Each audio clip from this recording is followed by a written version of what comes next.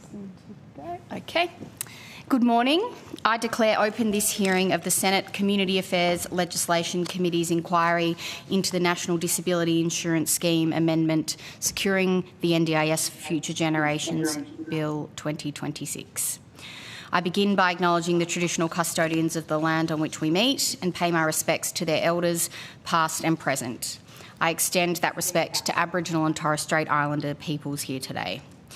The committee will be conducting today's inquiry via video conference and in person. I am Senator Ellie Whittaker, the chair of the committee, and I have with me Senator Steele-John and Senator Pocock in the room, and Senators Ananda Raja, Antic and Ruston joining us online. These are public proceedings being audio streamed live via the Parliament's website, and a Hansard transcript is being made. I remind all witnesses that in giving evidence to the committee, they are protected by parliamentary privilege. It is unlawful for anyone to threaten or disadvantage a witness on account of evidence given to a committee, and such action may be treated by the Senate as a contempt. It is also a contempt to give false or misleading evidence. Witnesses also have a right to request to be heard in camera. If a witness objects to answering a question, they should state the ground on which the objection is made, and the committee will determine whether it will insist on an answer having regard to the ground which is claimed. If the committee determines to insist on an answer, a witness may request that the answer be given in camera.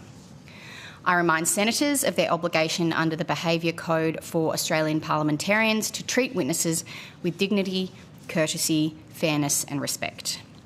I remind committee members and witnesses who are appearing via teleconference and who are not speaking to mute their microphones.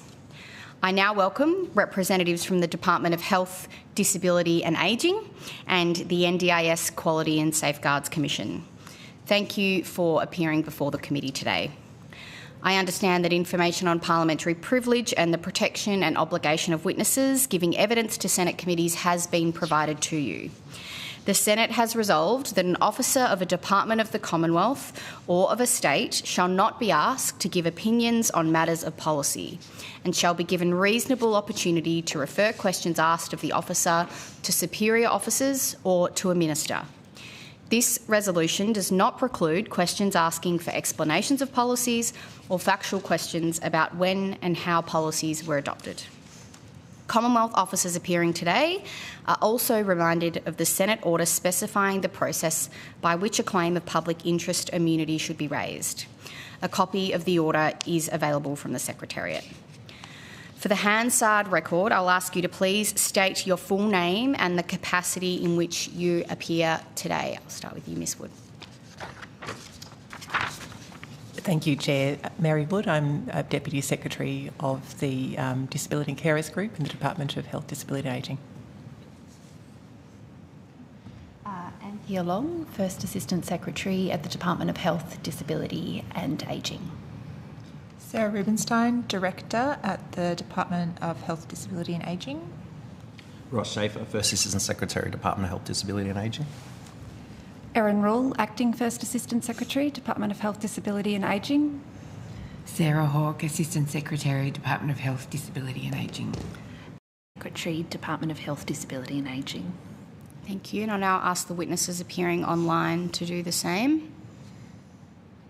Thank you, Chair. My name's Louise Blandville and I'm the Commissioner at the NDIS Quality and Safeguards Commission, and I'm joined here today by two of my colleagues. Catherine Myers, Deputy Commissioner. And Nicole Marr, Acting Deputy Commissioner. Thank you. We have a very full program today, and so we are going to do our very best to keep to time. Would anyone like to make a very short opening statement before we begin? No? Okay. Witnesses online? No? Okay. Yeah, it's fine. Great. Okay. Well, I will begin with a few other questions and then move to senators joining me today. My first question is, I wonder if you could provide us with some information about the cost trajectory of the NDIS over the next decade if it weren't for these reforms? So, Anthea Long. So, the NDIS is currently the largest government payment, and it's the second fastest growing payment. And so the budget estimates indicate that if left unchecked, the NDIS could cost over $100 billion per annum within the decade. And so costs have been continuing to rise rapidly across the NDIS, driven by planned inflation and ways in which the system currently operates.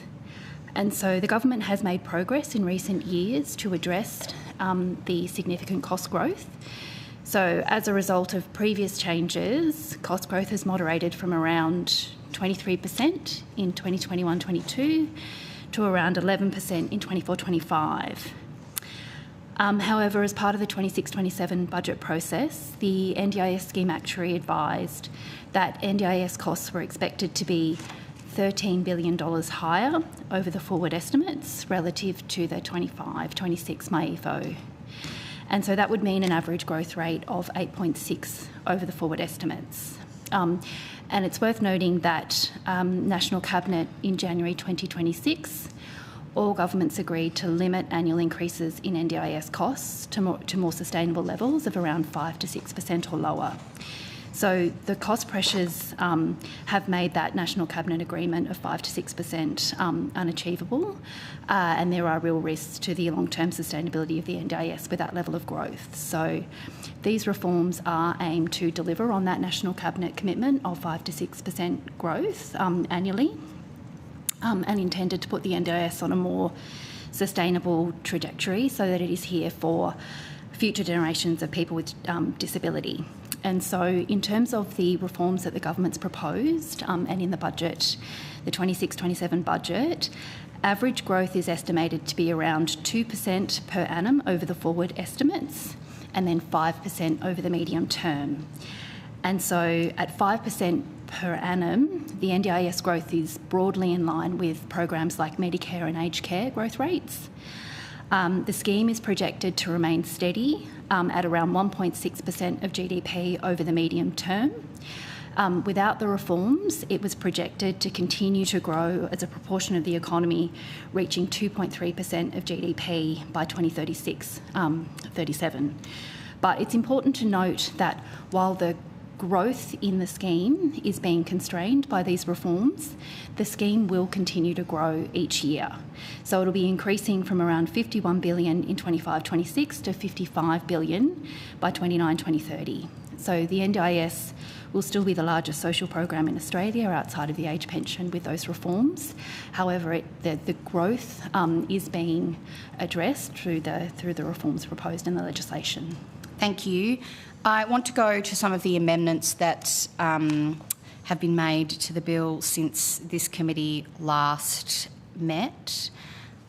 We heard in those hearings calls from allied health professionals of the need for a risk proportionate registration model for what is already quite a regulated sector.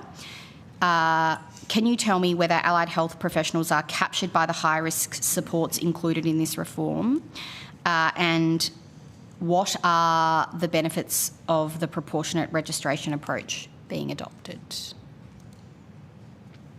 Did the Commission want to take that? Yes, thank you. I'll hand over to my colleague. Thank you, Commissioner. Nicole Miles speaking. And so, thank you, Senator. The opportunities to discuss the proportionate approach to regulatory reform are really welcomed. The expanded registration for higher risk supports will not directly capture support provision provided by allied health therapists, but will absolutely capture those higher intensity supports typically delivered by disability support workers. And they will enable stronger safeguards so that all providers need to meet minimum standards and will be subject to regulatory oversight. Providers who are employing direct workers who are engaging with NDIS participants will need to make sure their workers are have NDIS worker screening so that we will be able to continually monitor their suitability. There will be improved consistency and quality with these clear expectations for registered providers, particularly around their competencies and worker capabilities, and greater transparency and accountability for providers due to these regulatory requirements. So it's clearer for us to see who is delivering services, and will increase accountability over the quality of supports and services delivered. And we are, of course, working very closely with our colleagues across regulatory services, particularly in terms of working with APRA for allied health professionals to make sure that wherever possible, regulatory requirements are aligned and minimising regulatory burden. Thank you. In the last hearings, there were concerns from stakeholders about being able to access appropriate treatments, and I understand there's been some changes to the bill since then to clarify this. Could someone talk me through what those changes are? Thank you. Erin Rule. Yes, in response to concerns raised in the last hearings and engagement with stakeholders, amendments were made to the bill to remove some aspects of the bill regarding what constitutes an appropriate treatment, and clarifying that appropriate treatment does not include restrictive practices, and also clarifying that appropriate treatment is treatment that is publicly funded in Australia. Thank you. I understand that there were also concerns from stakeholders that they wanted to see safeguards in place and critical supports maintained when support determinations are implemented. Can you talk me through those changes?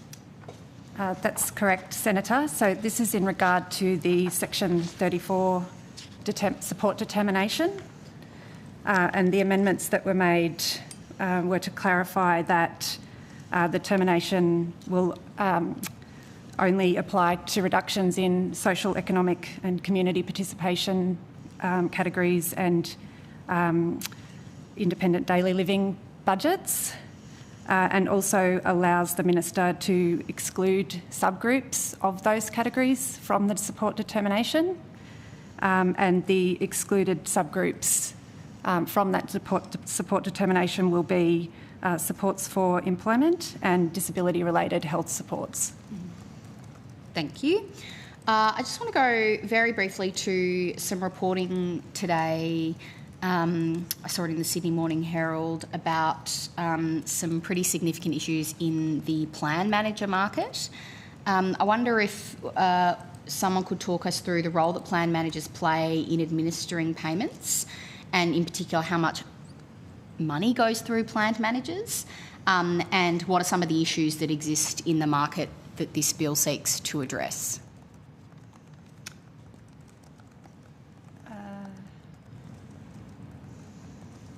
I'm not sure that I have all of that information. Sure. Typically the agency would speak to the size of the market and the like, but in terms of generally what the bill is seeking to address, the government announced that there'll be a commission, that it will commission a panel of high quality plan management providers to deliver plan management services to participants. This will improve the integrity of the plan management sector by reducing fraudulent behaviour, sharp practices and conflict of interest. And so plan managers play a vital role in assisting participants to implement their plan. So they're one of the key intermediaries in the NDIS system. I don't have the exact statistics, but I think something like 65% of participants utilise a plan manager to assist them with implementing their plan. And there has been significant concerns raised in the past regarding the integrity of that aspect of the NDIS. Perhaps my colleague Ross Schaefer may be able to speak to that in more detail, but if I can go to the bill itself, the key in terms of being able to implement a commissioned approach, there were some changes made there will be changes made should the bill pass, which will ensure that plan managers have to be part of the commissioned panel conducted through a commissioning process by the NDIA, and they must sign deeds and adhere to conflict of interest requirements that will be articulated through that commissioning process. That is a change to what the bill originally contained, but there's been some amendments to the bill made as that passed the House of Representatives to allow the conflict of interest process to be managed through the deed arrangement rather than there was some specific conflict of interest provisions in the bill when it was first introduced into the Parliament. Thank you. I'm going to go to... Sorry? Oh, yes, sorry, apologies. Please go ahead. Thank you, Chair. Catherine Myers, Deputy Commissioner. I can add that we know that there's approximately 2,700 registered plan managers in the market. Around half of those are active. Over the last 12 months, we have lifted the bar for our quality and integrity checks around plan management to determine competencies of plan managers in the market. We've strengthened the checking and the qualification requirements of plan managers, and we have seen a 5% contraction in the market quarter on quarter since those changes to our registration assessments of plan managers. Thank you. I am going to pass the call to Senator Steele-John.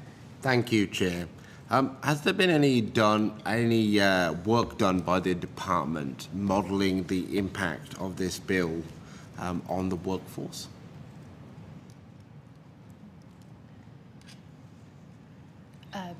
So, Senator Anthea Long, there has not been specific workforce modelling. However, the department does have a range of analysis around the workforce and impacts, and possibly my colleague could speak to that more broadly if there was specific. But in relation to this bill specifically, you're saying the department hasn't done any modelling around the impact on workforce of this legislation? The department has looked at and provided some analysis around impacts on workforce through our impact analysis that we have published, and so that provides for each element in the impact analysis, so each of the different measures, there is analysis provided there around impact on workforces of those measures.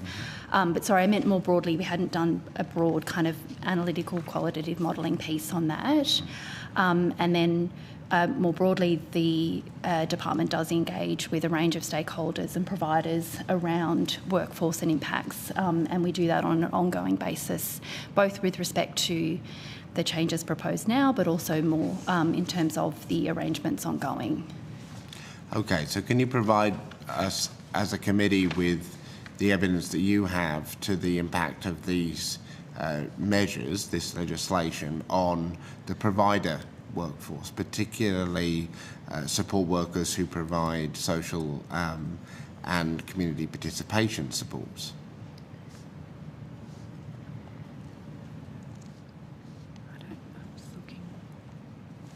Senator, I suspect we might have to take that on notice. Right, so that wasn't covered in your impact analysis?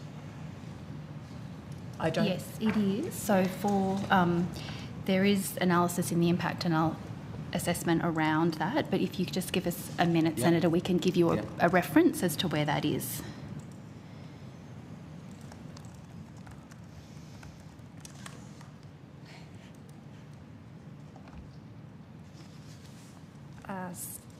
Senator Erin Rule speaking. Found the reference on page 70 of our impact analysis. So in this part of the impact analysis, we're analysing the changes to NDIS supports, so in particular the social and community participation budgets, where what we have said is that we expect that a reduction in support budgets would suppress demand for these services and may have a negative impact on NDIS providers. This could disrupt the disability support workforce and potentially place downward pressure on the workforce, with employment funding potentially declining. So many workers rely on employment across multiple providers to maintain sufficient income levels and may be faced with a smaller pool of providers to work for. So people are going to lose their jobs? Well, so, Senator, I would note that on page 67 of the impact assessment that provides some detail around this, it provides information around the number of providers and the workforce. It does note that while the reforms are significant and can be disruptive, the latent demand for disability support workers in the NDIS and the growth in other parts of the care and support economy means that it's not expecting that the legislative changes around, for example, resetting SCCP budgets will create significant employment shocks for support workers. And that's on page 67. I understand that, but there is a difference between what the government might consider a significant employment shock in a bureaucratic context and whether or not people lose their jobs. So what I'm trying to figure out is how many people's jobs will be lost because of these measures. It's a pretty basic question. So who can give us an answer to how many people's jobs are at risk and are projected to be lost? Senator, I think it's probably just important to emphasise what Ms Long did earlier, which is that there's still growth in the expenditure of the NDIS forecast, notwithstanding the changes that the government made in the budget, and also that, of course, the Commonwealth doesn't directly employ people. So But Ms Broad talked about the downward pressure, the potential negative implications. Ms Long just talked about not foreseeing a significant employment shock, which is different from saying there won't be an employment impact at all. So I'll bring you back. How many people are going to lose their jobs? Somebody had a responsibility to find that number. Who found it? What was the number?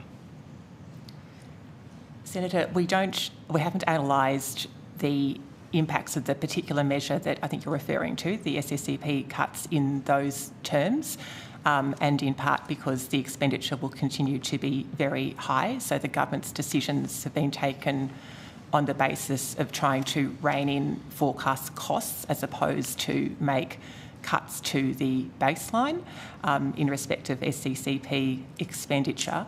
And as Ms Long mentioned, there's clearly difficulties at the moment for participants in attracting the services in the current workforce. There's so much latent demand, as well as across other sections of the care and support economy, that we wouldn't be expecting job losses in the terms that you're describing. And I would just emphasise again, so in terms of the impact analysis, it does cite analysis from Jobs and Skills Australia in terms of their employment projections and their occupational shortage list, which does emphasise that point around how the care sector has experienced very significant rapid employment growth over recent years. Robust demand is continued going forward, and there are a significant shortage of workers in the sector at the moment. So remind us, under the measure that relates to the 50% reduction in social and economic participation, what's the quantum of the savings of that measure across the forward estimates? So just bear with me, Senator, and I'll get that for you. So that is $13.2 billion over the forward estimates. Yeah. Okay. However, I would emphasise that this is a category that has shown very, very significant growth over the past however many years. And again, this is around constraining the growth. It will still, in terms of budgets, will still increase. So that's immaterial to the line of questioning. Your evidence to us today is you can cut $13 billion out of a government funding area that goes straight into employment, 100% into employment. You spend $1 on this, it's a support worker in a job supporting a disabled person to do a thing outside their home, grocery shopping, attendance at university, you name it. So you're seriously suggesting that this committee can believe and take seriously the idea that a $13 billion cut in that area won't result in job losses? Senator, the distinction we're trying to draw is between cuts currently and expenditure forecast in the future. So where the policy measures that the government has taken are designed to rein in growth as opposed to make cuts in absolute terms. The Guardian reported on the 16th of July that some 145,000 autistic people will lose access to the scheme by 2030 as a result of these so-called reforms. Can I confirm that that figure is correct?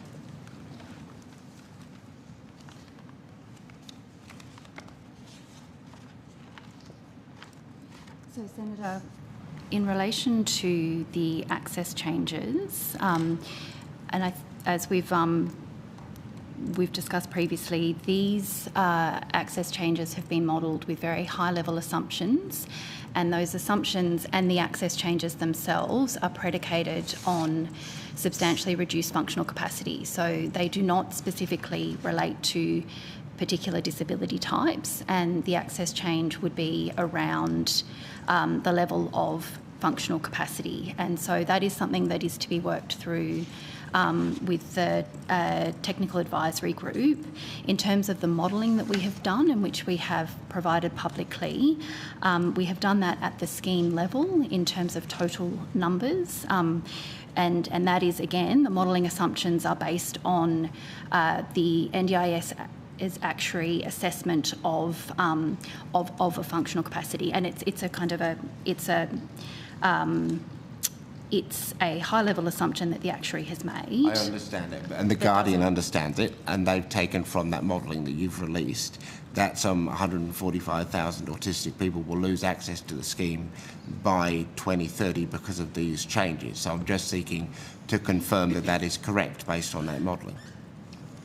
Senator, the figures haven't changed, if that's the question, but just and to... And 2/3 of that number are children, correct? So the modelling was done at a high level, at the scheme level. We've provided the total figures in terms of people who would be potentially diverted or exited. This was based on functional capacity, not on disability. We're going to have to wrap this up now, and I will move the call along to Senator Ruston, who I believe is on video. I am indeed. Thank you very much. So just keen to understand that following the last meeting of the last time we were before the committee, following that there was quite explosive correspondence that came from the states and territories alleging that there'd been no discussion with them about the reforms and the transfer of services. I'm just wondering what engagement there's been with the states and territories subsequent to their commentary around the fact that they had not been engaged, involved or consulted prior to the Minister making his statements about changes. Erin Rule speaking. Since the Minister Butler's National Press Club speech, there have been 3 meetings of disability ministers, one on the day of the speech, and then a meeting on the 22nd of May and a further meeting on the 19th of June. and ministers have agreed to meet on an 8-weekly cycle for the remainder of 2026 and into early 2027. These meetings have been supported by a range of meetings with disability secretaries, deputy department heads and disability senior officials. Disability senior officials meet on a fortnightly basis for a full day to work through a detailed agenda to support material that is taken to disability ministers for discussion and agreement. So those meetings have been occurring on an ongoing basis. At the meeting... Thank you. So the commentary that this comes directly from the submission, that disability ministers have not been meaningfully consulted in the development of these reforms, signalling a broader shift away from the shared governance despite the scheme's joint funding responsibilities. Have the states and territories indicated subsequent to the meetings that you've just outlined that they are happy that these concerns have been resolved? Senator Mary Wood speaking. There's been a lot of constructive engagement, as Ms Rule indicated, at a number of levels, including ministers. Yeah, sure. My question was, have the states and territories subsequently indicated that they believe that their concerns have been resolved as a result of the decision of the government to actually speak to the states subsequent to their original comments? Have the states agreed that it is resolved? Just before we answer that question, apologies, Senator Ruston, we've just had some media walk into the room, so I just want to confirm that committee members are happy for them to do their thing. Yes? Okay. Excellent. Please proceed. Senator, if I can answer in these terms, that there's many reforms that have been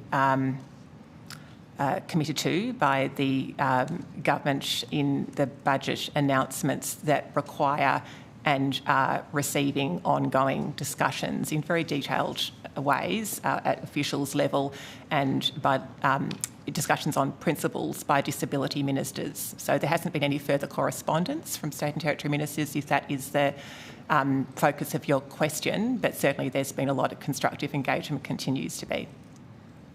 I would add to Ms Wood's evidence that many of the reforms need to be progressed through developing of Category A rules under the Act, which require the agreement of all state and territory governments, and through disability ministers' meetings there has been an agreement on the matter of access and substantially reduced functional capacity. Disability ministers have endorsed the terms of reference and membership of the Technical Advisory Group, which will report to disability ministers and is co-convened by Minister Butler and Minister Orr from the Australian Capital Territory. So there is the work to make these rules is commencing in a unified way through that forum. What assurances have been received from the states and territories that they will have the appropriate services and supports available for the people who will no longer be eligible through support through the NDIS? Do we have any commitment from them to say that those supports will be provided? And has there been any further funding requests made by the states and territories for additional funding to establish those services?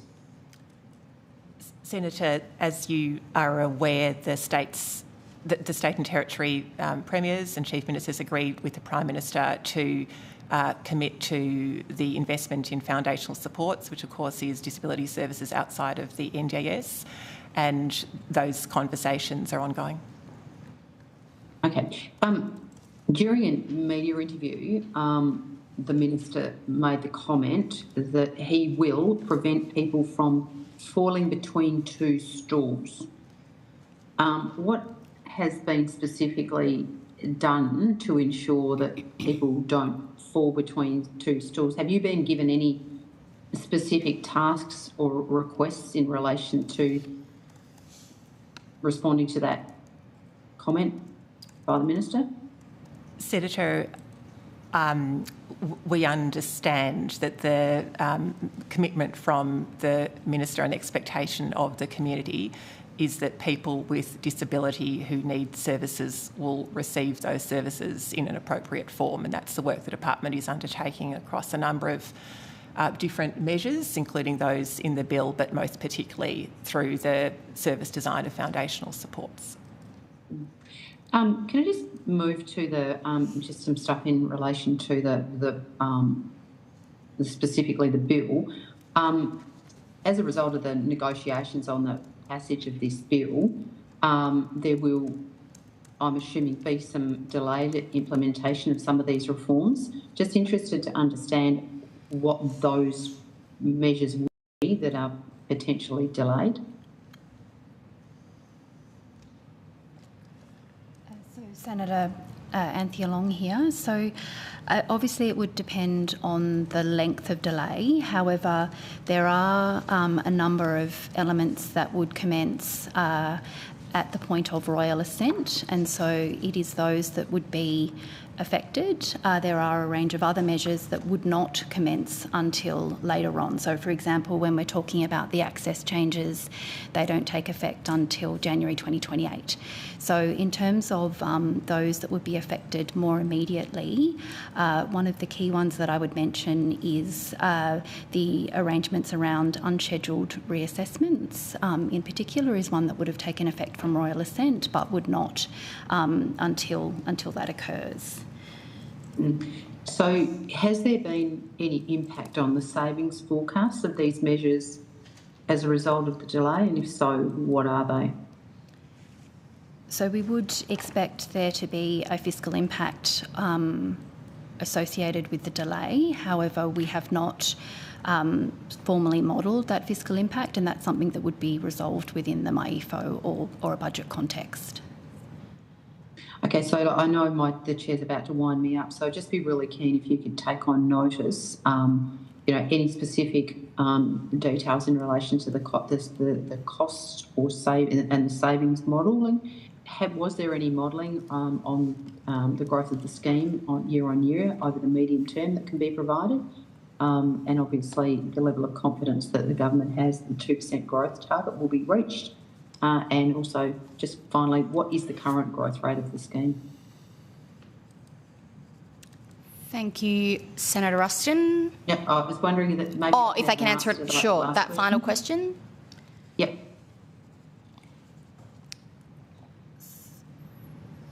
So as in the current growth rate of the scheme Yes. So for 25-26, the growth rate, I understand, is 10.5%. And then for 26-27, it is estimated to be 4.7%. Okay. I will put a whole heap of questions on notice. This was not long enough with the department, but thank you very much, Chair. Thank you, Senator Ruston. We will have the department appearing again at next week's hearing, so more time for questions then. Senator Pocock. Thank you, Chair. Thank you for your time this morning. As we've been discussing, the government has previously been clear about how it intends to use the support determination power with the 50% cut across social community participation funding in all plans. After the amendment in the House that allows a bit more flexibility and there were some constraints added, how does the Minister intend to use this power now? So the power now under Section 34 support determination has been clarified as applying only to reductions in the social, economic and community participation or independent daily living categories. And so the plan is still a 50% cut to social and community participation? That's correct. Across all plans? There's with an exclusion of the subgroups of supports for employment and disability-related health supports. What are those? So what does that mean in practice? Which which subgroups are captured by that? Those are the subgroups, Senator. And what sort of percentage of participants in that, in the scheme is that? I have to take that on notice, Senator. I don't have that information. And so the $13.2 billion saving over the forwards, which was scheme level modelling, that was the 50% cut. That's how much you... So, Senator, that is both the 50% reduction to the social and community participation, but also the 10% reduction to capacity building daily activities budget as well. And so now it's just the 50%, the 10% cut is not allowed, or it's still allowed? That's still allowed. Still allowed. So what is the revised saving given the changes in the House? And so, Senator, we don't have that figure as yet. That's something that will be formally costed in sort of a future MyEFO budget process. That work hasn't started. Surely the government wants to know what that sort of amendment in the House costs. Senator, the policy intent of the measure was clear, and so in the Minister's clarifications and the amendments that passed in the House of Representatives that you're alluding to, the policy intent hasn't changed to the extent that there's any fiscal impact that will be worked up after, assuming the bill passes the Parliament. But Ms Wood, I think many people, including the Grattan Institute, have been very clear that this arbitrary 50% cut, there's very little policy justification. This is clearly a budgetary measure. The government has decided that this is an area of the scheme that has been growing, and they think there's immediate budget savings there. So surely this has been modelled. What changes to the government's proposed savings will actually mean in terms of savings, given it's very hard to say that this is a policy thing rather than a budget decision. The policy intent was clear, but of course you're right, the policy was devised in pursuit of the objective of improving sustainability of the scheme. And so how can you then not tell me how much less will be saved? It's simply a point in time question. It's not that there won't be modelling done. Yeah. As Ms Long has said, that work is done for MyEFO when there's budget updates, and to some extent we obviously do work to support. And so to be really clear, the Minister has not been provided with a tentative figure as to how much that decision cost? By convention, we don't usually provide information on our briefings to the Minister. I don't think that's a standing order.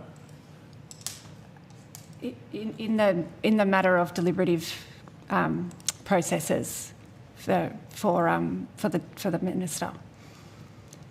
The bill is still before the Parliament, so yeah, obviously... sure, but I don't think the standing orders say that just a figure given to the Minister is somehow out of bounds for the Senate to ask questions about. So, is there a PI claim here, or what's the public harm? Sorry, it's in the context of being cabinet in confidence through the upcoming MyEFO process. I still don't think that cuts it for Senate committees. I might just seek some advice on that, Senator Pocock, if you perhaps want to move to another question, and I'll... Sure, thank you. Can you also ask about the consultation on the Inclusive Community Fund? From what I can see, it doesn't conclude until the 31st of August. Is that correct? 31st of October. Of October, okay. It opens, should open next week. The Inclusive Communities Fund? Correct. And so what's the implementation timetable then? How long will it take for services to be designed, funded and commissioned? So the fund is not intended to be a fund for service delivery. It's a fund to help organisations with their design of and organisational structure and approach to delivering services. So the fund is subject to decisions of government. Through the MyFO process, the funding is currently in the contingency reserve, and following a decision of government about the nature of the grant, there will be a grant process, and anticipating that first grants would be later this financial year. Okay. And so what exactly will it do? Is this supporting people who've had their SCCP funding cut? What's the purpose of it? Senator, it's Mary Wood speaking. We expect the fund will support not-for-profit community organisations that provide or seek to provide in the future opportunities for people with disability to participate in social activities in their community. So this measure, this investment of $200 million was made in recognition of the fact that there's not as many services for people who actually, or group-based services to actually facilitate community participation, despite the title of the SCCP. Okay, so the $13.2 billion saving is being replaced by a $200 million support fund, in essence. They're not directly mapped, okay. But of course, as we have indicated, and as the Minister have spoken to, the point that difficult decisions needed to be made to rein in growth in some support categories that, while important to many participants, are not as essential to participant health and safety as other services funded through the NDIS. Okay, we've heard very different perspectives on that, but I'm interested, how much of this fund will be allocated to the ACT? Final question, Senator Brockott. Okay, and then can I just follow up on the other? Yeah, we'll go. Like, it's a big country, $200 million. Senator, that's still subject to design of the fund, where that's part of consulting. We're working with our state and territory counterparts as well to seek their suggestions on how the fund could operate, and so we're not in a position to be able to answer that at this stage. Thank you. And just finally, I know I'm up on time. I just wanted to return to the question I asked. You've told us that there's $13.2 billion of savings over the forwards. We've then seen a change in the policy in the House through amendments. You say that hasn't been costed, but then you won't tell me if any costing has been provided to the Minister. Has the Minister been provided with an updated costing? Senator, we'll need to take that on notice. I'm not sure we've received the advice from the committee about what is appropriate to disclose in this forum. Yeah, I think perhaps the best way to proceed is that the witnesses consider what information they can provide to Senator Pocock on this question on notice. We can certainly come back to you before we're appearing before the committee again on Tuesday or Wednesday. That would be good. Okay. Thank you. Thank you. May I also correct my evidence? Senator Pocock asked about the timing for the public consultation. Apologies, Senator, you're right. The public consultation is from 3 August to 31 August. Thank you. Thank you for your evidence today.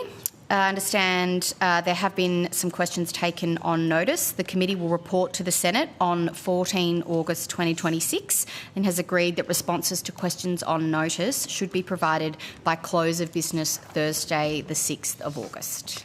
Thank you. I now ask representatives from the Australian Federal Police and the Australian Criminal Intelligence Commission to come forward.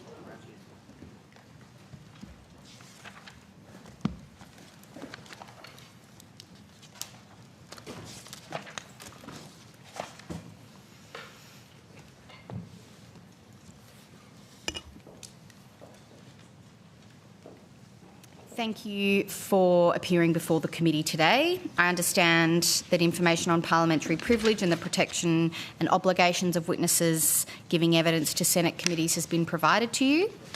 The Senate has resolved that an officer of a department of the Commonwealth or of a state shall not be asked to give opinions on matters of policy and shall be given a reasonable opportunity to refer questions asked of the officer to superior officers or to a minister. This resolution does not preclude questions asking for explanations of policies or factual questions about when policies were adopted.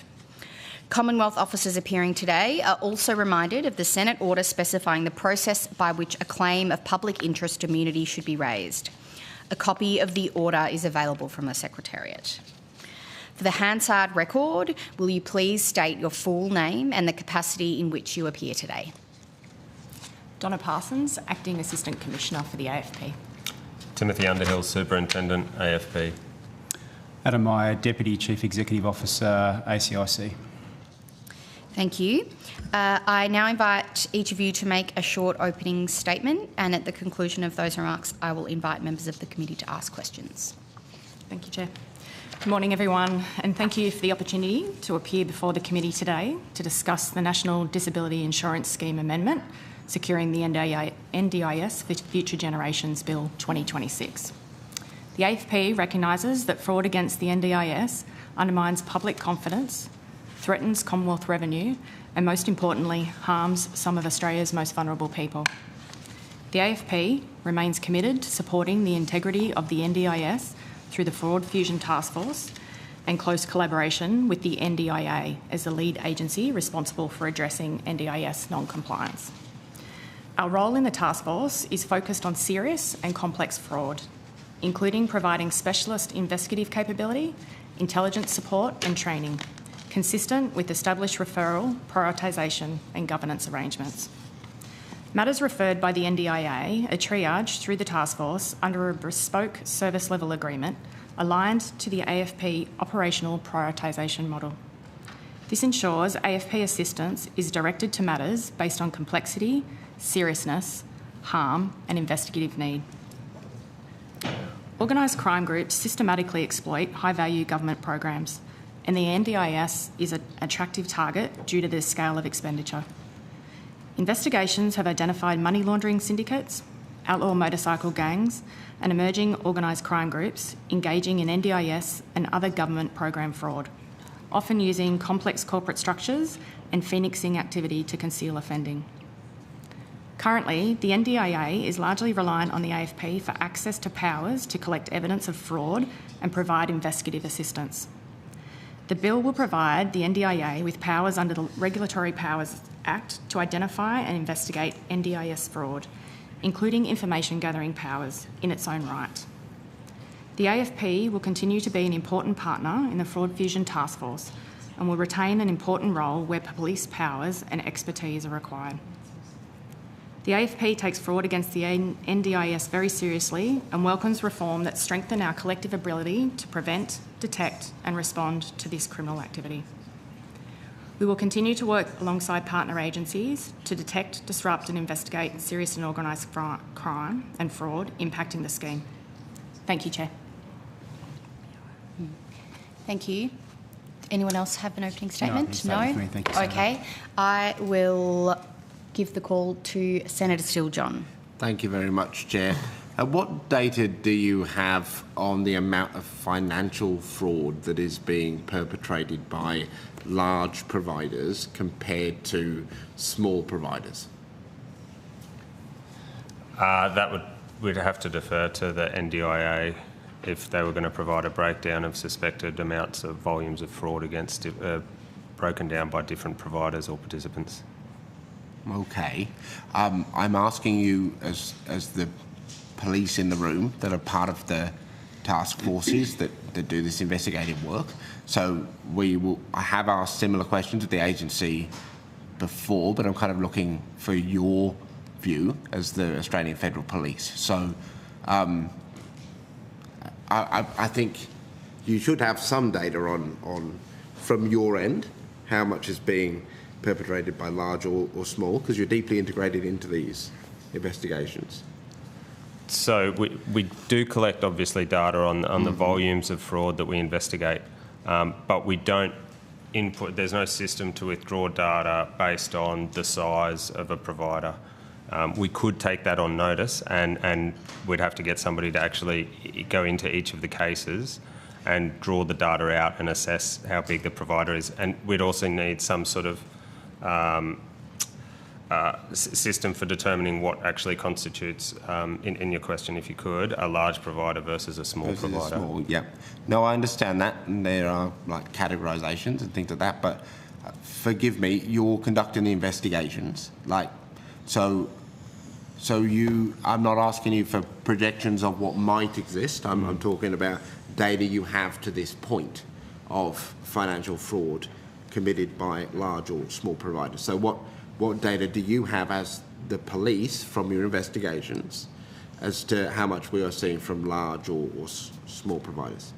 So the investigations, depending on the bespoke model that our Assistant Commissioner spoke of earlier, generally the NDIA will carry the prosecution, and so they will end up with an accurate identification of the quantum of a particular fraud. We will have a rough estimate when we provide them assistance during investigations and during the execution of search warrants, but we don't actually collect and aggregate that data. We'd have to take that on notice, and then we'd have to go into the system and try and extricate that. And just to clarify, when you say the NDIA carries the prosecution, what do you mean?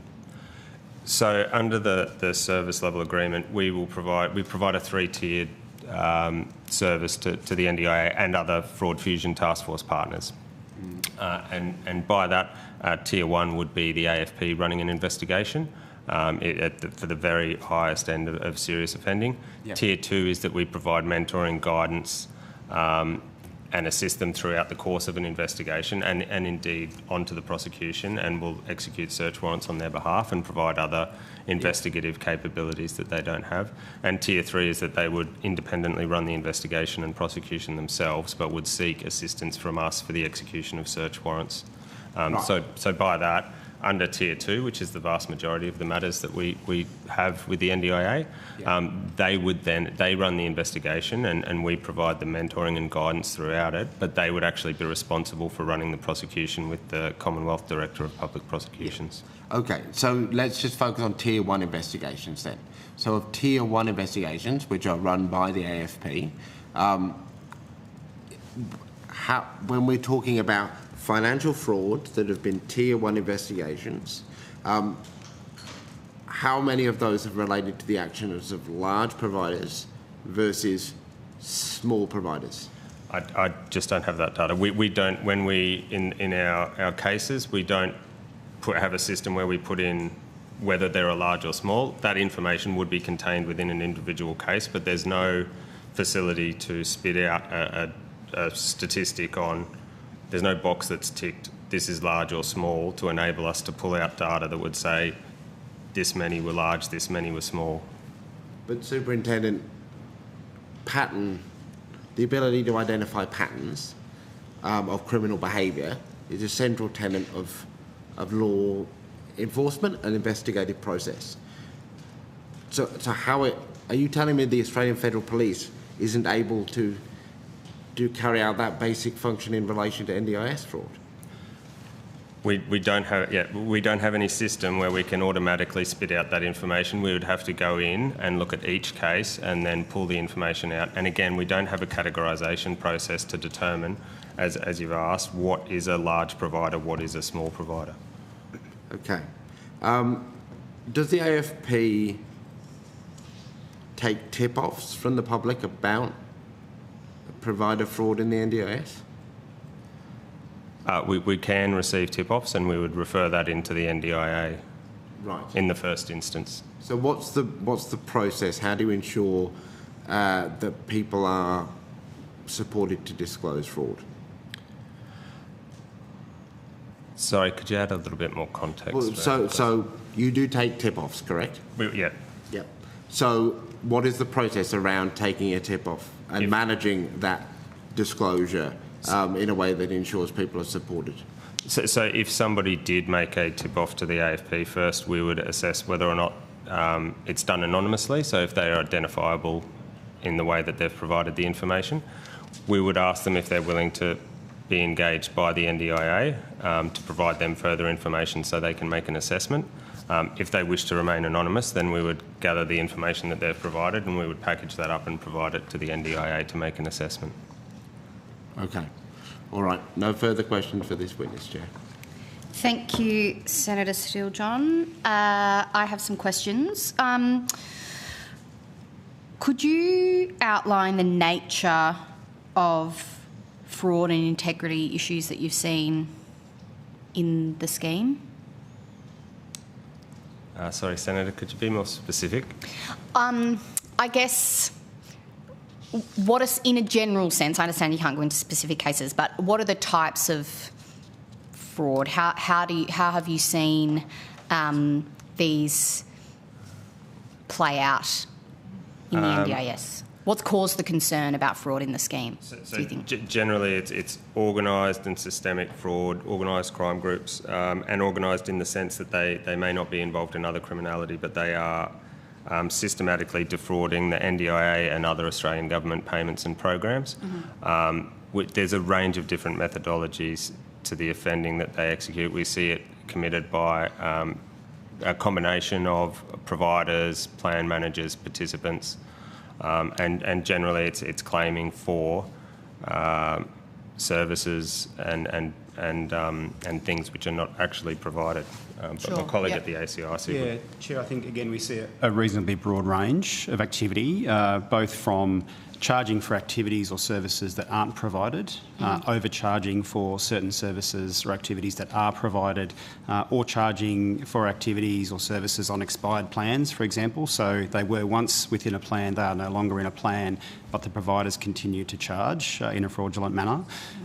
The actors that undertake those activities from a broad range of groups and networks and types of offenders as well, from dedicated fraud networks through to bigger, broader organised crime networks who approach targeting of the NDIS as part of a bigger, broader business model.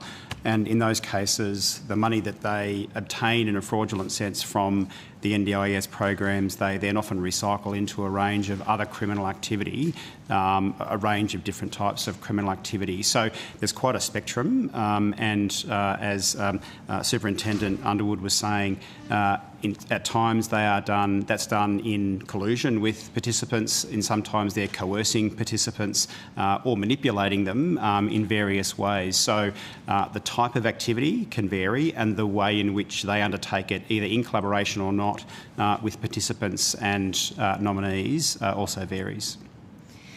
And what's the harm that this causes to participants, to providers who are acting honestly in the scheme, but also, I guess, to the social licence of the scheme? Yeah, harm is significant in many ways. There's obviously the very direct financial implications, and for some of these participants, many of the participants, they won't be receiving the services that the providers are claiming for, or over-servicing or overcharging for. But there's also the impact on them psychologically and physically from that coercion that they will undertake in terms of that activity. We know in some instances some of the fraudulent providers and actors are threatening violence and a range of other adverse activities against the participants if they don't comply with what they are suggesting as part of that fraudulent activity. So there are very direct financial and service provision implications, but then there are also broader threats of harm and other impacts on the participants themselves. Obviously then the bigger, broader impact is undermining confidence and trust in the system across various participant groups as well. It's been said, I think by the ACIC, that kickbacks and inducements are a big issue in this space. What in this bill addresses those issues? And are you aware of any work the government is considering in addressing kickbacks or inducements? So the kickbacks, the way in which groups will undertake the kickbacks can be, again, in collusion with the participants, so the participants are very knowingly engaging in the activity, or in some cases they're manipulating them in a way that they're offering those, but the participant thinks that that's a genuine part of the service provision, so they're not necessarily knowing that it's an issue. And so we do see, as I said, a broad range of that activity. There are provisions in the bill to tighten up and to provide greater powers to address those who are undertaking or planning to undertake that type of activity. And so the ability to tighten up on that will be an important part of reducing that sort of fraudulent and exploitative activity as part of the bill. I referenced in a question to the department earlier some media reporting around fraud relating to plan managers. I'm interested in your perspective on how important it is to strengthen that system to make it harder for criminals to defraud the scheme, and will the changes in this bill allow for better investigation and prosecution to prevent this kind of activity? Chair, thank you. The type of exploitation we see by the organised crime groups can be through either developing and establishing themselves as a provider or infiltrating existing providers. And so they can take either of those two ways of becoming engaged in the actual system itself.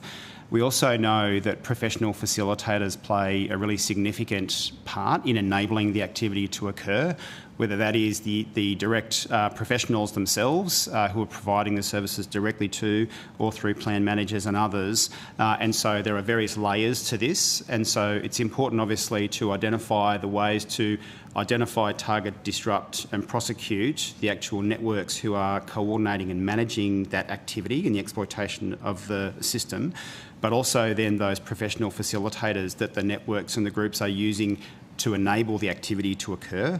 And so it's important through, obviously, the investigative and kind of prosecutorial approaches to be able to identify and disrupt at various parts of that system. But I might pass across to AFP colleagues to discuss the investigative aspects. I think that's a perfect summary, but issues like the registration of plan managers and providers will be crucial in it won't eliminate, but it will go towards preventing and enabling more effective investigations and prosecutions, and then the removal of those bad actors from the program, noting that the vast majority of providers do the right thing and provide essential services. The evidence that we had from the department is that the vast majority of payments are made through plan managers, and so given that this bill will significantly reform this domain, do you have any particular insights into, I guess, what impact that will have and around that being a key vector for fraud in the scheme? I think, Chair, you're right, absolutely. The vast majority, as has been said, of providers, plan managers and others are acting entirely appropriately in the system. And while it's a very small proportion overall of the plan managers and others who may be engaging in that nefarious activity, the impact of those activities, both financial and from a service impact and a broader harm perspective to participants, is still quite significant. And so the ability to very forensically target those who are engaging in those activities is a really important part of being able to disrupt that broader criminal supply chain in terms of the exploitation of the system more broadly. Thank you. Senator Steele-John, just checking you don't have any follow-up? No follow-up questions. Okay. Does anyone online, any senators online, have any final questions? No? Okay. In that case, thank you very much for your evidence today. The committee will report to the Senate on the 14th of August 2026 and has agreed that responses to any questions on notice should be provided by close of business Thursday, 6th of August 2026. Thank you. Thank you.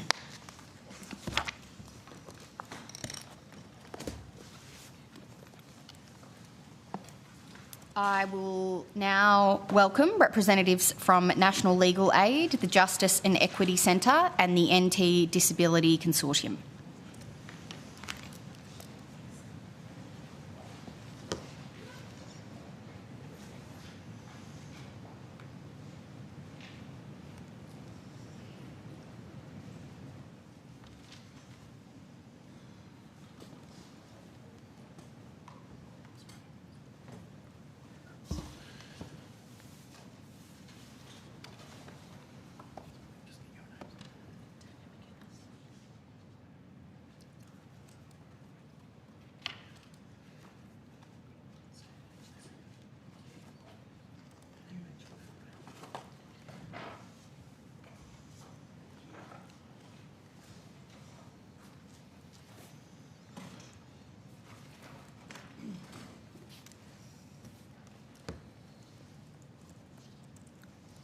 Thank you for appearing before the committee today. I understand that information on parliamentary privilege and the protection and obligations of witnesses giving evidence to Senate committees has been provided to you. For the Hansard record, could you please state your full name and the capacity in which you appear today? I'll start on the left. My name's Scott Richardson. I'm the Chief Executive Officer at Disability Advocate Services in Alice Springs. I'm Tanya McInnes. I'm the CEO of Integrated Disability Action in the Northern Territory. I'm Rachel Barker. I'm the CEO of Darwin Community Legal Service.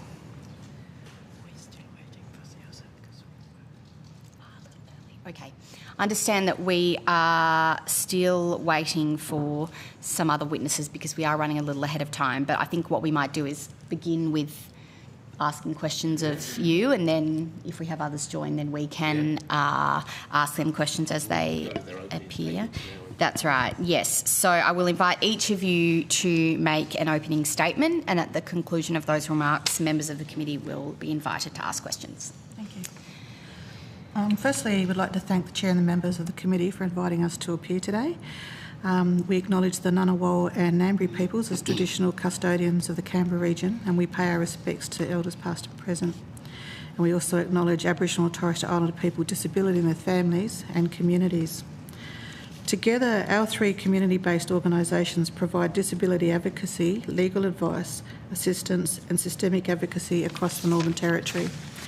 What we would like this committee to understand about the Northern Territory and remote and very remote communities is that we work across a vast landscape. It's some 800,000 square kilometres, and we do that with 10 advocates. Access to Darwin and major centres is limited due to a lack of transport, and for example, local communities cannot access airplanes due to lack of disability access.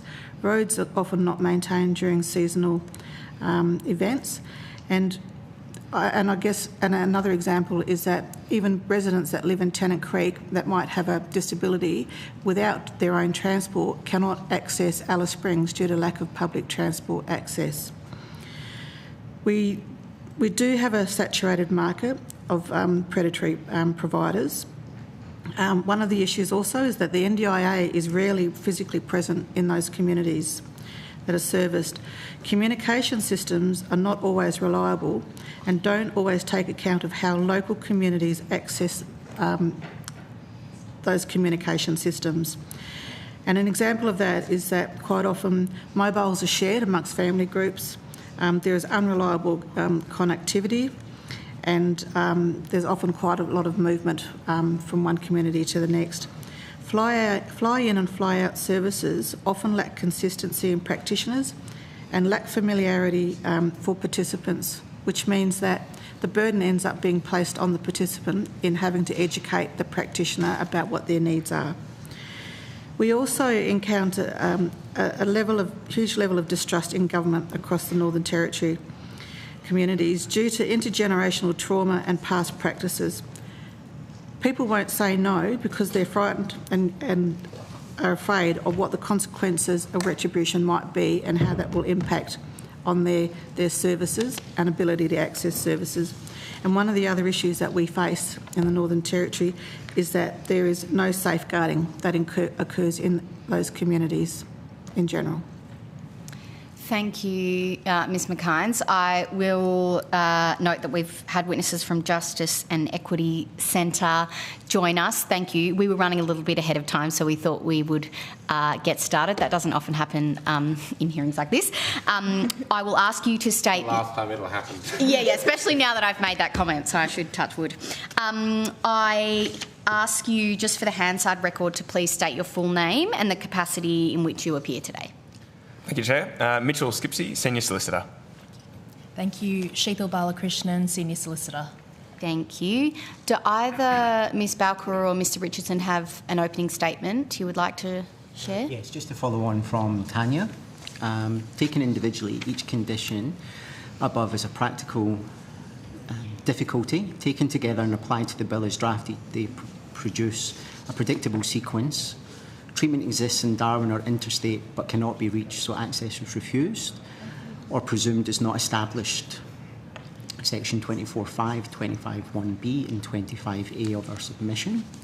Capacity is assessed without reference to the house, the heat and the absence of service or language used, so funded supports are set below actual need. Need increases but no continuing clinician exists to document it, so reassessment is refused. Number 4, the plan rolls over unchanged and the renewal is not reviewable, so the shortfall is locked in.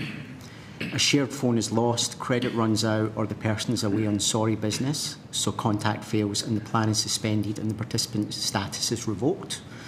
Re-entry to the scheme requires the same access test that excluded the person in the first place. At no point in the sequence has the participant done anything wrong. At no point does an alternative support system pick them up, because across most of the Northern Territory there is not one to pick them up. What we ask the committee to recommend is that available in Australia must not substitute for accessible to the person. Repeal and insert a remote and cultural safeguard, recommendations 2 and 3 of our submission. The environment, language and cultural context from part of a functional capacity assessment rather than be excluded from it, which is recommendation 1. That reasonable attempts at contact require multi-channel and in-language contact through nominees, advocates and community-controlled organisation, and at least one in-person attempt before suspension or revocation. The 90-day period became 180 days in MM6, MM7 areas, and an NDAP referral by mandatory before revocation, recommendations 9 and 10. That an alternative evidence pathway exists where there is no continuing clinician allowing advocate, NDAP or peak body attest evidence to trigger reassessment, recommendation 8. The access, availability, revocation, suspension and plan reduction decisions not to be automated or remote or Aboriginal and Torres Strait Island participants without human coercion, recommendation 18. And that a remote and very remote community impact assessment be undertaken and published before commencement, recommend 22. In the Northern Territory, this bill will not be tested against its drafting. It will be tested against a closed road, a shared phone with no credit, a practitioner who has not yet met the participant, and a house with far more people in it than was built for. Thank you. Thank you. We have had witnesses from National Legal Aid join us. Thank you. I invite each of you to state your full names and the capacity in which you appear today for the Hansard record. I'll start with you. Yvette Darth, Executive Director, National Legal Aid. Samantha Sauerwein, Associate Director, Economic and Social Rights at Victoria Legal Aid on behalf of National Legal Aid. Miles Brown, Managing Lawyer of the Economic and Social Rights Program at Victoria Legal Aid, also on behalf of National Legal Aid. Thank you. Ms Barker, do you have an opening statement? I just wanted to follow up to conclude our opening statement in that in the Northern Territory, our participants are 51% of those are Aboriginal or Torres Strait Islander people. There is very little safeguarding happening in the Northern Territory. We have a raft of predatory and sharp practices happening in the Territory. We have Aboriginal people being taken advantage of, plans drained, and there is no one to stop that. So while we talk about sharp practices and the things that the Commission has put into place, the reality on the ground is the NDIA and the Quality and Safety Commission in the Northern Territory has failed drastically, and the consequences are people are living without supports that they need, with plans drained, and there appears to be very little done about it.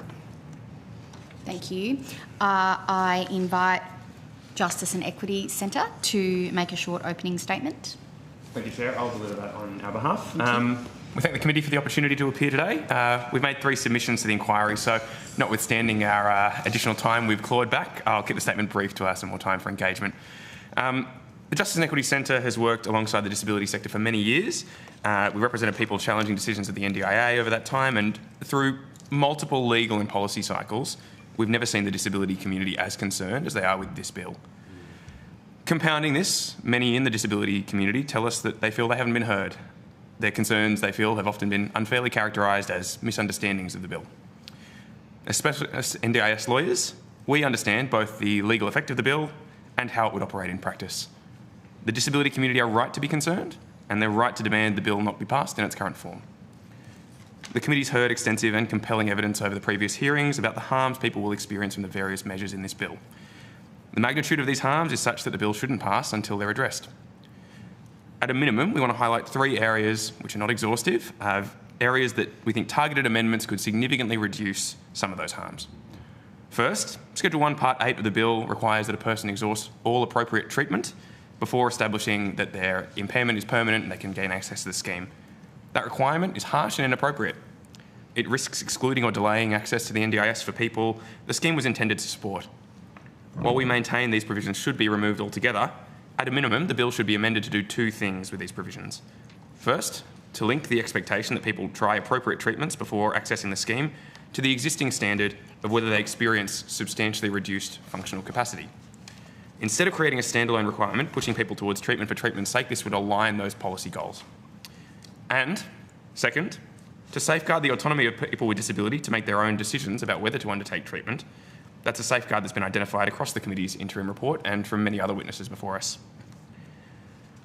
The second major area we point to, Schedule 1, Part 3 and Schedule 4 require that a support need must arise directly from an impairment that meets the access criteria in order for the support to be funded. This arise directly standard involves an impractical and inappropriate ranking of the causes of need. Is someone's need for psychological support caused more directly by their chronic pain or by their psychosocial impairment? Such a ranking is contrary to the reality that many support needs have multiple, independent, interacting causes. If Parliament considers that a closer causal connection than is currently established by the law is necessary, that objective could be achieved through a requirement of something like a relevant impairment being a substantial cause of the support need, avoiding the need to rank competing causes in this artificial way. The third area we point to, in Schedule 1, Parts 2 and 5 of the bill, the combination of tightly restricted plan reassessments and automatic plan renewals risks locking participants into plans that are no longer appropriate or were not appropriate in the first place. For example, there's no avenue for reassessment where a plan has proven inadequate in practice, or new evidence of support needs emerges, or supports are simply no longer available.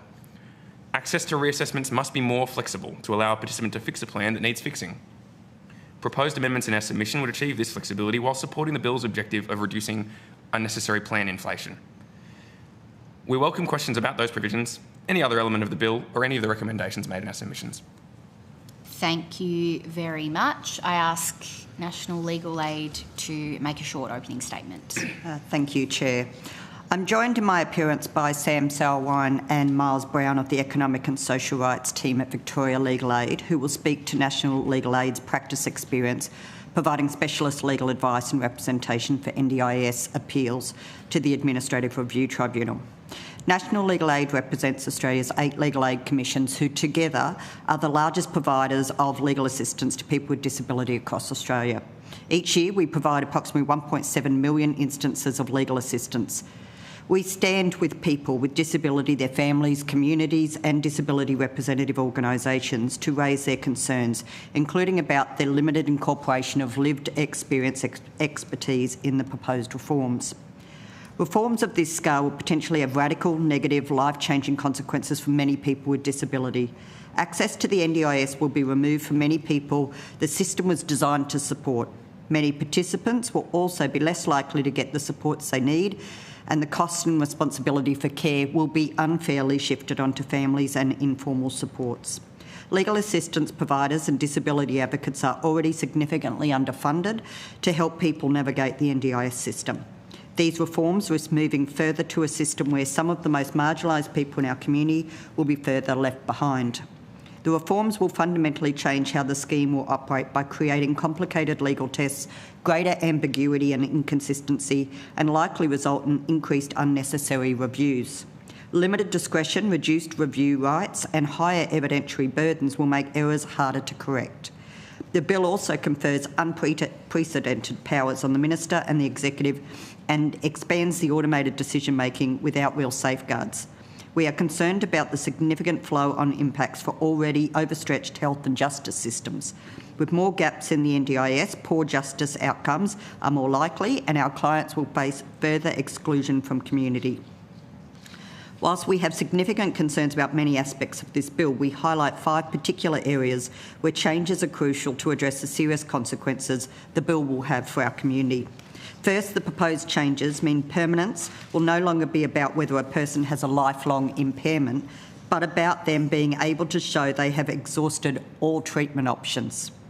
This will push people into treatment that has little impact on their functional capacity, just to prove eligibility, at potentially significant cost to individuals, their families and the health system. Second, automated plan renewals and barriers to reassessments will lock people into existing plans and make it much harder for people to ensure their plan meets their current support needs when their circumstances change. Third, the proposed approach to support will shift care onto families, carers and informal supports, entrenching disadvantage and increasing pressure on participants and households. Fourth, the bill will create more unfair debts while denying participants review rights, going against the hard-earned lessons from robo-debt. Finally, despite the recent amendments, the revocation and suspension provisions still risk excluding many of our clients, including those experiencing homelessness, family violence or hospitalisation from the NDIS. The NDIS must remain true to its purpose, supporting people with disability to live safe, connected and meaningful lives in the community. This bill should not proceed without significant changes. We welcome any questions from the committee. Thank you for your opening statements. I am going to pass the call to Senator Steele-John. Thanks, Chair. Now, the committee has heard concerns about the new definition of permanence, which is in this bill, which would require disabled people to undergo certain treatments in order to get access to the NDIS. From a legal perspective, what are your concerns with this part of the bill and how would the recommendations that you have made in this area help address those concerns? And I'm happy for anybody to contribute to this. I'm happy to jump in first before passing to my colleagues, who I'm sure can elaborate. I think we've pointed in our opening statement to the single biggest issue with it, which is that this all-appropriate treatment point creates a standalone requirement to make people go get treatment. I don't think anyone would suggest the end policy goal is achieved if what happens is a whole number of people go receive treatments that they either don't need or sort of go to treatment as an end in itself. What it's intended to do, as I understand it, is to link back people who have an impairment that could be resolved through sort of various sorts of medical sort of system interventions, not be seeking support from the NDIS. But you could achieve that by simply saying, is there an appropriate treatment that would mean that you no longer have substantially reduced functional capacity? So instead, the current issue is that it is a standalone, illogical kind of requirement instead of being linked to that ultimate policy goal, where a fairly straightforward set of amendments would simply say, the question we are asking ourselves is there a treatment that will bring you to the point that you no longer have substantially reduced functional capacity? National Legal Aid share those concerns. There seems to be a fundamental shift from the concept of permanence being living with a lifelong impairment to the question of whether that impairment's substantially reduced functional capacity will change. It means that people are going to be running around finding treatments that might have very minimal impact on their day-to-day lives, just to show that it might not marginally alleviate the basis on which they have access to the scheme. So in terms of the overall objective of a scheme focused on people who live with substantially reduced functional capacity, there's just a real shift to make people have to prove that over and over again, as opposed to delineating the two and saying, let's first look at your condition and whether you have it for a lifetime, and then if you no longer have substantially reduced functional capacity, then down the track we consider whether you should still be on the scheme. The conflation has an extraordinary cost to the community, to participants and to their families, because it's forcing them through complicated treatment options and the anxiety of that for no real purpose. So it seems very poorly targeted as currently framed. Can I also add Yes, to that, please. in that sometimes when there are treatments available on paper, doesn't necessarily there are treatments available in community. So when we're talking about remote and very remote communities, if there's a treatment available in Darwin and you're living in East Dum and in Milingimbi where there's Telstra's cut off the internet there currently, it's wet season, you've got to get on a small plane, you're in a wheelchair, you won't get into that treatment. So just because there's a treatment that's somewhere near you doesn't mean it's accessible, especially for remote communities. And just to clarify, you're saying that this concern exists regardless of the amendments to the bill around it not being a restrictive practice or that it is publicly funded. What you're saying is that the question of whether it's geographically accessible still remains. Yeah, correct. So just because something's on paper that says you can get there doesn't... The other part in the territory is we have very long wait times to access services. So someone could be sitting on a wait list for 18 months before they could access those treatments. Yeah. Any other contributions on this topic? I guess the only other reflection is National Legal Aid also does social security work, and for the test for disability support pension, you have a much more nuanced test where a person's not required to show that their condition might improve if it's not going to improve so that they can work more than 15 hours a week. So you inbuild this logic that we're not going to make people show that they can do things unless it's relevant to the actual legal test that's in the legislation. Whereas this is just an at-large, you just have to keep doing all treatment.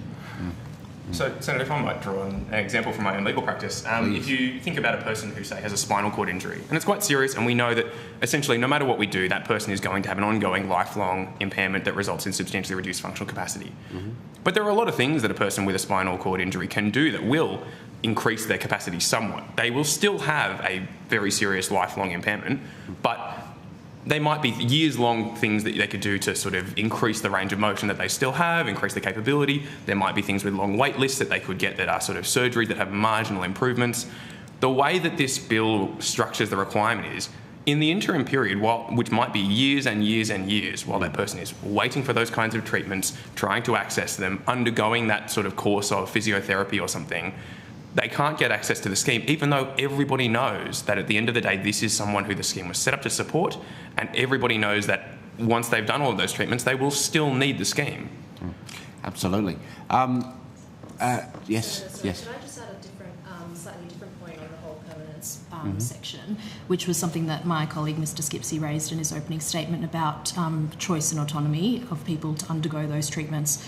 So that is not something that's directly arising in terms of the bill, but it is something that came up quite strongly in the committee's interim report across the spectrum of different reports that were in there. And we suggest that there could be something done with an existing provision that's in the bill. So there is a provision in the bill that allows an exception for a person not to undergo treatment where they cannot, for medical reasons, undergo that treatment. That obviously doesn't incorporate the choice and autonomy point, but we say that that provision could be expanded to enable a person to exercise their choice, and perhaps that choice is also balanced against perhaps a reasonableness test as well, so that there is some limiting factors around that, but it would still enable informed choice to be at the forefront. Now, my understanding and the evidence that we have taken as a committee for years is that the agency already asks people, some groups of people particularly, to undergo certain treatments to get into the scheme. But I understand that there have been legal challenges over the treatments that people can be asked to undergo. Would you be able to give me some case examples of what this has actually looked like in practice? And by that I mean the legal challenges that they've experienced, that they've been subjected to because of these requirements. Sure, Senator, it sounds like you might have something particular in mind, but I guess I can say there are a couple of categories of case that are somewhat notorious for people being dragged through lengthy litigation about this, where ultimately perhaps there's quite a high success rate for the participant once they reach the tribunal, but only after sort of years of arm wrestling. And that includes things like conditions such as chronic pain, where there are many, many causes potentially for chronic pain, that a person might be sent around to try every different thing under the sun, when chronic pain is actually quite hard to address and for a lot of people will persist. Certain kinds of psychosocial impairment as well, I think, have often been very poorly treated by this because, again, psychosocial impairments are incredibly complex. There are many, many things a person might do, and yet it's very hard to sort of prove every possible counterfactual that this won't address it, this won't address it, this won't address it. Again, often these people are successful after legal challenge and review, but it takes a long time to get there. In the meantime, they've been refused the ability to access the supports they need through the scheme. Yeah. Just stay with JEC for a moment. Can you explain what Schedule 1, Part 3, titled Strengthen the Link Between an Impairment and the Need for Support, actually does? So, yes, we understand that section is directly in response to some of the changes that happened in the 2024 bill, as well as some subsequent court authority.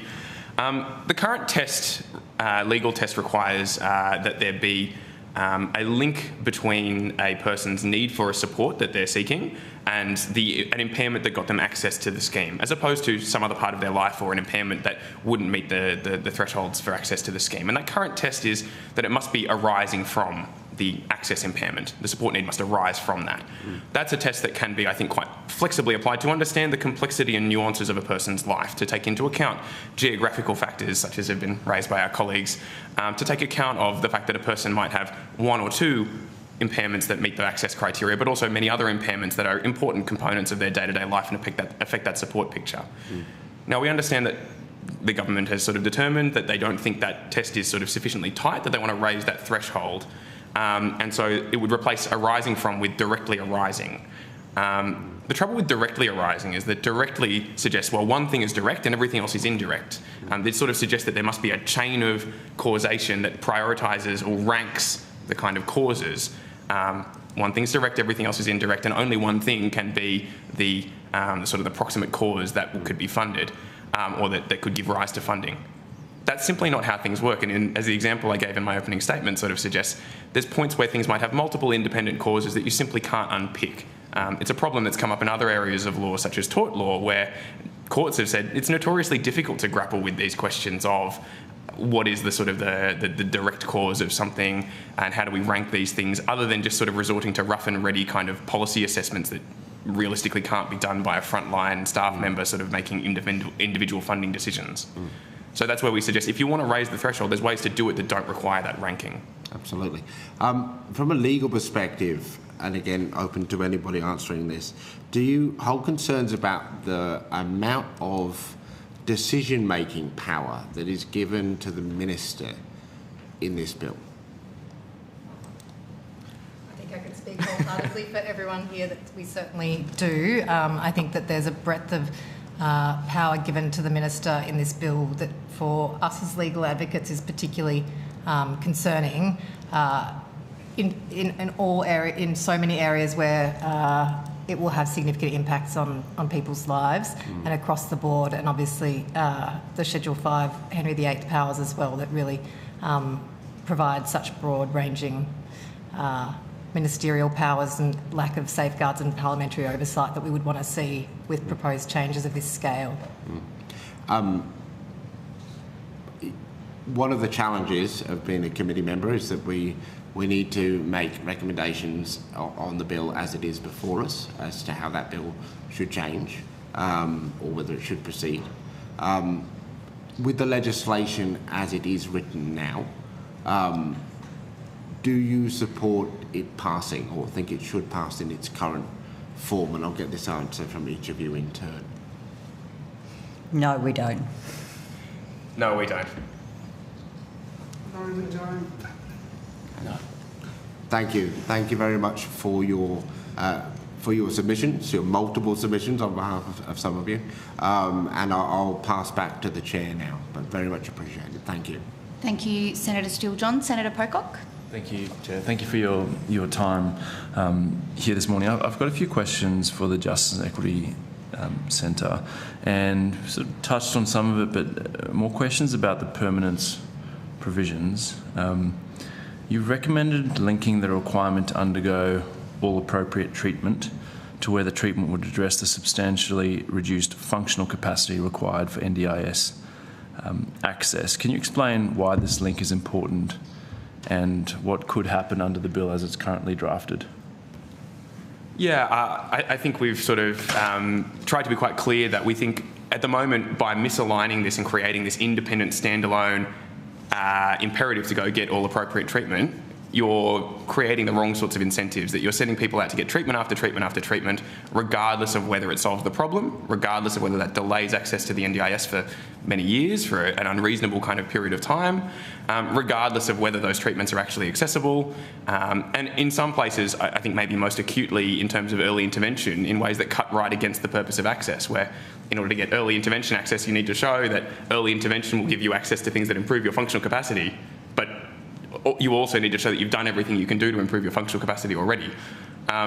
It's simply a misconceived requirement at present, whereas linking it back to substantially reduced functional capacity at least ensures that what it's directed towards is that existing notion within access that's designed to target the scheme towards the people who have the most sort of significant need of it. Mm-hmm.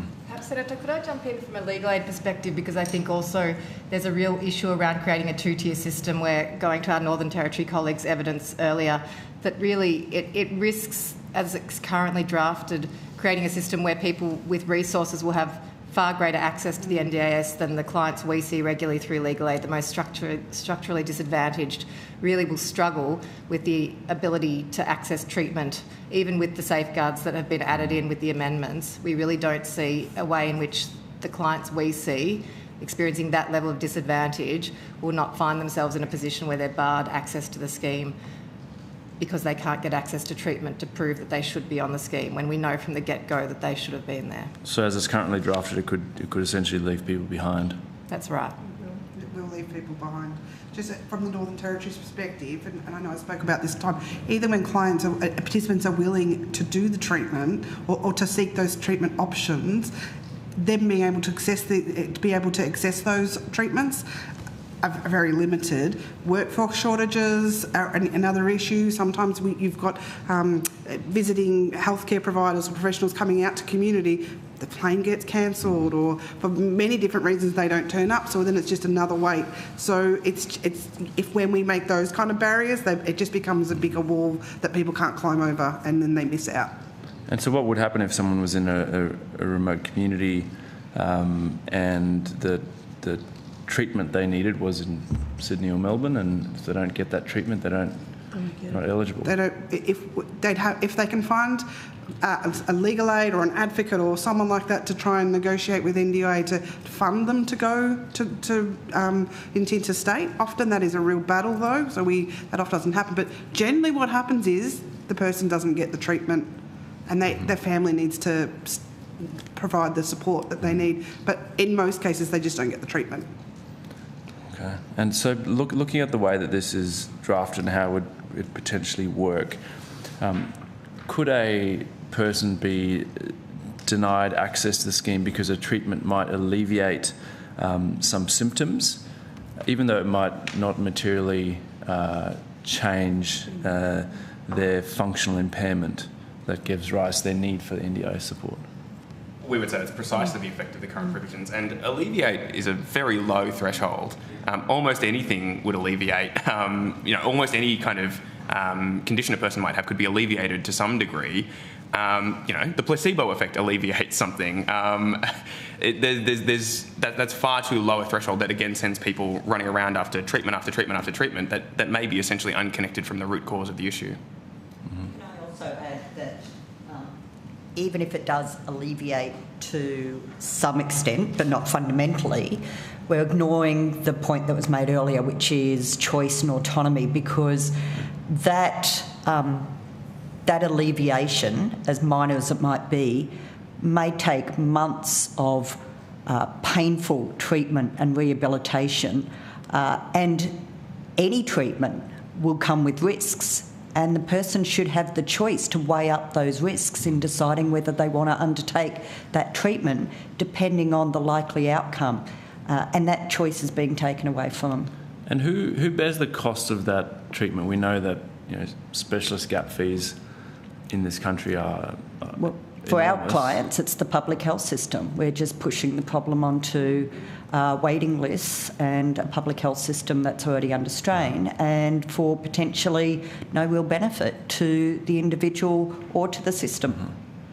Thank you. One of the things we've heard a lot from the government about is the cost savings from the 50% cut to social and community participation funding. Their argument is this is a bucket of money that is growing a lot, and some participants don't use it. But we've heard from the Disability Discrimination Commissioner, from providers, from participants and everyone in between, just how critical this support is. And if you look at the Royal Commission and what it had to say about isolation and the impact of that on NDIS participants, could I ask everyone at the table if you support the Minister's power to cut people's supports by 50%, and if you don't, if you think that it could actually accelerate violence, abuse, neglect that we've been warned about by the Royal Commission and then a number of experts. Sorry. Well, National Legal Aid certainly don't support this provision, and they're quite concerned about it, not just in relation to the 50% cuts to SCCP, but more broadly the power to make these support determinations across the board in ways that we obviously don't know yet how that might play out. I think one of the pieces from our perspective is we see regularly, day in, day out in our practice, the pressures on informal supports, families, carers, and we see that this cut to funding will not only create safety risks for participants and really kind of leave them to very much the basics of what they can get from a disability support perspective, but then will increase basically once again this resource gap where people who have those informal supports and networks and families, it will increase pressure on them in terms of making sure that people have access to the supports they need, and really reinforce some of the issues in other parts of the bill where this shift of responsibility onto other informal supports and families will create huge risk of burnout and obviously overarchingly risk to participants in relation to safety, well-being, and just the benefits of being able to access supports that will actually reduce their need for supports into the future if they can actually be in the community. Mm-hmm. From the Justice and Equity Centre perspective, we don't support the support determinations, and to the point that my colleague has just raised in terms of safety, the bill at the moment provides that the Minister has to have regard to the safety of participants, but it's just unclear how that can happen at an individual level when the support determination is being applied at a scheme-wide level. Mm-hmm. Mm-hmm. Thank you. We don't support that part of the bill either, and really echo the sentiments of that's already been spoken about. Thank you. And just finally, I was keen to ask Legal Aid about automated decision making. Touched on this in your opening statement. My reading of the bill is that it significantly expands the use of algorithms, automated decision making in government processes, and this is before the Royal Commission's recommendations around automated decision-making have been implemented. Very clear, I think it was 17.1, 17.2, very clear recommendations about the need for overarching safeguards around ADM in any use by the government or departments, and independent analysis of those algorithms and systems. We've seen neither of those, and we've seen huge issues in aged care already with their IAT. What do you think the risks are of this sort of expansion of ADM? I'll speak to National Legal Aid. So this is new territory really for governments making decisions at scale, exercising discretion in ways that impact people's lives. There are apparent protections in this legislation that we would say do not provide sufficient protection on any level. The CEO has the ability to override a decision, but yet decisions can be made affecting people's lives where there's not even a basic review right. The scale, from a kind of an administrative law perspective, of decisions that can be made are decisions that involve the exercise of a discretion, decisions about a state of mind being formed, and evaluative judgments. And it's very difficult to have any comfort if you're a person with a decision being made by a machine or in an automated way, that your particular circumstances are being taken into account. What we know about the intention of the agency is to take this, and the previous legislation before this Parliament, is that new framework planning will be the kind of key decision-making tool that reflects in many ways the kind of aged care system, where you'll have plans being made with kind of automated inputs. We're yet to see how it's all going to work, but the way in which this bill creates an environment where automated decision-making can occur without what we would say are sufficient safeguards is very concerning. We're also very concerned that it will move into the debt space. They are saying that decisions that arise under law do not require automated decision-making framework protections. So what does that, can you explain that to... So what they're saying is when something effectively just is a thing by nature of the legislation, and one of the examples they give in the legislation is the plan renewal, the automated plan renewals just happen at the end date, and so they're saying that's not a decision, it's just something that happens under legislative power. They also characterise in previous evidence before this committee their debt-raising powers as the same. So what we're looking at here is a lack of protection from ADM potentially, any of those protective measures, but still a consideration or power to continue to raise those at scale without any of those protections. I'm not saying that's what's going to occur, but what particularly concerns us is there's no review right in relation to those debts. So under the bill, debt raising could happen through an automated system where you just sent out a debt and there's no review? Is that? That's a two-step process. It appears that they could make those types of decisions without the framework that's in the bill, and those decisions are not reviewable currently under the NDIS Act. So, and what we know about that as well is that in a recent kind of survey that the agency did, and it's published online, 26% or 25% of the debts, there were problems with the way the debts were raised and they had to refund them, yet those people would not have had an opportunity to challenge those debts under the current under the current NDIS law. Astounding. Thank you very much. Thank you, Chair. Can I just also add about the automated decision making? Is that with the algorithms that are in that how that works, how is that going to take into account remote and Aboriginal people? Because that is vastly different. So if its decision making is set up around metropolitan based, a person in metropolitan, that is not reflective of what for someone who's in remote or a very remote community or an Aboriginal person. So that is also a cause of concern, that how will it be able to do that effectively and have the safeguards in place to not let those people be penalised just because of an automated decision making that doesn't understand what it's like to live in a remote community. Thank you. Great point. Thank you, Chair.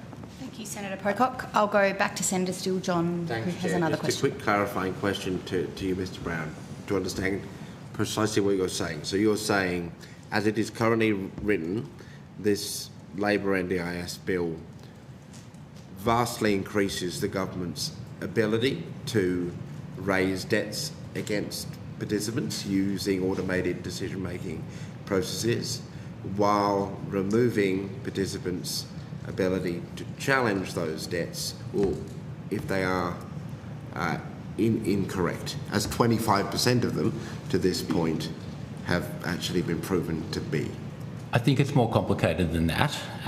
Senator, I think there's a number of elements of this bill that create concern about debt. That is the receipt, the ability to raise a debt because someone doesn't keep a receipt. So we could see more debts raised on that basis. And under debts. new framework planning, I think there's the possibility of a different type of debt because people will have flexible plans, they will have no clarity about how they can spend it, and they may well want to dispute the way in which debts are raised against them because they haven't spent their money on the right thing, or at least the agency doesn't. So there's a world in which we're going to see more debt decisions. The ADM powers don't change that, they just are not protective of that. So in our interpretation, because they don't cover scenarios where debts arise currently, and that's more complicated because under current NDIS law, you can't challenge a debt raised by the agency against the participant just on the basis whether it's correct or not. You can seek a waiver, but you can't test whether it was correctly raised. And so that's not a change, it's just always been in the legislation. Our concern is with the increased debts that might occur over those two kind of scenarios, and the fact that with ADM they could be done at scale, and then no review right. So we have greater opportunity for government to raise debts against participants under this legislation. The introduction of automated decision making into processes that may result in debts being raised, but no ability for the participant, the person, to challenge the debt based on the automated decision-making process being incorrect. That's right, and we think any ADM decision should be reviewable, and that's not a protection as part of the current ADM powers. Okay, thank you. Yeah. Senator, could I just add something that's okay, and kind of it also somewhat goes to one of the points that Senator Pocock was asking as well. In terms of this particular bill, there is an expansion of debts from the perspective of the claims parts of the bill, and I can't recall if that's Schedule 2, but thereabouts. So at the moment, the bill is saying that if a person is making a claim for a payment, and if they don't have the records to substantiate that claim, and we don't know what those records will be because that will be contained in rules, and participants are required to keep those records for 3 years according to the bill, a debt will automatically be raised if they do not have the records to substantiate that claim.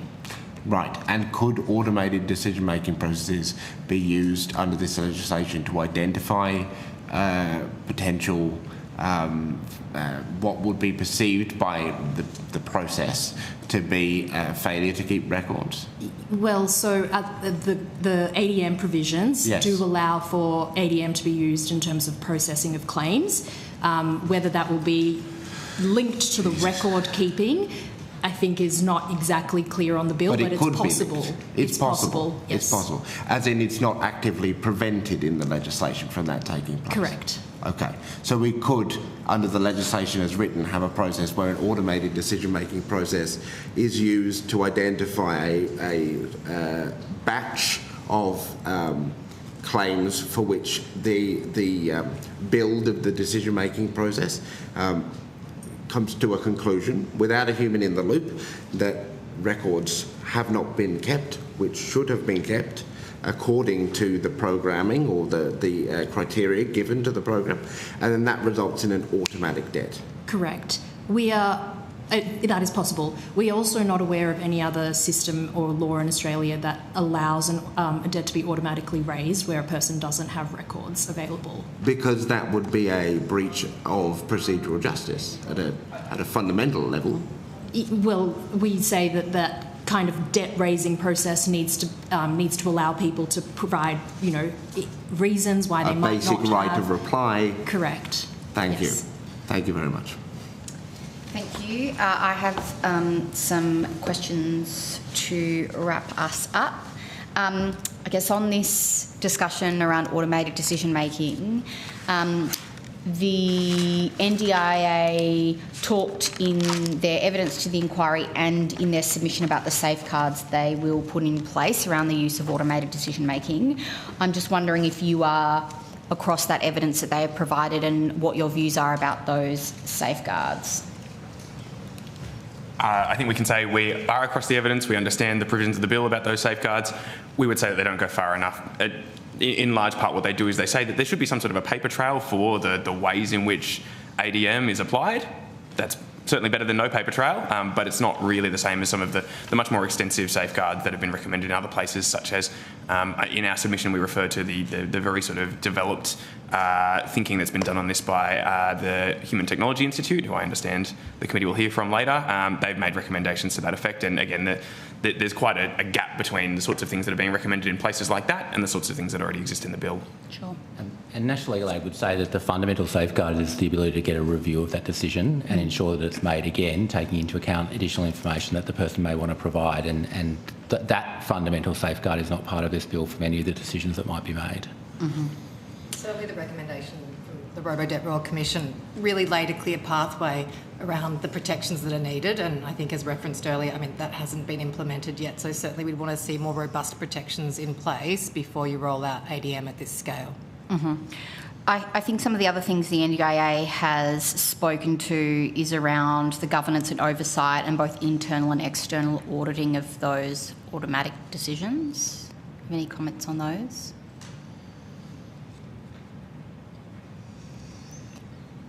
I think irrespective of any governance improvements or independent oversight, the ultimate independent oversight should be the right of review and have independent tribunals and courts be able to assess those decisions.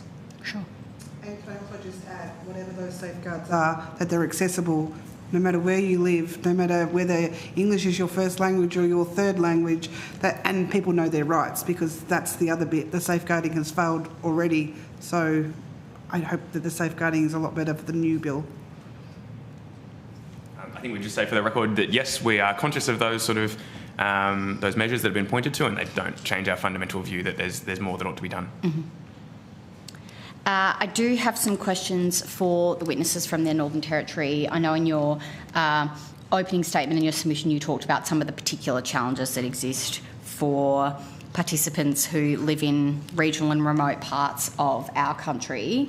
I wonder if you could talk to what you've seen firsthand in terms of the nature of the fraud that participants are subjected to in the remote and regional parts of particularly the Northern Territory where you all work. Okay. Yeah.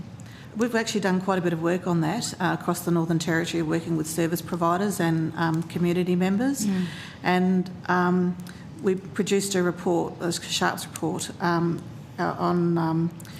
we it also included case studies. Now, we listened with interest to the AFP and talking about, you know, I guess the level of crime and syndicates and things like that.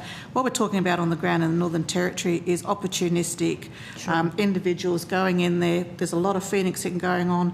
There's people moving people from one community to another without their permission. They're ending up in another community with their plans drained. They're not able to get picked up by another provider because there's actually nothing left in their plan. When we talk about safeguarding having failed dismally in the Northern Territory, that's a prime example. We've got some of our most marginalised citizens being taken advantage at a it's at a rate that's just breathtaking. And the thing is that we're at a loss at the moment to be able to work out. We're talking to the Quality and Safeguards Commission, we talk to the NDIS, but still we haven't quite got the movement that we're looking for. And so every time there's a discussion around change, around how the NDIS might provide services and so forth, or make other amendments to their services, we are concerned because when we say the safeguarding doesn't work, it doesn't work on a really basic level. And it's people's human rights that are being impacted upon, and families of some of our most vulnerable citizens are impacted also. And so they're not able to get the services. And in an environment where we've got wait lists to go on wait lists, there's, the health system has to pick up, a lot of the deficits. And also we're talking about quite often a group of people that have comorbidities as well. So it's complex. It's a very complex environment. It is a very complex. And, with these predatory practices, we're seeing plans getting drained rapidly for services that aren't provided, and then they're dumping those participants. Then another service provider has to pick them up with no money in their plan, or they don't get the services. People are removed from country and they've taken into Darwin. And we know that when someone with a disability is removed from their community, taken to Darwin, 9 times out of 10 they don't get back to community and they die in Darwin Hospital. And so it's just this whole thing where we've got predatory practices and a little bit of victim blaming, may I add, that in terms of the NDIA saying people should learn to say no. People shouldn't, if someone's offering you a mobile phone or Kentucky Fried Chicken to swap over to their service, they should learn to say no.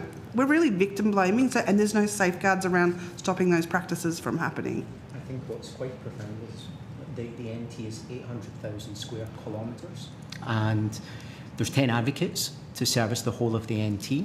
There's 17 NDIS staff on the ground in the NT to provide safeguarding to our participants who are the most vulnerable and marginalised in the whole of Australia. So I think that fundamentally needs to change, and there needs to be more thought put into individual advocacy and safeguarding for our participants in the NT.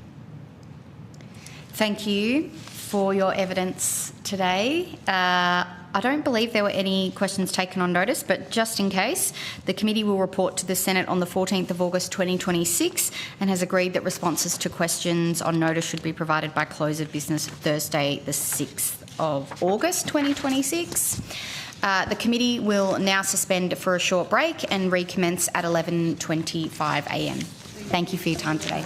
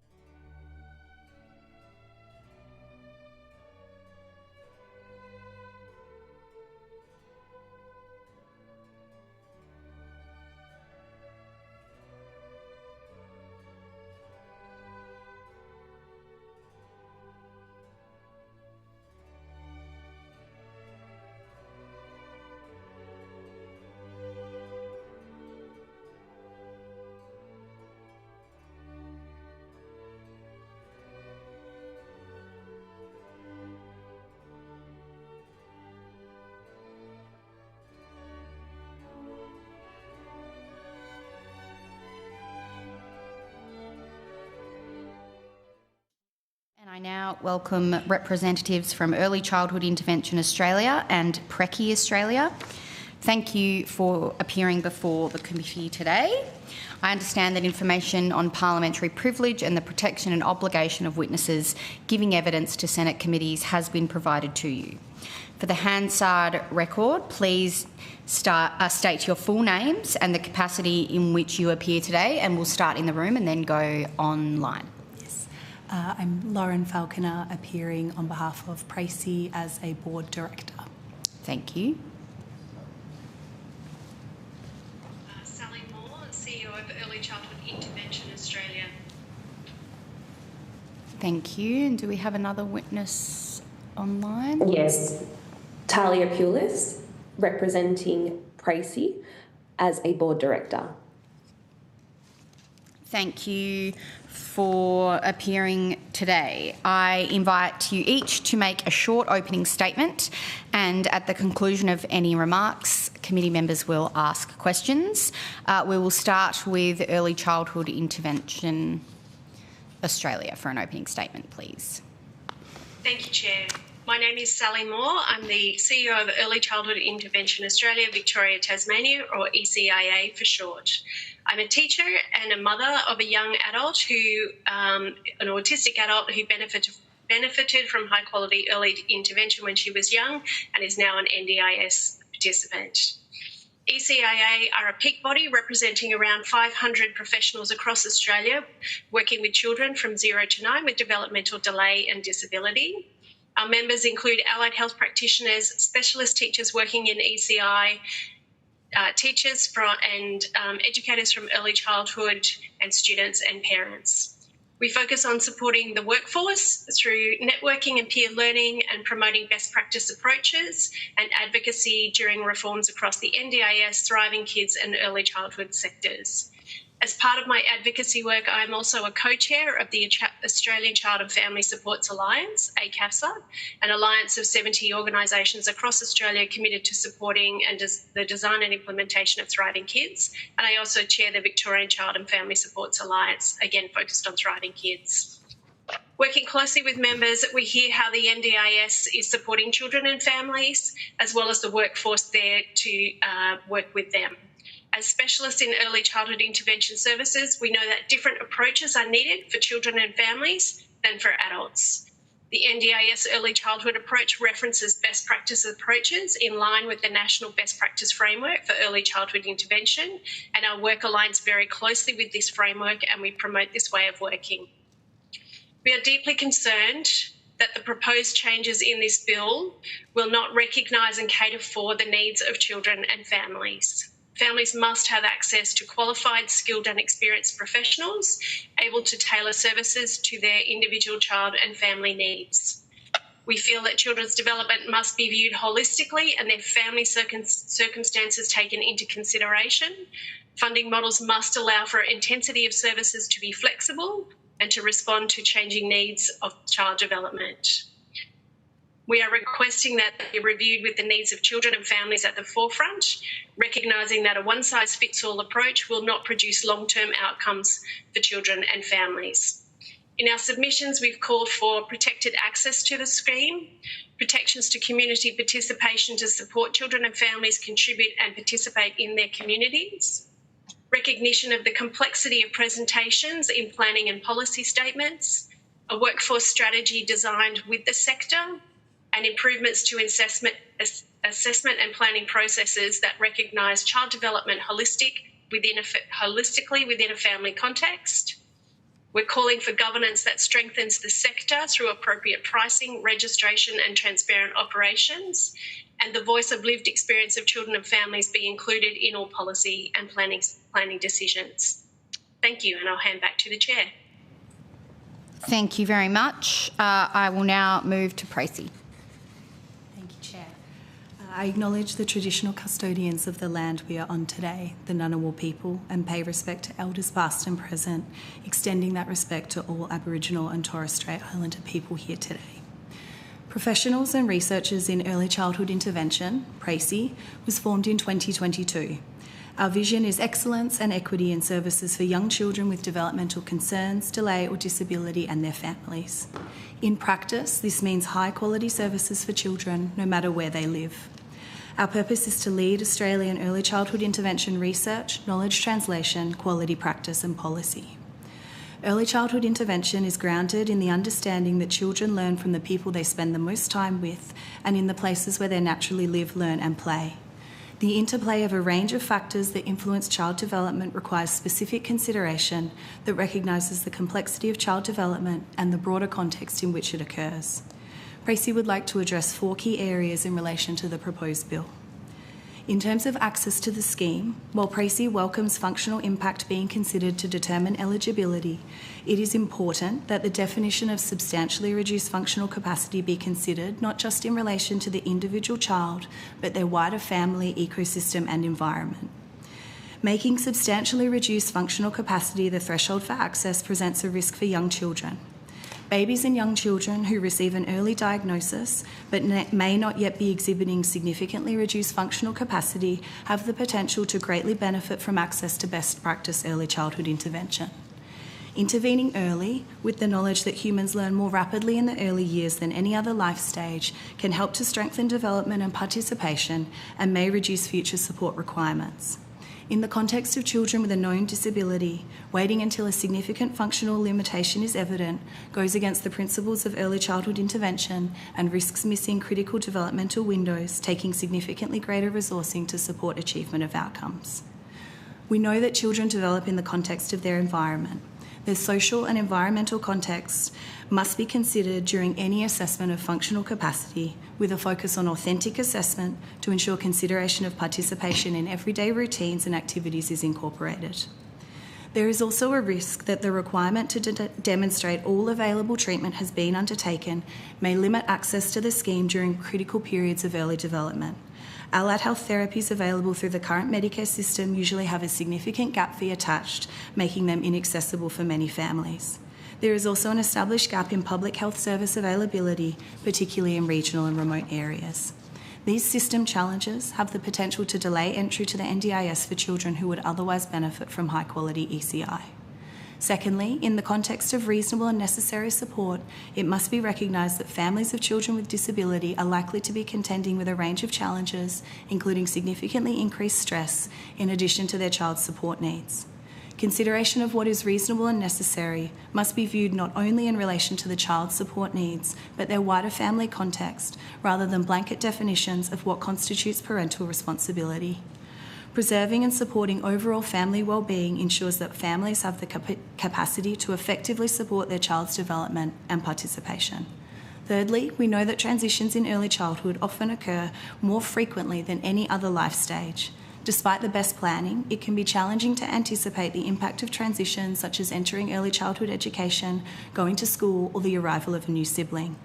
Limiting access to unscheduled plan reviews has the potential to compromise the effectiveness of early childhood intervention by reducing the responsiveness of support to changes in child and family needs.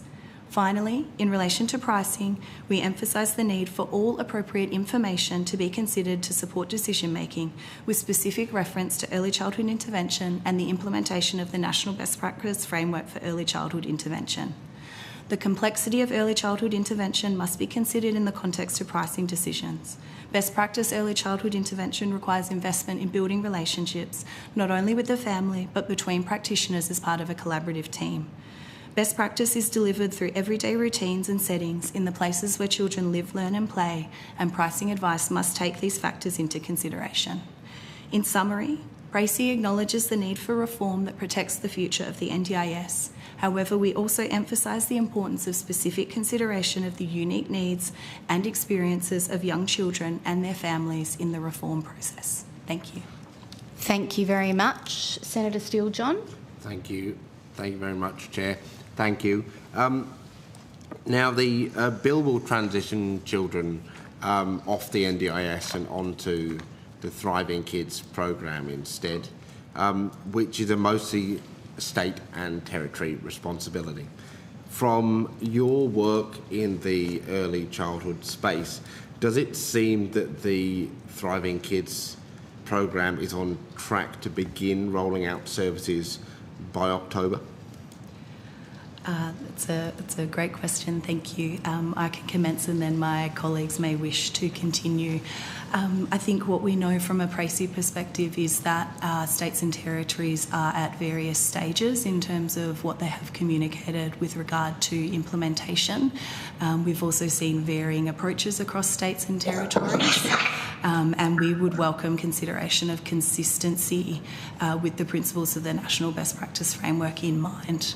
At the moment, we would say that we are concerned about the potential impact for children and families in this transition period. Thank you. I'll go to your colleague. Okay, I'd love to add to that. Yes, we certainly are concerned and watching closely the rollout of Thriving Kids. We are particularly cognisant of the rollout focusing on general supports initially, which seems to be fairly uniform across all states and territories, rather than having really clear guidance on what targeted supports are going to look like. And for us, then that represents a gap. When we get to January 28, there will be a cohort of children who would be going to Thriving Kids, but with targeted supports not actually set up and operational across the country at that point in time, those children are going to be left with absolutely no service until targeted supports is rolled out. So we do think that there will be a significant gap for a significant number of children at that point in time. Okay, thank you. Are you satisfied that by 2028, Thriving Kids is likely to be operational and have the capacity to provide enough support for the tens of thousands of Australian children that will be removed from the NDIS, that will lose access and have only this program remaining? I think there is a significant risk of that happening at that point in time. As I said before, we know the focus is on general supports, and they will be. I'm very much in favour of general supports. Families do need to have all sorts of options available to them. However, certainly at this point in time, it is still really unclear how these services are going to be accessed, how a family would actually find them, who would help them to do that, how would they engage, what are the eligibility criteria. There is very little clarity out there. So at this point in time, I feel there is a significant risk of children and families come January 28 not knowing where to go and how to actually access the services they need. Thank you. For children who remain on the scheme, do you have any concerns about their parents being required to take on additional caring responsibilities due to the proposed redefinition of parental responsibility? Happy to jump in there. Yes, Senator, I do have significant concerns exactly as you have described. Perhaps if I could offer a case study from our membership. I was speaking with a mum yesterday. Her son is currently accessing swimming lessons 2 hours a week. They live in regional New South Wales.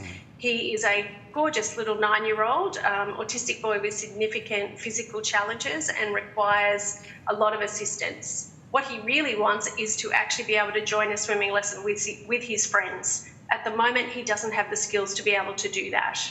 So having access to a support worker to help with that is incredibly beneficial. She takes him to the pool, she manages his continence needs, and they are working towards being able to be part of a regular swimming lesson. At that point in time, both his parents are working. If they lose those support hours, then that will mean mum will have to actually stop work and be able to, in order to be able to continue accessing the swimming lessons. And I do feel that will create increased stress and burden. Well, that's what she described yesterday. So I do feel that that would be parental responsibility and those caring responsibilities, I do feel are going to be in higher demand, and that will create increased stress and worry for families. Thank you. And to Pracy? Yes, Talia may want to build on this example. I think we would absolutely agree with the example from Early Childhood Intervention Australia, VicTAS. One of the other considerations in terms of parental responsibility is the needs of the whole family. So we would say absolutely taking your children to the playground as a family sits within the realm of parental responsibility. But what we might see for a child who has a disability, there may be additional support needs for their participation that go beyond what might be expected of a child of a similar age. And so ensuring that there's adequate support for families to engage in family activities is critical. If you're caring for 3 children at the playground, you need to have your attention split across all 3 children. And if you have one child who has significantly higher support needs, then support to enable your family to participate in that activity is absolutely critical. Thank you. Sorry, go ahead. Thank you, Lauren. I just wanted to also add the close relationship that parental capacity or capability also has with the outcomes of children or early childhood intervention as well. So, yes, there is that element of parental responsibility. However, we need to be clear upon what that threshold is and differentiating that between what is disability specific as opposed to blanket parental responsibility. And we know that having children where their parents are, not burnt out or they're not, experiencing high stress, that they're going to be more available to support the implementation or the embedment of the strategies that we might be working through in early intervention within the places that children live, learn and play. Thank you. And can I ask, just finally, with the bill in its current form and the concerns that you've articulated, does Early Childhood Intervention Australia think that the bill should pass in its current form? No, we don't feel that it should pass in its current form. As I said, we feel that the specific unique needs of children and families are not represented in the way that this bill is structured and the language that is used in there. And we are strongly against the bill passing in its current forms. We don't feel that it will provide enough protection for children and families. Thank you. And Pracy, Australia? Yes, I would agree with that. We have raised concerns around the specific needs for children and families, and we believe that they need to be explicitly considered in the context of this bill. Thank you. Thanks, Chair. Thank you, Senator Steele. John. I have some questions for either witness, either or both. I understand, and we've talked a bit today already about the fact that the bill provides for an evidence-based assessment of functional capacity and that will be informed by a technical advisory group. And so I'm wondering if you can talk to us about, in your view, how could these functional capacity assessments help paint a holistic picture of the child and, to your point, Ms Falconer, the family's needs? And in your view, what should the technical advisory group focus on in those deliberations? Absolutely.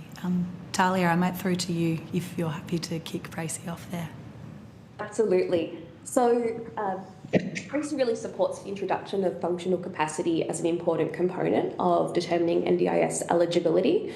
In terms of what we would love to see in this space is that functional capacity should not be viewed independently of the child's environment. So what we're really looking at is having authentic assessment. And what that means is that we're looking not only at the child's intrinsic skills or capabilities, but we're also looking at their environment, the relationships in which they exist, because we know that childhood development doesn't happen in isolation. It happens in collaboration with their environment and with the relationships that they have as well. So when we're looking at assessment, we're really wanting to not just look at the skills or the specific domains. We want to understand how they may impact upon their participation across where they live, learn and play as well, because at the end of the day, that's what we're aiming for with early intervention, is to increase participation. Parents don't want they don't come to speech pathology or OT for higher scores in a certain standardised assessment. Whilst they are still valuable, they're really looking for that increased participation across kindergarten or school or within the home environment. Thank you. If I may just add to that, I agree with all that's been shared by my colleagues here. I think what is also critical is not pinning this all on one particular tool that would be used across the board. I think allied health professionals are incredibly skilled in terms of looking at the family and the child and the context and choosing what tools and assessments are going to be most appropriate for that child and family and for that specific purpose. If the proposed approach is just to use a particular tool and there's only one available, I think that's not going to give a comprehensive picture. It's also not going to be able to show the breadth and depth of skills that children and families actually present with or have already. So I think there should be a range of tools available that are all agreed upon, so that then a practitioner is able to look at the family and the child context and choose the most appropriate tool in order to be able to complete that functional assessment. Agreed, Sally, yeah. Thank you. How will a more consistent approach to NDIS access and planning help families in navigating the NDIS? So we would welcome more consistency in access and planning and clearer matrices or other factors for decision making. What we think that more consistency will help with is ensuring that families have then equitable access to support. So at the moment we know that access to supports or decisions about what might be included in a plan can be highly variable dependent on location, depending on a family's confidence to advocate for their child. So we absolutely welcome a greater sense of consistency that honours the strengths and needs of every family, but also ensures that there's national consistency. What we are really advocating for is very clear consideration, not just of the child's needs, but of the wider family's needs, and the acknowledgement that high quality early intervention is grounded in family ecology and that children are developing in the context of their environment. So we would welcome that as one of the pillars of consistency. Perhaps if I could add an example, I would agree with all that Lauren has shared there. I had a recent example from a member of a child who, a little one, was born preemie at 32 weeks.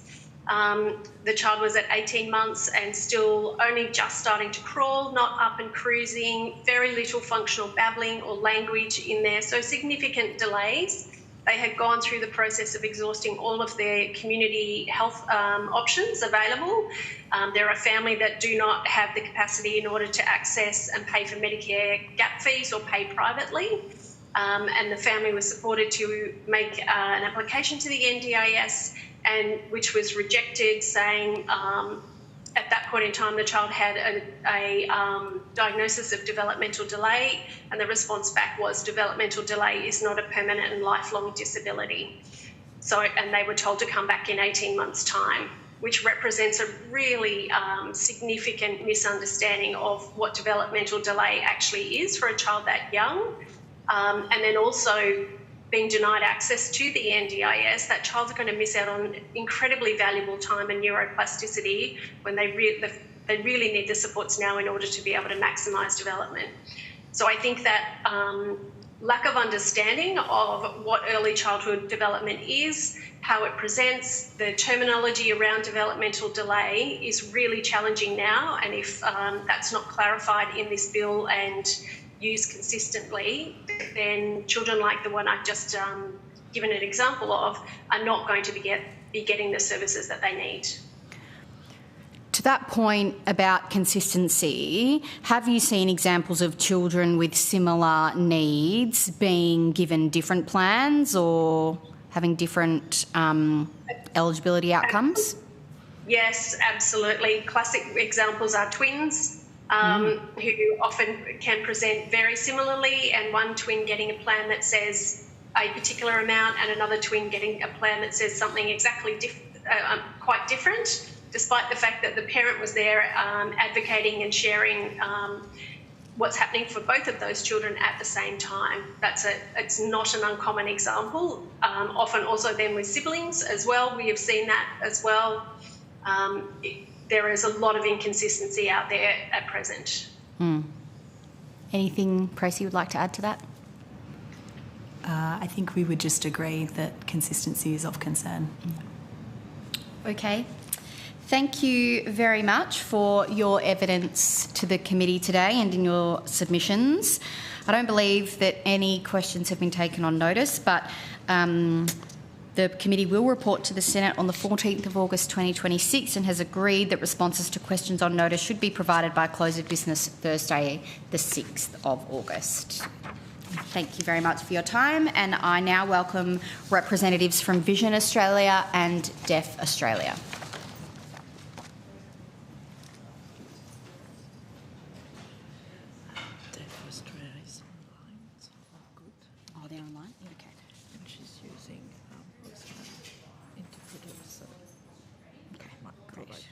Yep. Yep.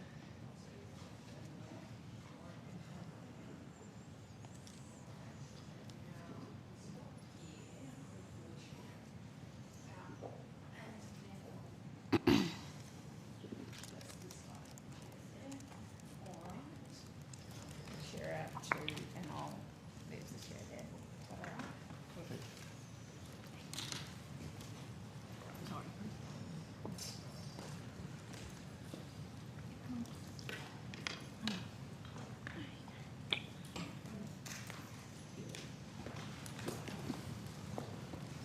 Yep, and doing a sound check at my end as well through WebEx. Yes, we can hear you. Thank you. We do have an Auslan interpreter on the line. I understand we have Deaf Australia on video or by phone. Just check that they are there. Yep. Excellent. Okay. Thank you for appearing before the committee today. My name is Senator Ellie Whittaker and I'm the chair of the committee. I'm joined in the room by Senator Jordan Steele-John, and we have a couple of other senators on the line who may drop in at some point, Senators Antic and Ananda Raja. I understand that information on parliamentary privilege and the protection and obligation of witnesses giving evidence to Senate committees has been provided to you. Yes. For the Hansard record, I'm going to ask you to state your full name and the capacity in which you appear today. I'll start with those in the room. Mr. Edwards, would you like to start? Thank you, Chair. It's Chris Edwards. I am representing Vision Australia as the Chief Mission Officer for that organisation. Thank you. Ms McMorrow? Good morning. Caitlin McMorrow, representing Vision Australia. I am the NDIS Funding Specialist Lead for the organisation. Thank you very much. And Deaf Australia? Who do we... Good morning. My name is Shirley Liu. I am representing Deaf Australia. I am the Chief Executive Officer. Great. Thank you, Ms Liu. I will invite each of you to make an opening statement, should you wish, and at the conclusion of those remarks, committee members will ask questions. I will begin with Vision Australia, who are in the room with us. Do you wish to make an opening statement? Yes, we do. Go ahead. Thank you to the committee for providing us an opportunity to provide evidence to the committee on behalf of people of blind and low vision. Vision Australia is the only national provider of services to people of blind and low vision, and we support our clients from all ages and stages of life, from birth through to aged care. Vision Australia's purpose is to allow people of blind and low vision to live a life without limits. I wanted to start by talking about a client, and let's call her Jane. Jane was born with an hereditary condition and that enabled her to be totally blind. Her vision, loss of vision, impacted almost all parts of her life. Nevertheless, Jane attended mainstream schools and through and accessed a suite of specialist supports and received a range of assistive technologies to live a life with confidence, connection and independence. As an adult, she commenced using a seeing eye dog and received other specialist supports to obtain her first job. Much of these supports were funded by NDIS when the scheme came on. At this point in life, Jane had a goal to move out of her family home and live independently like her other friends. The positive is that the skills that she had built over many years and through the services that she relieved by specialist support services like Vision Australia, alongside her seeing eye dog Kramer, enabled her to live independently and but however, to make this work, Jane needs 4 hours of community support that her great skills, assistive technologies and her seeing eye dog can't achieve.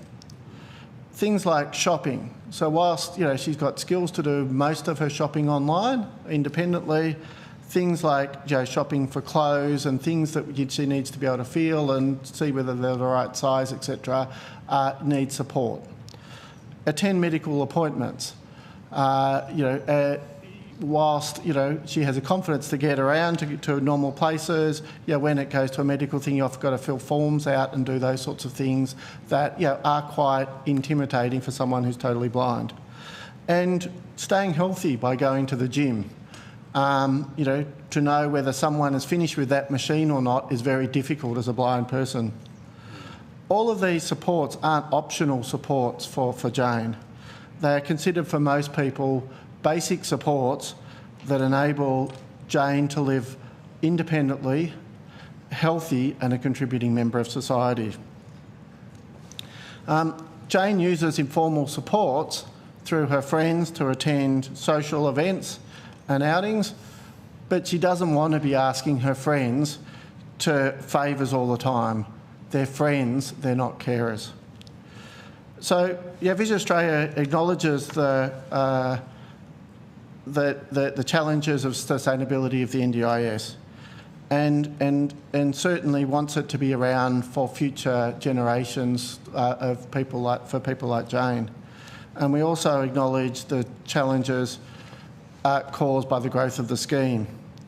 But we are concerned about these proposed changes impacting consistency, equity and access of the scheme rather than improving it.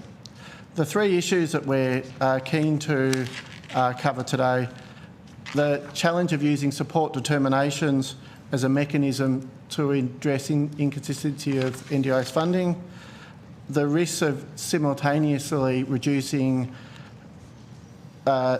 community access and therapy supports at the same time, and the unforeseen consequences of reducing proposed changes for the criteria for planned reassessments and the reasonable and necessary supports. My colleague Caitlin is just going to cover those briefly, if that's okay. Thanks, Chris. Even with the amendments that have just thus far been agreed, this bill confers significant powers on the Minister to influence the scheme at an operational level.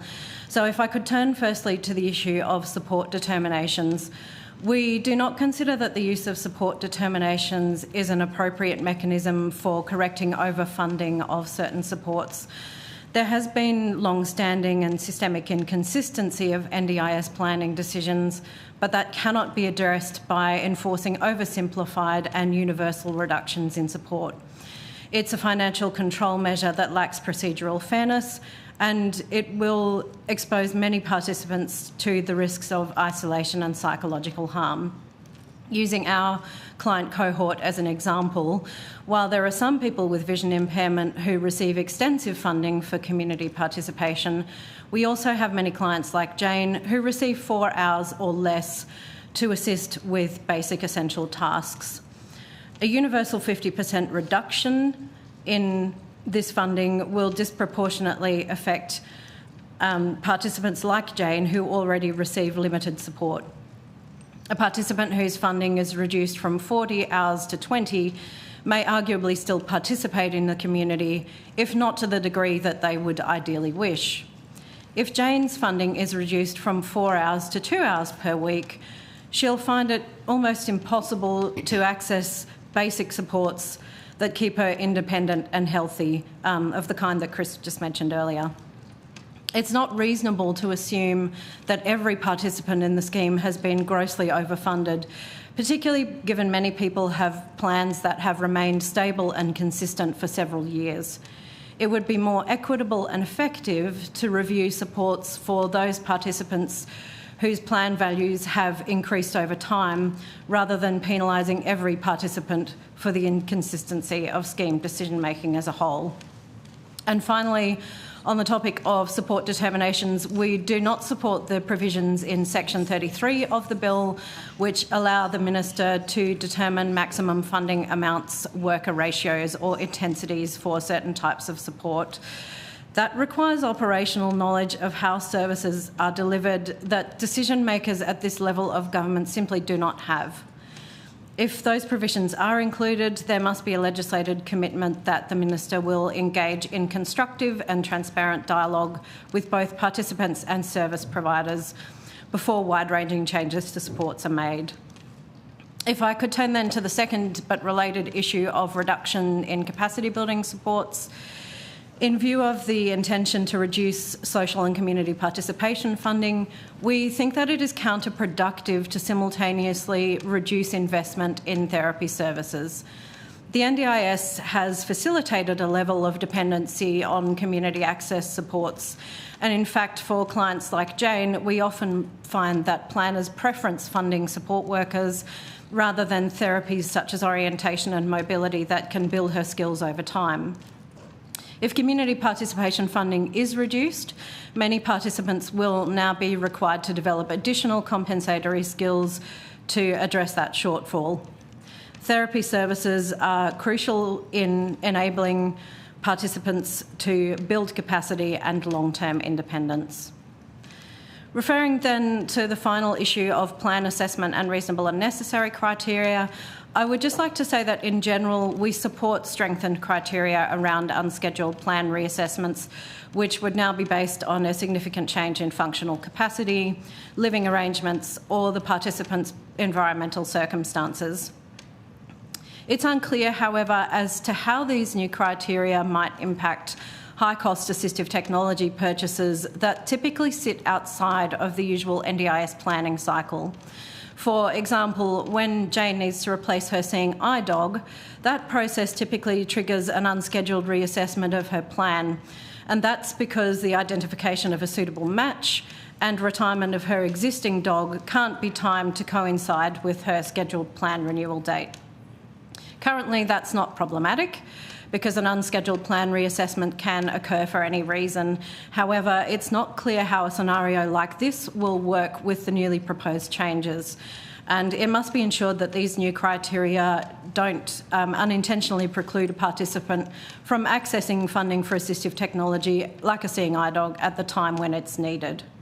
So we'd like to see failure or deterioration of assistive technology added as an additional criterion under section 48 of the bill that would justify a plan reassessment. We're also broadly supportive of the clearer definition of reasonable and necessary criteria. In our work with participants, we continue to find that there is an expectation gap between the supports that people want and those that the NDIS can reasonably fund. Many participants still struggle to understand how the scheme differentiates between those day-to-day living costs that are related to their disability and those which are not. There should be equity and consistency in what is considered reasonable and necessary between participants with similar needs, and the bill makes some progress in achieving that. We do have concerns regarding the effective and beneficial considerations that are proposed additions to Section 34. We do not agree with the principle that the CEO may decide that a support is not effective and beneficial due to a lack of peer-reviewed evidence, even where there is other evidence that the support is beneficial either generally or for a specific participant. That provision could severely disadvantage small disability cohorts, such as those with blindness and low vision, who represent less than 3% of scheme participants overall. Peer-reviewed evidence is often limited due to the size of the cohort and the specialised technologies and therapeutic supports that they access. We therefore suggest that the drafting of that section should be amended to ensure that research, individual participant outcomes and the overall effectiveness of supports are considered with equal weight. Once again, we'd like to thank the committee for the opportunity to present today, and we look forward to further discussion of these issues throughout the hearing. Thank you. Thank you very much for those opening statements. I'm going to ask Ms Liu from Deaf Australia to make an opening statement.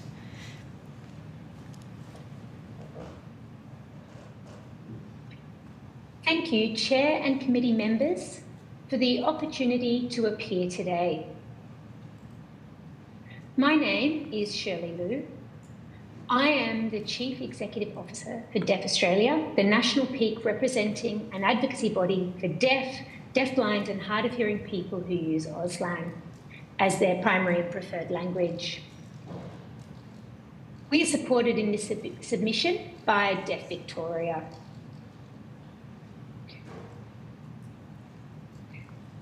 Deaf Australia's position is clear. This bill, in its current form, creates an unacceptable level of risk for our community. And we believe the bill should be withdrawn due to that unacceptable level of risk. Okay, so let me start with what this actually looks like for someone's life. Imagine a deaf person who uses Auslan books in to see their GP. They would like to talk to their doctor about a new and worrying symptom, a health issue. Their NDIS plan is the only way they can bring an Auslan interpreter into that doctor's room. Because remember, Medicare doesn't fund it. Private health insurance doesn't fund it. And the interpreting service, run out of the Department of Home Affairs, PIS National, they do not cover Auslan interpreting at all.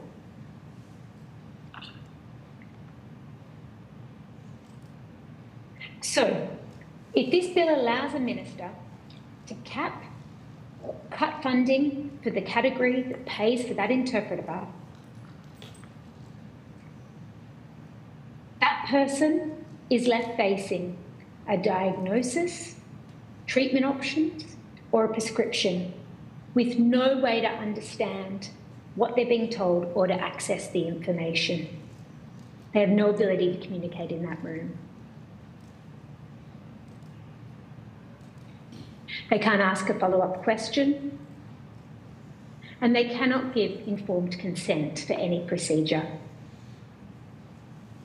This is a serious situation. This is not a hypothetical. It is the daily reality Deaf Australia already supports people through.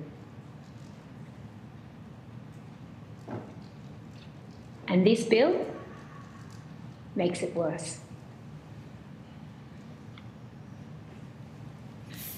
Before addressing the rest of the bill, I also want to raise a serious concern about this inquiry itself.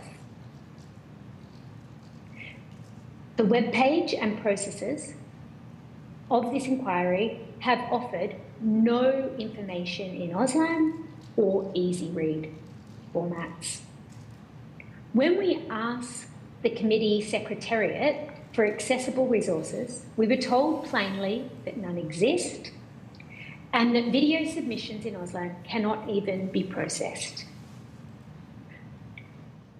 For a community whose first language is not written English, this means many deaf Australians have effectively been locked out of having their say on a bill that directly impacts and affects their lives. This is not meaningful consultation.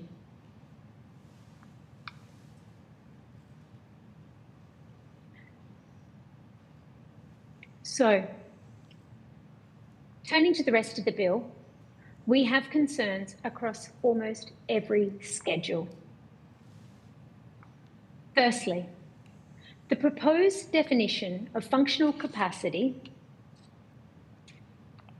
moves away from the social model of disability by excluding a person's environmental and personal circumstances. For deaf people, communication and social context are the disability. You cannot assess us in isolation from them. Secondly, changes to plan reassessments, support determinations, and plan suspensions all carry the same real-world risk I just described. Ministerial power to cap or cut categories such as social and community participation puts this interpreting funding on the chopping block.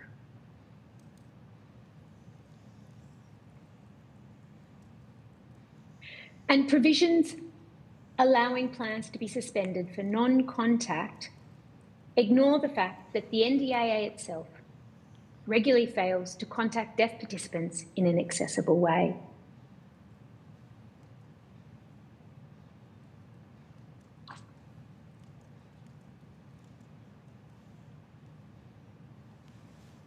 Small interpreting clarification.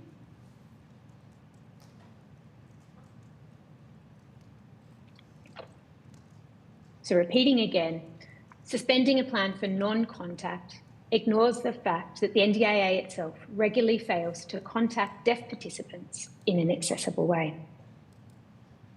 Often deaf people receive multiple phone calls that they obviously can't answer, and then that is noted as a non-contact, which is unfair and inequitable. Thirdly, we are deeply concerned about the tightening definition of permanence in a way that could pressure deaf people into surgical interventions, such as cochlear implants, before Auslan supports are approved. This is unfair and a deep threat to informed consent,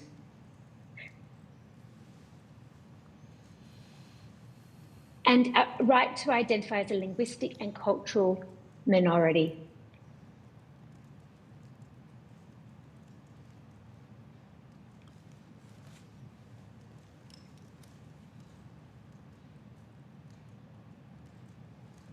And shows the preference and showing the preference of the NDIA to focus on speech over Auslan, our preferred and primary language.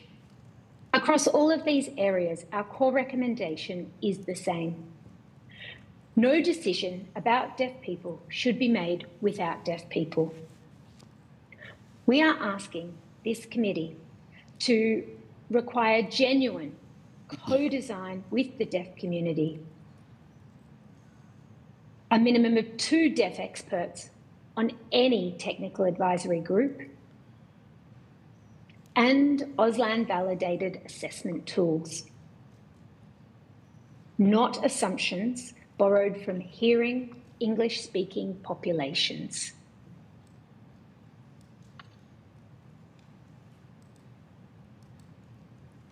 Thank you. As you know, and in closing, as you know, Australia ratified the UN Convention on the Rights of Persons with Disability in 2008. That commitment means providing interpreters and intermediaries, not removing them under the banner of financial sustainability. We urge the committee to recommend this bill be withdrawn and redrafted in genuine partnership with the deaf community.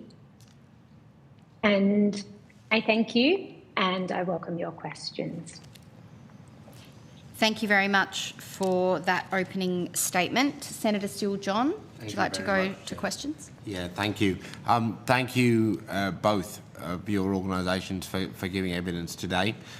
Now, this bill introduces a requirement for people to undergo specified treatment before gaining access to the scheme.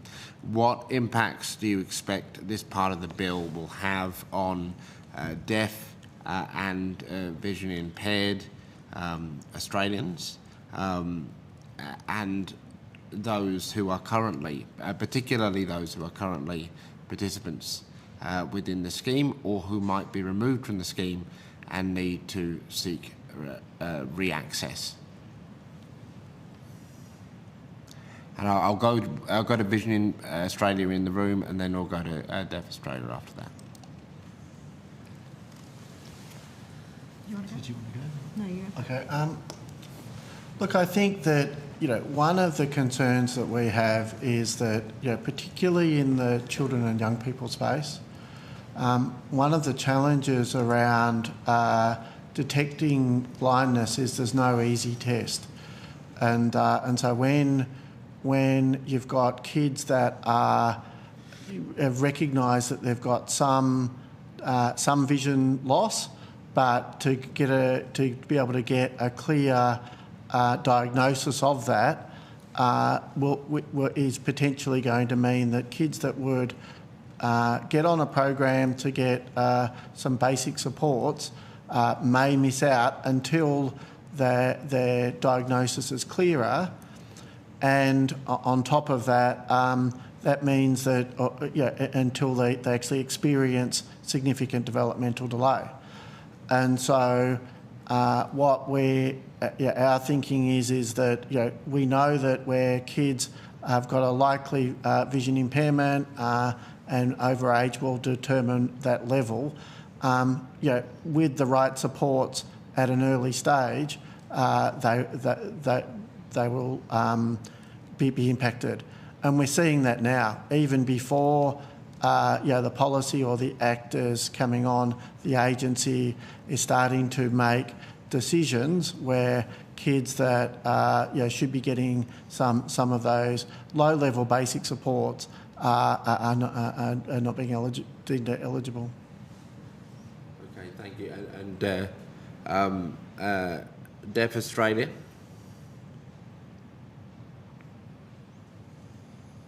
Yes, thank you, Senator. There are a lot of impacts on the deaf community. As I mentioned before, the medical focus on deafness as a disability is very different to how the deaf community identify themselves as a cultural and linguistic minority. So deaf people live in that liminal space between those two models. I've seen plan impacts already, and especially on the growing cohort of deaf children. Language development is critical at an early age, and also allowing parents to have choice and control in terms of receiving unbiased information about the best approach for their children. All options should be given to parents. And at the moment, Auslan is not seen as a priority. But we believe parents should be offered both choices. When a parent receives their plan, They should be able to have clear information about what supports are available. And the family should be able to make decisions based on their preferences. But at the moment, the agency offers speech therapy as a first option, OT. And if it's not successful, then often Auslan will be offered. But many families would like Auslan added, the acquiring of Auslan added as a support offered at the same time as other options. Unfortunately, we've not seen that, and this impact on funding is noticeable. Often a very small amount will be allocated to Auslan and the acquisition of Auslan, and a larger portion of the funding will be allocated to the medical model of deafness, such as OT, speech therapists. Many parents are deeply stressed and distressed, and that has led to appeals in the tribunal because they disagree with these decisions in the plans. They've asked ART, and ART, just an interpreted clarification. So they've been asked for reasoning and evidence and justification about why they've picked these supports. Parents will submit a huge amount of evidence to the inquiry and to the tribunal about why they would like Auslan in the family home and why that's critical for social development. We have the information, but often that is not accepted by the tribunal, and the medical model of deafness is preferenced. But as I said, deaf Auslan users are a cultural linguistic minority. But how do we justify our language needs to the system? This creates multiple impacts and barriers, and Deaf Australia deals with those on a daily basis, not only with children, but also with adult participants. There are many assumptions about the deaf community, but they're seen as a homogenous group, and yet there is a vast range of diversity within the deaf and hard of hearing and deafblind cohort.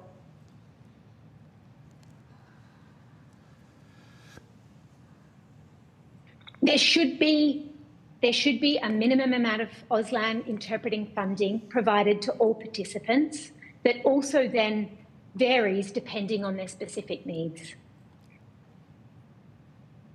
Okay, thank you. I'll just have to move to my next question in the interest of time, but thank you for that. I just want to go to the government's own impact analysis, and I think this will be primarily for Vision Australia in the room. Now, it identified that, quote, people with vision impairment, end quote, as a group that would be particularly hard hit by the cuts to social and community participation funding. Their evidence identified that some 79% of these NDIS participants have social and community participation within their plan. What impacts will these cuts have on blind people and their access to the community? You've given us a case study in your opening statement, but I wonder whether you could go further in that and the different types of activities that people will either lose entirely or see their funding cut in half. Yeah, I think the impacts will be significant, and one of the key things to remember is that people who are blind or have low vision, I think, don't just use those community access supports for social connection, and that's not to minimise the importance of that. but I think the cohort uses those services well beyond social engagement and social connection. So it's not just necessarily about going to a film or going out to have coffee, although people might use supports in that way. They're often really essential access to the community, things that people would typically take for granted. Things like shopping, even with a seeing eye dog, navigating a really busy shopping centre, actually finding what you want in a large department store, getting assistance from staff, all those things can massively increase the cognitive load and complexity of someone being able to do those activities independently. Similarly, we gave the example of attending medical appointments before.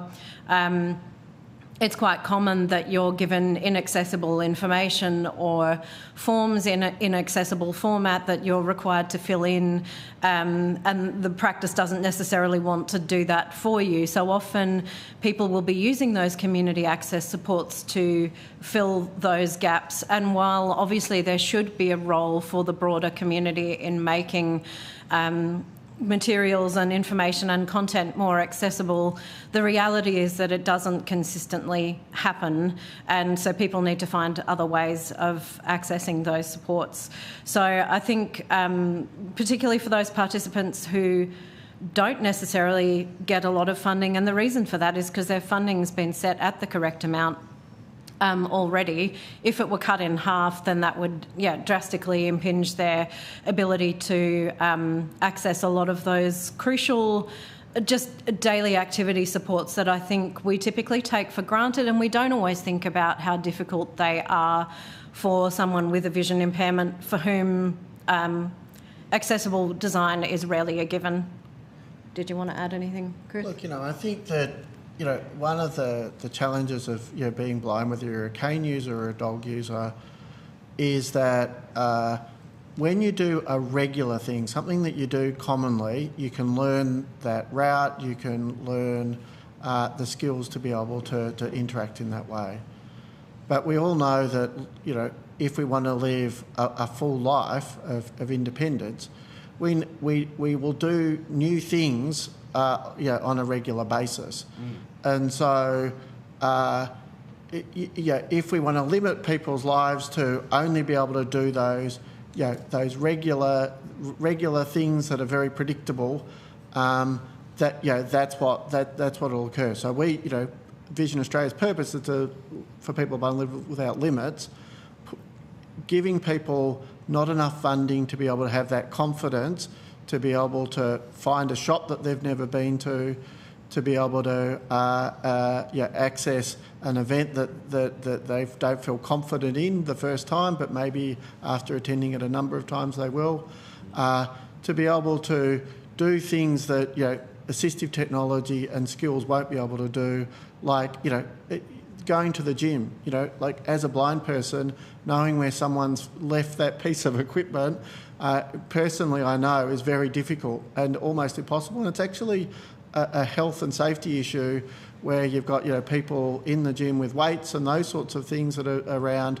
It's both uncomfortable for the rest of the community but very uncomfortable for the individual that's trying to navigate that without some support. Absolutely. And you gave the example of just the basics of grocery shopping and of healthcare, but also this would extend to people visiting, say, an elderly or a sick relative. Yes. And navigating that space. So given what you've shared about the legislation, my last question to both of you, and I'll start in the room and then move to Deaf Australia. In its current form, do you think that this legislation should pass? Look, not in its current form. We are very concerned about the minister having powers that can unilaterally use a blunt instrument to cut whole suites of funding for a funding type, as opposed to actually understanding what is the need for an individual and ensuring that those people that have got the right amount of funding now just aren't unilaterally cut. and ensuring that we have those protections around, when my seeing eye dog Eva, has got actually a sore foot at the moment. If that turns into something serious, I need to be able to access a new plan as quickly as possible and be assessed for that. And the limitations that are put within this bill are a significant concern to us. Okay, thank you. And Deaf Australia? Yes, thank you. Similar views to Vision Australia. We disagree with the bill, where there are so many concerns and issues already happening. Deaf Australia is seeing participants already having their plans cut, sometimes drastically, and resulting in a lack of access to communication. The current public system is not accessible. Many private service providers do not provide communication support. Doctors do not provide interpreters, and deaf people are not accessing information. In terms of having choice and control, how is that possible, and how is it empowering to have funding cut so that deaf people cannot live an independent life? It's not fair nor equitable. Hearing people without disability can get on with their days, and deaf people are being left behind by these funding cuts that are already happening. So in terms of remembering, language is critical. Deaf people have linguistic needs. English and Auslan are very different languages with different grammatical structures. Many deaf people cannot communicate well in English. And a lot of NDIS employees do not have training in deaf culture and understanding language. Behind the language of Auslan is a rich deaf culture. And we need recognition that deaf people have a right to communication access. Again, if these amendments pass,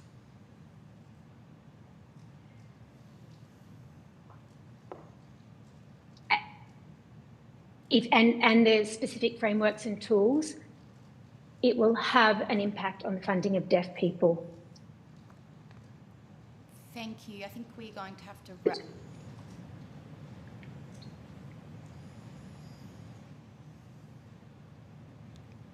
Perhaps if there's further... Thank you, Senator. Thank you. They're welcome to put additional comments on that question on notice if Ms Liu wishes to. We are past the time for the lunch break and we're on very, very short time frames today. I do just want to ask one question of Vision Australia, and perhaps you can take it, perhaps just give a very brief response and then take it on notice. You mentioned in your submission that you've seen people with the same neurological condition and therefore similar needs have variable success with accessing the scheme. I wonder if you could just very briefly talk to how that happens within the current planning process and whether a more consistent planning process might assist with that particular problem. Yeah, so I think it relates to how impairments are treated in the current planning process. So when the NDIS Act was amended a couple of years ago, one of the changes was that participants could only access supports that were relevant to impairments for which they'd met the access criteria. Sometimes that gets a bit complex with, say, for example, a client who has a neurological condition but that has multiple impacts around vision and hearing and other things. It's often quite unclear in the planning process whether they can access supports for all of the elements of that impairment or whether they need to meet access criteria for them individually. So I think it is an area where a lot more clarification is needed. We see it particularly in the paediatric space, but also for adults as well, who are trying to navigate the system. Often, for example, someone with a neurological condition will benefit from vision supports, but we end up doing quite a bit of work to understand with the family whether they're actually able to access them or not. Obviously, we don't want debts to be raised against participants if they're using supports that it's later determined they shouldn't have. So it does create a lot of work, both for providers but also a lot of confusion for families. So yeah, I think there is a need for greater clarification in the legislation around how those complex, where you have complex needs linked to one impairment, how those are managed and what evidence families are expected to provide for access. Thank you very much to both Vision Australia and Deaf Australia for your evidence today. The committee will report to the Senate on the 14th of August 2026 and has agreed that responses to questions on notice should be provided by close of business Thursday the 6th of August 2026. The committee will now suspend for a lunch break and recommence at 1:30 p.m. Thank you.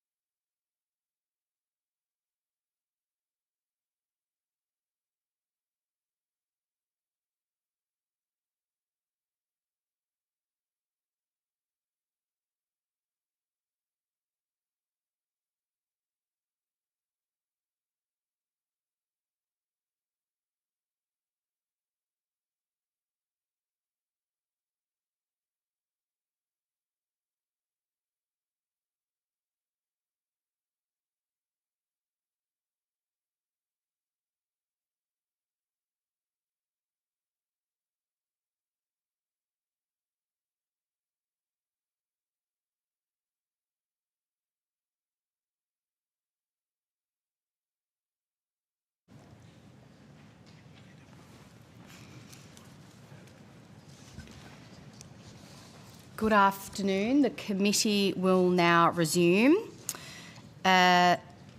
For those of you joining us both in the room and online, thank you for making the time to give evidence to the committee today. My name is Senator Ellie Whittaker and I'm the chair of this committee.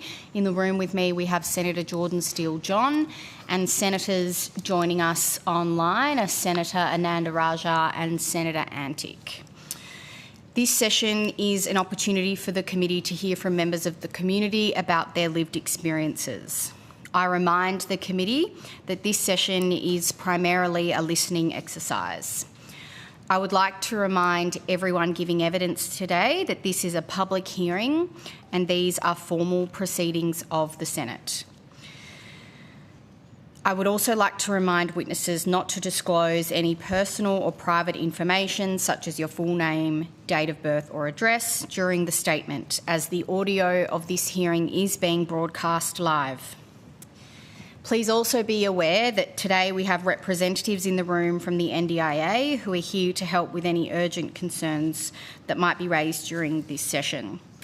Please speak to the wonderful Secretariat team sitting over to the left, or you can contact them through the WebEx if you need, if you'd like to speak to the representatives after your appearance. I welcome our lived experience panel. Joining us in the room, we have Christina. Hi. Online, we have Karen, Kylie, Jane, Laura and Clay. We have an additional witness who has asked to be given the opportunity to give evidence today, and so I'll just ask other committee members who are on the line to let us know if there are any concerns with that. Otherwise, I will proceed to hearing from the panel. So I will first ask each witness to provide, for the benefit of Hansard, just your first name. So we'll work through each of the witnesses. I'll call on you. It'll be a bit strange because I'll say your name and then ask you to say your name back, but it's so that Hansard can recognise people's voices. And then I will ask you to provide your statements, and we will start in the room and then move to those who are joining us online. So, Christina, do you mind stating your name? Christina. Thank you. Kylie.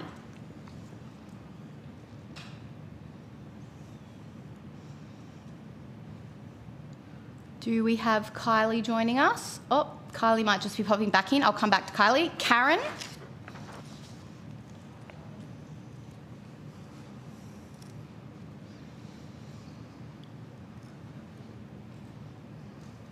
Can you hear me? Can you hear me now? Sorry.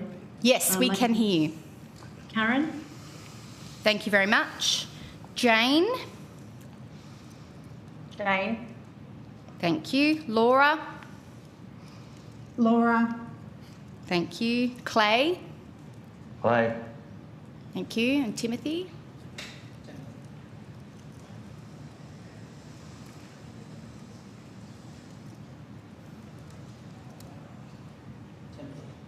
Thank you. Okay. I invite each of you to make a short statement. We have a lot of witnesses appearing before us today, and we're very keen to hear from each of you. So I ask that you keep your statements to about 8 minutes or less. When you're getting to about a minute to go, I will just tap my glass. I'm not sure whether those online will be able to hear, but we'll give it a go, just as a somewhat subtle way of letting you know that it's time to start wrapping up. So I will begin with Christina. Good morning. First, I just wanted to acknowledge the traditional custodians of the land which we meet today, so the Ngunnawal people, and pay respects to elders past and present. Also acknowledging the Aboriginal and Torres Strait Islanders who are joining us today, either in person or online. And also just wanted to thank you for the opportunity to appear. My name's Christina. I'm here today not only in my role as a support worker, a support coordinator, an advocate for people living with disabilities, but as I have ADHD myself. I was diagnosed at age 9, and luckily I had very good early intervention and behaviour supports in place that have allowed me to become who I am today. And I'm not going to I've been involved in the disability community my entire life, professionally for about over 20 years, and I've got direct relatives who have lifelong and permanent disabilities who benefit from the scheme. I'm not going to use my time today to outline how this bill will affect each participant that I work with and for. You've had that time and time again, so even though they do, or to go too far into how it affects me professionally and my as a small provider of NDIS supports, but it's just put simply, this bill should not be passed. It's over the last 5 years, I've worked directly with participants and their families, representatives, support staff. I've assisted participants to navigate access requests, planning meetings, internal reviews, ART proceedings, and complex multidisciplinary coordination. So I believe this has allowed me to gain an understanding of how this legislation operates on the ground and where the system is failing the people that this was designed to support. So throughout my submissions, I've tried to demonstrate that many of the concepts this bill proposes to redefine, including functional capacity, permanency, and the link between impairments and supports, are already embedded within the current legislation. So the issues that I deal with every day are that these provisions are not applied correctly. The evidence is interpreted differently by different delegates, different planners, and participant information is either inaccurate or incomplete. There are significant issues that need to be dealt with. The fraud within the scheme and the over-servicing of thousands of participants in some areas while others go without vital supports, the actions and behaviours of thousands of providers in failing to help their participants meet the goals and objectives outlined in their plans while simultaneously exhausting their funds. None of these, however, are occurring due to an absence of definition within the Act or a lack of compliance measures within the scheme. As was the case when they introduced the planning periods, there's been limited public evidence that those measures in fact reduced fraud. What it has done, though, is placed more restrictions on participants, reduced access to emergency funding, and again placed the burden of proof on those who are least equipped to bear it. These proposed amendments will only do the same. These reforms place emphasis on further restricting access, increasing evidentiary requirements, and expanding compliance obligations, while providing little evidence that these measures will reduce the costs currently associated with poor planning decisions. Every incorrect decision generates additional expenditure. A scheme that is structured to make accurate, evidence-based decisions from the outset will always be more sustainable than one that relies on participants correcting avoidable errors through lengthy review mechanisms. The focus should be on consistent enforcement of existing obligations and genuine risk-based regulation. The regulation should distinguish between providers who consistently demonstrate quality, competence and accountability and those who exploit participants or public funding. Small providers should not be disadvantaged by the processes put in place to protect their clients, nor should our valid evidenced arguments be dismissed due to those who've used their positions for financial gain. Finally, I respectfully submit that this committee consider that there is a workable alternative, a differentiated participant framework which accepts permanency where it is clinically established, focuses planning on individual support needs rather than repeatedly reassessing permanency, and aligns participant pathways with a genuine risk-based provider regulatory model. The goal should always be to preserve the principles of choice and control, strengthen safeguards for vulnerable participants, improve fraud detection, and reduce unnecessary administrative burden on both the agency and participants. What this bill proposes to do is the equivalent of driving a car without using the gears. Upon breakdown, no good mechanic is going to tell you that the solution is to replace the rims or get more tinting put in when the issue is clearly the way the car is being driven. So we need to teach the drivers, because it's going to be a much better option than having to write off the whole car. And I thank you for considering my submissions and for the opportunity to contribute to this inquiry, and welcome any questions in relation to my submissions. Thank you. Thank you very much, Christina. I'll also note that Christina's provided some additional... they're similar to what I emailed you. It's just there's an additional anonymised impact statement from one of the fathers, and then I've just put a case study for one of my participants who I've been working with to get an error corrected. Thank you for that. We will incorporate that into the Hansard. Yeah, thank you. We're going to come back to Timothy at the end because the team are working on a microphone. So I will move to Karen. Hi. I'm actually giving evidence today as a parent of an adult son with Down syndrome who's 41 years of age. We live on the Central Coast in New South Wales, but I'm also the director of my own company, and we provide support coordination and specialist support coordination to participants on the NDIS scheme as well. So I wholeheartedly agree with everything Christina just stated in regard to that.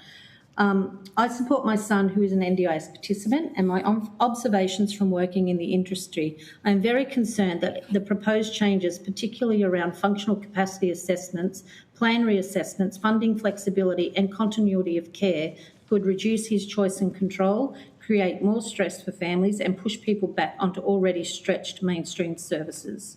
Josh relies on a range of NDIS supports to live independently as possible and to participate in his community. He has a moderate ID, a hearing deficit and Wolff-Parkinson-White syndrome. His current supports include home and living supports, support coordination, social and community participation supports, therapy supports and behaviour. These supports are not extras for Josh. They are what allow him to live with dignity, maintain his independence and reduce his reliance on his family and other service systems. Josh resides in an independent private rental accommodation and receives 24/7 support in his home under his home and living funding.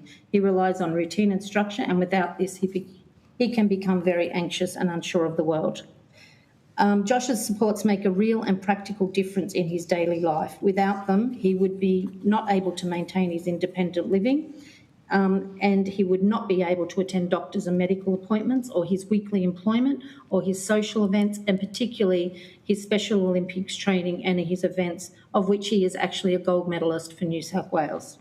These supports make it possible for him to be an active member of his community. Therapy supports, including his physiotherapy and his speech therapy, allow him to maintain his low muscle tone, which is extremely common for people with Down syndrome, his flexibility and mobility, and allows him to maintain his current communication methods and his articulation. Behaviour support and therapeutic supports help him with his emotional regulation and his anxiety. Because of these supports, he can now live a normal life as possible. He is 41 years old and he does deserve to have his own independence. His independence, dignity and self-esteem are directly linked to the NDIS supports. If the bill results in tighter definitions of disability-related supports or reduced funding and flexibility, my concern is that the supports like these could be cut or constrained, even though they clearly relate to Josh's disability and functional capacity.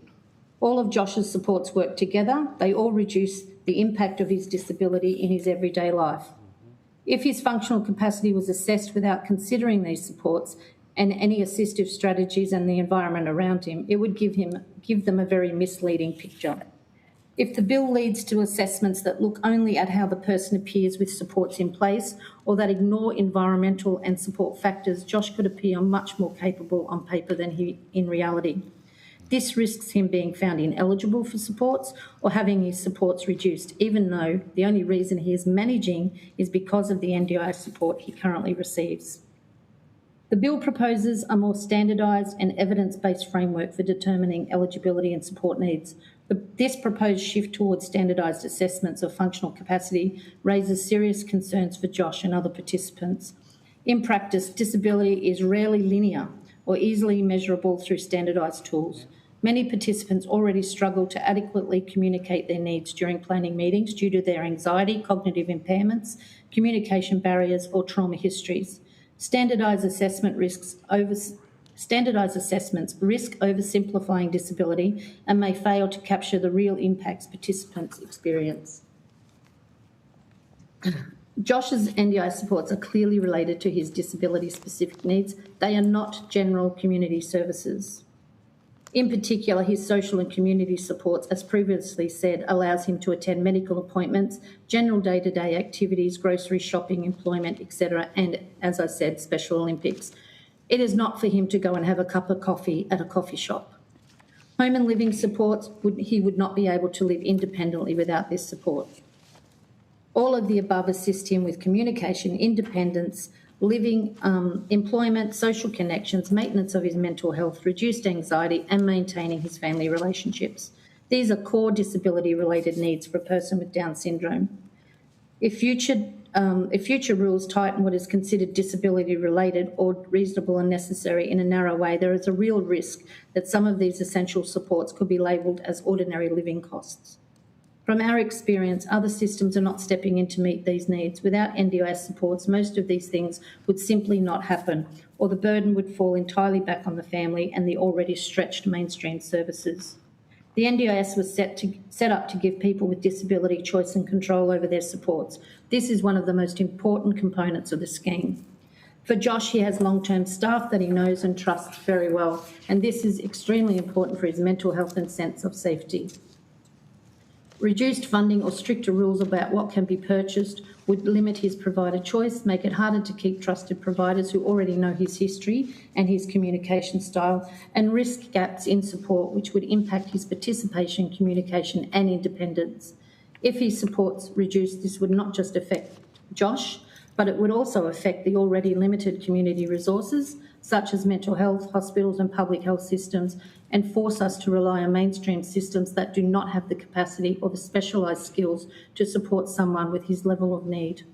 Any changes in the bill that reduce flexibility, choice and control would directly undermine the original purpose of the NDIS and would have serious consequences for people like Josh. Like any person in society, Josh's supports are not fixed. They change over time due to life stresses, changes in family dynamics, death or illness, financial pressures, etc. In these times, the flexibility in his NDIS plan has been vital. Being able to adjust how supports are used, increased, etc. in certain areas for a period has helped us manage the difficult times. Any changes to plan reassessments and flexibility needs to recognise that support needs fluctuate over time and that quick responsive adjustments are sometimes essential to prevent crisis. Continuity of care is critical for Josh. It is already difficult to find competent clinicians with capacity in our region. Once we do, it takes time for Josh to build trust, feel safe and communicate effectively with them. The inability to change clinicians is not available, and anything that we need to swap out brings stress and anxiety. The progress Josh makes in areas like emotional regulation, communication and daily living skills develops very slowly over time, and if these supports are interrupted or are constantly changing due to funding cuts, much of that progress can be lost. Any parts of the bill that risk more frequent changes to providers or make it easier for supports to be stopped or changed without proper consideration of continuity will harm my son. Administration complexity, repeated assessments and ongoing evidence requires are a major burden for families. Josh has a permanent disability, Down syndrome. He is not going to get any better. It is well known that people with Down syndrome often experience a decline in cognition as they age. His supports are lifelong and they are likely to increase, not decrease. Besides this, we are required regularly to provide evidence regarding his disability and his support needs. If the bill increases the frequency of complexity of reassessments and evidence requirements, especially for permanent disabilities like Down syndrome, it not only adds more administrative burden on the families, it increases stress and it does nothing to change the underlying reality that the disability is permanent and the support needs are ongoing. Any amendment should include clear protection so that the people with permanent lifelong disabilities are not required to consistently prove their disability. Participants and families are already overwhelmed.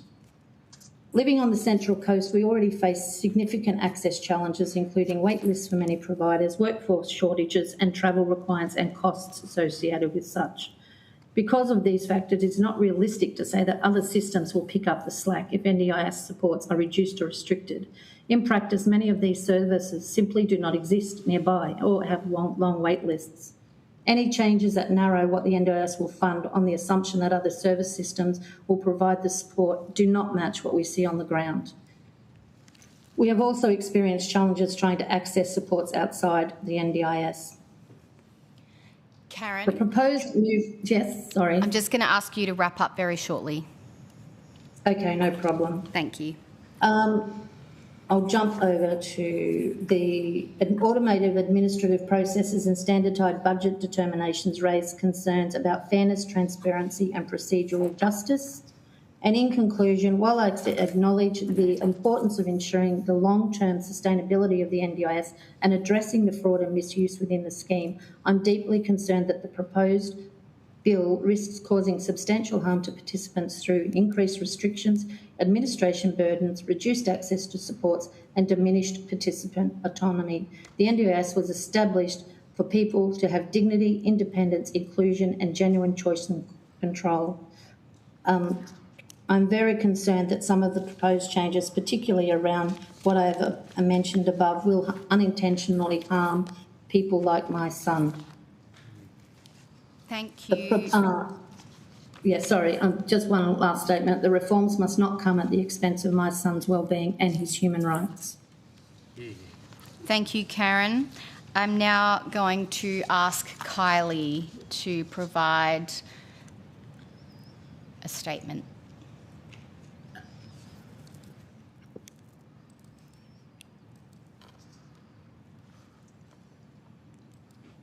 Can you hear us, Kylie? Yep, we can't hear you. Can you hear me now? We can, Yep. Yes. Go ahead. Sorry about that. I had That's it okay. unmuted. So, thank you. Thank you for the invitation to give evidence this afternoon. So let me start by, good afternoon, Chair and members of the committee. Thank you for the invitation, inviting me to appear here today and for giving me the opportunity to speak about the proposed amendments to the National Disability Scheme, Insurance Scheme. My name is Kylie and I'm here as a mother and primary carer of our 12-year-old daughter, Grace. While I'm here primarily as Grace's mother, I also bring professional experience working within the disability sector. I have worked as an NDIS support coordinator and I'm currently working as a participant intake officer for a large disability provider in the Illawarra.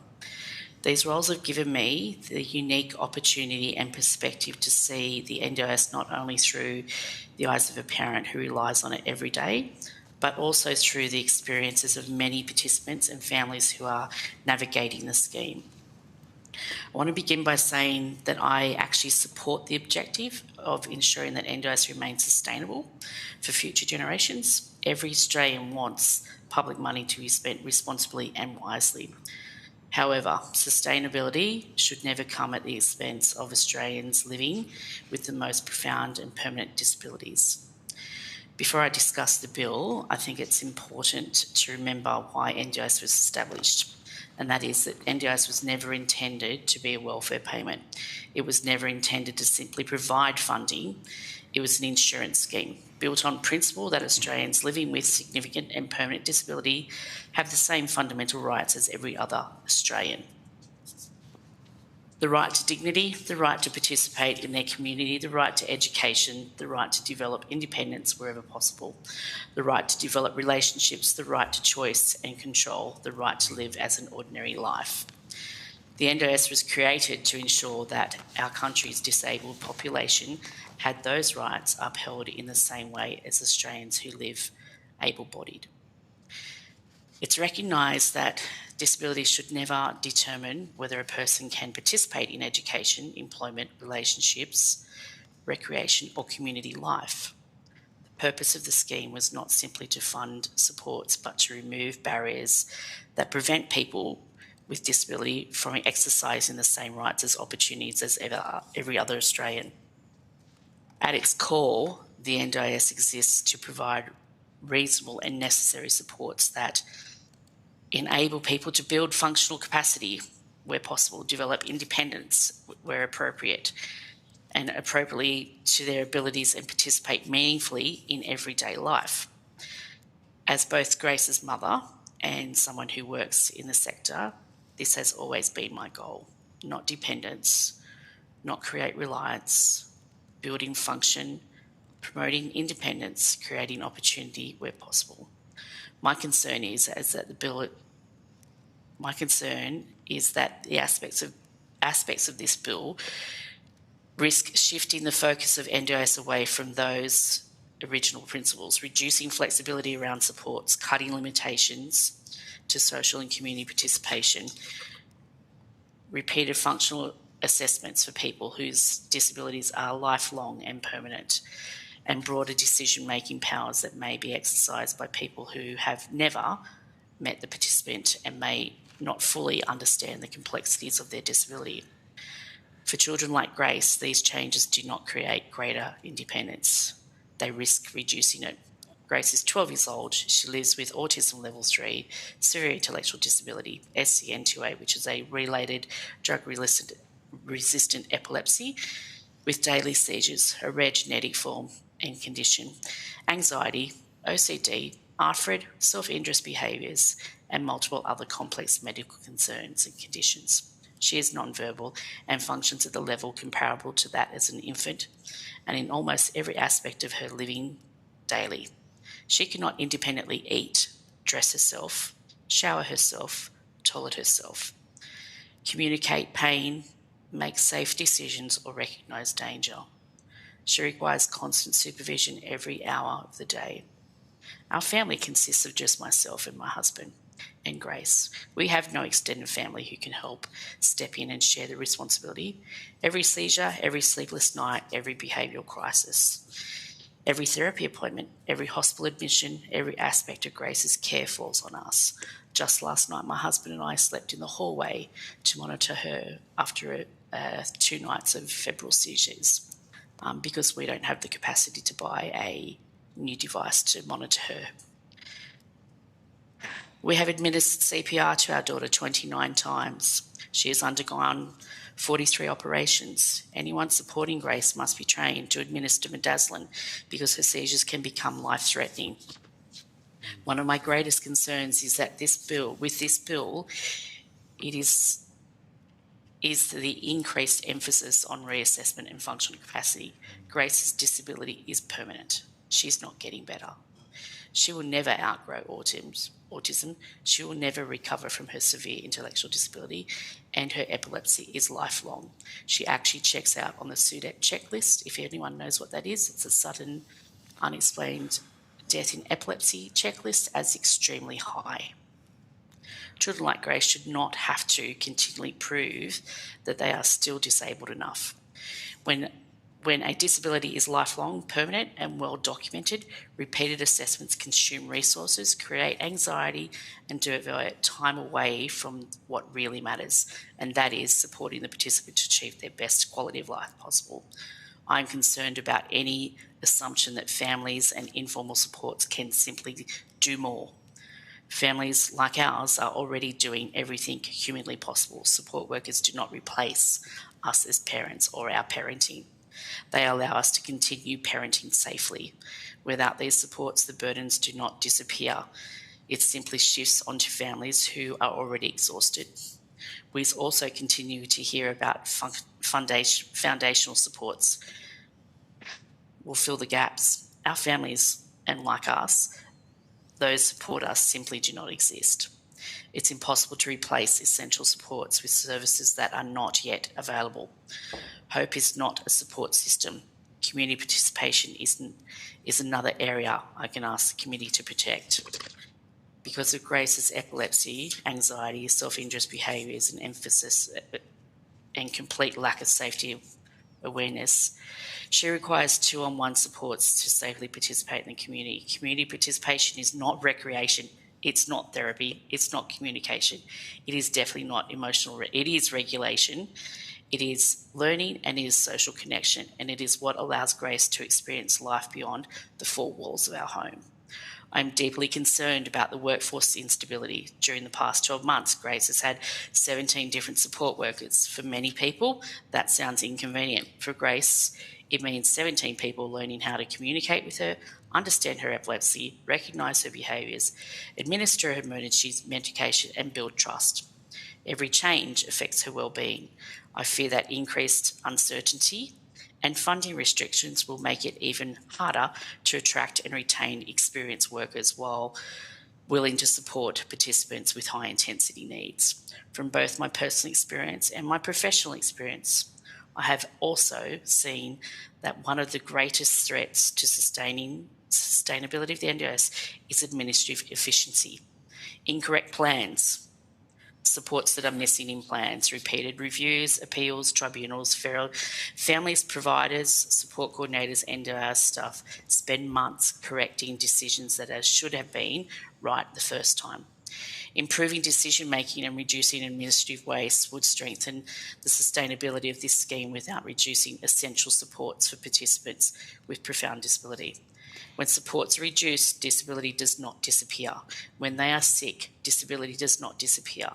The cost does not disappear. They simply move. Families leave the workforce, hospital admissions increase, mental health deteriorates for everyone. Emergency service become involved. Apologies for interrupting you. I'm just going to ask you to wrap it up in the next minute or so, please. Thank you. Like every parent, we simply want our daughter to have the same opportunities of other children, to learn, to participate in a community, experience friendships and experience dignity. The difference is that every parents of neurotypical children are rarely required to continually justify their child's needs. Families of children with profound disability are asked to do this time and time again. What I'd really like to finally say is I ask the committee to remember that the success of NDIS should not be measured solely by its financial sustainability. It should also be measured by whether Australians who significantly and with significant and permanent disabilities are safer for more independent, more included, and be able to exercise the same rights as every Australian. My daughter is not a budget line. She is not a number. She is a 12-year-old girl who deserves dignity, deserves opportunity, deserves inclusion, and deserves the same human rights as every Australian. The support Grace receives are not about creating dependence. They are the very supports that make independence, participation, and dignity possible. That is the promise that NDIS, that is the promise of NDIS made when it was established. So I respectfully ask the committee to ensure that in securing that the NDIS for the future of generations, we do not lose sight of the very people the scheme was created for. And thank you. Thank you, Kylie. I'm now going to go to Jane.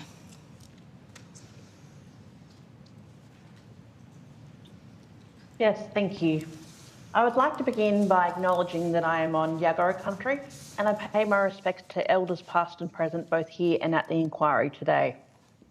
Good afternoon, Chair and Senators. Thank you for the opportunity to address the committee. I'm Jane, a deafblind NDIS participant. I have worked across the disability sector for over a decade in senior disability policy and governance roles. I'm appearing before you today in a personal capacity, noting my professional expertise underpins my remarks. There are still many questions on the table about this bill's impact on human rights for people with disability. It is incumbent upon this committee to ensure that the concerns of the disability community and our representative organisations are not just heard, but are acted upon. Your decisions can impact our access to the systems that Australia's disability strategy lists as national priorities. These priorities are underpinned by human rights in the United Nations Convention on the Rights of Persons with Disabilities.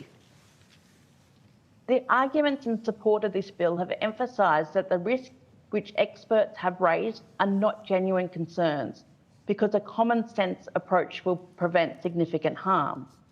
We know from past NDIA policies and actions and other examples like robo-debt that this is not sufficient to avoid serious harm. The ministerial power to cut social and community participation funding under Schedule 1, Part 4, Section 34A needs to be addressed. It was stated during the June 11th hearing by the department official that we need to develop an appropriate framework for providing advice and making it really clear that as part of the determination, participant safety is considered across the board in relation to the application of the determination. This matters, especially for women with disability experiencing domestic or family abuse, where touch points to the community are valuable protective factors, providing vital pathways out or at least a trusted observer of their environment. A gendered impact assessment of the bill is needed. Another question remains around the assessment of risk thresholds in exhausting treatments for access eligibility. Schedule 1, Part 8, Clause 92, Section 25A. The publicly available information from the department states that people would never be expected to undergo treatments that are not recommended, or where the likely benefits of a treatment are negligible, highly uncertain, or outweighed by the clinical risk. I do note that Section 25A, 3A, provides an exemption where treatment cannot be undertaken for medical reasons. However, my concern remains about how and by whom that risk is assessed. The wording within the current bill in 25A1 states that appropriate treatment for a person's impairments or impairments is treatment that is A, evidence-based, B, can be reliably expected to materially improve, reverse or alleviate the impact of the impairment or impairments, and C, is regularly undertaken or performed in Australia. The phrase reliably be expected is an ambiguous threshold. What is the clinical determination for reliability? Who decides what the threshold of risk that cannot be surpassed for someone undertaking treatment? Who decides what treatment is appropriate? That is, can we have access to our own treating professionals who have been supporting us in many cases for our entire lives? Moreover, excluding individual circumstances in Section 25A(2) is extremely concerning. For a participant with degenerative disability, there is an additional concern. It was stated at the previous hearing that consideration of a person with episodic or fluctuating conditions may be taken to be permanent. This does not alleviate genuine concern that a point-in-time assessment of eligibility may not accurately reflect a fluctuating reality, which impacts considerations of whether treatments may be appropriate or not. It also does not account for a treatment spanning months or years, and therefore that someone could have significant unmet needs whilst completing treatment to become eligible for the NDIS. In the June 11th hearing, it was also cited that the number of current participants removed would be 240,000 at the end of 30th of June 2031. And the total number of people to be diverted from the scheme is 110,000. There is one glaring question that this bill fails to provide clarity on, and it's a concern for every participant. Which participants are we talking about? Senators, I implore you to consider the grave ramifications of passing this bill for a highly vulnerable community. This is a rushed law reform process where NDIA policy and culture changes alone could have achieved most of the stated objectives with significantly less risk. If it proceeds, it will have dire consequences.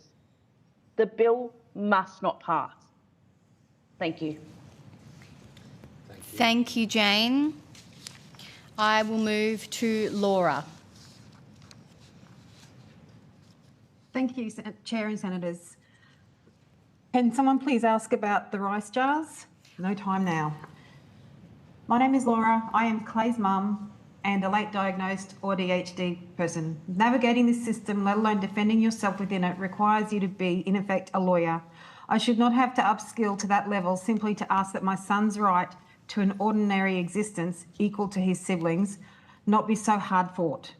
I want to dispute claims made during June's hearings and share a reality those hearings did not capture, including that participants are already receiving plan cuts despite reassurances from NDIS staff. We may be seen as the product of privilege in our family. We did have a double income and superannuation. We sold our house and rented for many years. What looks like privilege from the outside is, in most cases, the reserve tank families burn through because every other support failed them. The NDIS was meant to be the floor, not a reward for families who could afford to wait for it. The impact hasn't been confined to finances. Our health insurance was cancelled due to financial pressure, and with it, I lost access to mental health treatment I can no longer reach. The toll on our whole family has been significant, alongside parental guilt multiplied by infinity. I acknowledge the Tim Heffernan's statement from the previous hearing that lived experience genuinely heard changes rooms. The question is whether this committee will act on what it has heard or let it become another entry in a report that changes nothing. I also heard Professor Alan Fowles raise ECT, electroconvulsive therapy, describing it as dangerous while participants are still expected to trial every treatment before qualifying for the scheme. I was subjected to ECT. It did not help me. It damaged my short-term memory, an impairment for which I may need accommodation today. It happened because of a misdiagnosis by a clinician who had no time to keep up with current research, delaying my autism and ADHD diagnosis and causing me real harm. I am the cautionary tale this bill's treatment exhaustion provision will keep producing if it isn't amended. Trauma does not start when your plan is cut by 60% or your Section 100 review is rejected. It starts earlier in a doctor's room where a 2-year-old is handed a ceiling instead of a future. How do you sum up hope knowing the child a paediatrician declared would never talk, never live independently, was so much more than that prediction? Clay speaks, don't you, mate? Yes. Clay works, Clay votes. Clay dances at music festivals surrounded by people who love him. The paediatrician was wrong, yet the systems around Clay keep behaving as though that old prognosis were true and his full life is becoming less full because of it. Minister McAllister described these cuts as designed to help disabled people live their best life. Clay leaves his bedroom for about 2 hours, 4 days a week, only when work is booked for his for his own business, and that work is declining.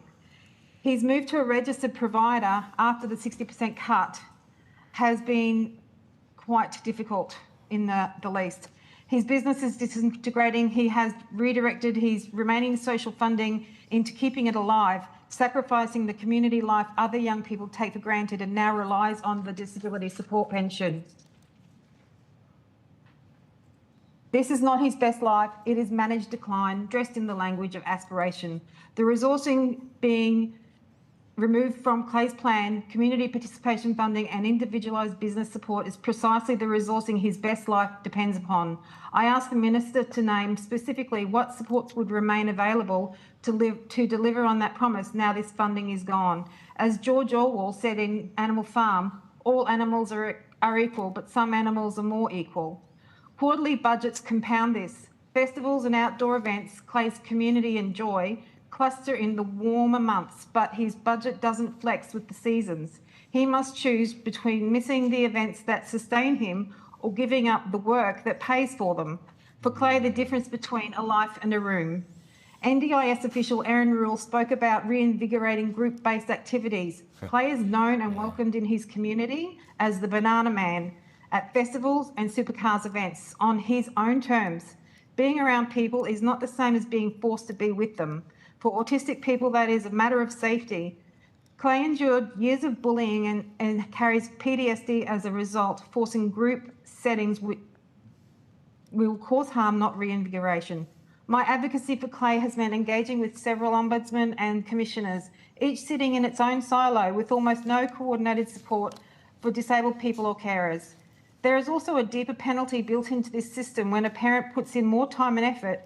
Funding is reduced on the assumption that a parent can provide that level of support indefinitely, but parents age and can develop disabilities of their own. Clay should not be punished for the fact that I have tried to fill the gaps this system left open. I am currently in the Administrative Review Tribunal process over Clay's plan. Most matters settle before hearing, and I understand why the system calls that efficiency, but I am not a lawyer, and while the staff opposite me opposing what I talk about are trained and paid to be there, and I am frightened and exhausted and progressing anyway because the alternative is worse. If pre-hearing settlements are often better than the original offer, the original decision was wrong and there is no accountability and no learning from the NDIA's own errors. I come before you as the mother of a young man told at 2 that he would never talk, who proved that wrong not because the system helped him, but often in spite of it. The NDIS at its best was a promise to remove the ceiling. This bill puts that ceiling back lower than before through tighter eligibility, cuts to participation, mandated group models, punishing budgets, and a permanence test that could deny access to people whose conditions were mistreated before they were ever properly diagnosed. I am one of those people. I'm not a participant to be totally transparent. And Clay is one of those people. Trauma does not start when your plan is cut by 60% of your Section 100 review. is rejected. It starts when a system chooses efficiency over dignity and calls that reform. We can do better. We must. Clay and I thank you for your time and are happy to answer any questions. Thank you, Laura. Clay? Hello, I'm Clay. He's just going to answer questions. I basically took his time for the opening statement. Okay. Yeah. Is that right? Yeah. We generally don't ask questions of these panels, but Clay, you're welcome to make comment. I mean, all I can say about this year, you know, since the NDIS cut off like by 60% in February, it was pretty tough. You know, it feels like my work is less, the hours are less, even like going out, having fun, you know, festivals, what Mum said, it's been less too. And it's been tough, you know. You lost your old support workers? And I have lost my old support workers too. I'm going to bite and ask you about the jars. I can't not. Thank you, Senator Jordan Steele-John. So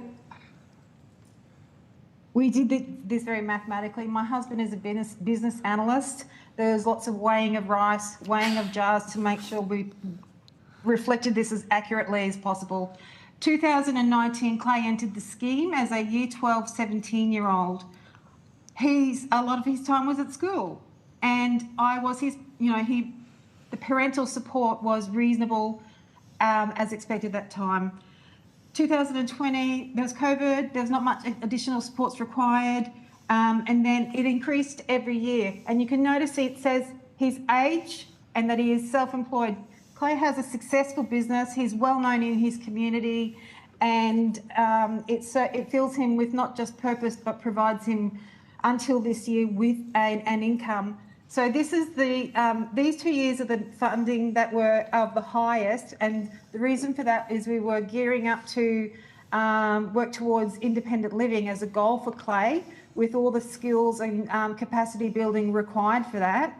And then for no reason at all, absolutely zero reason and no understanding of the report from the NDIS, 60% cut this year in February. S100 rejected, completely disregards everything from the functioning capacity. I get the names wrong, sorry, I have a short-term memory impairment. But yeah, like the report from the OT, her and I went through it forensically to compare it to the report from the S100 and the NDIS, and they hadn't even read it. Like, nothing made sense, and it was just devastating. Clay's had to transfer from his support workers. He's had the 3 years where Clay's run his own life. And I'm sorry I'm talking over Clay, but did you want us to answer any of this, mate? I mean, it's been tough, that's all I can say. Do you want me to help you with that? Oh, yes, please. Before February, I didn't have any involvement in Clay's life, in him booking his support workers, him organising his shifts, in him going where he wanted to with his social life. He paid for all of his tickets and, you know, his actual life. It was just support from the NDIS. And then come February, this happened, and immediately we had to pivot with Clay's support coordinator to figure out how we're going to do this, how we're going to get the best out of this for Clay. And it meant he lost his 2 independent support workers who were flexible, great relationship, had a great understanding and relationship with Clay, to a support provider that involves, we're still onboarding them. You know, like, it's been tough. It has been, I micromanage my 24-year-old's life, and it's insulting, it's invasive, he has no privacy. It's just, I despair. Like, my husband and I are looking at early retirement, but we don't know how our son is going to live the life he deserves independently.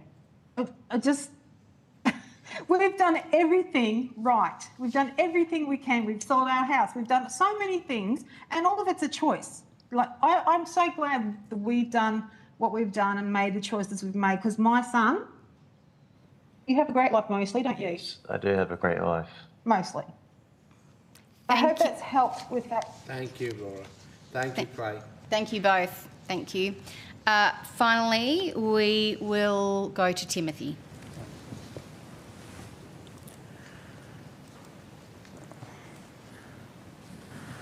Senators, my name is Timothy. I live with multiple disabilities and I'm an occupational therapist. When I sat before this committee in June, I asked you to consider what the proposed NDIS cuts would mean for disabled Australians. Today, I'm here to show you. Only a few weeks have passed since I last spoke to you. In that time, I've become permanently more disabled as a direct result of these cuts. I was just trying to make one less job for my already overwhelmed disabled partner. I was buying a small amount of groceries independently, a task I'm sure you take for granted.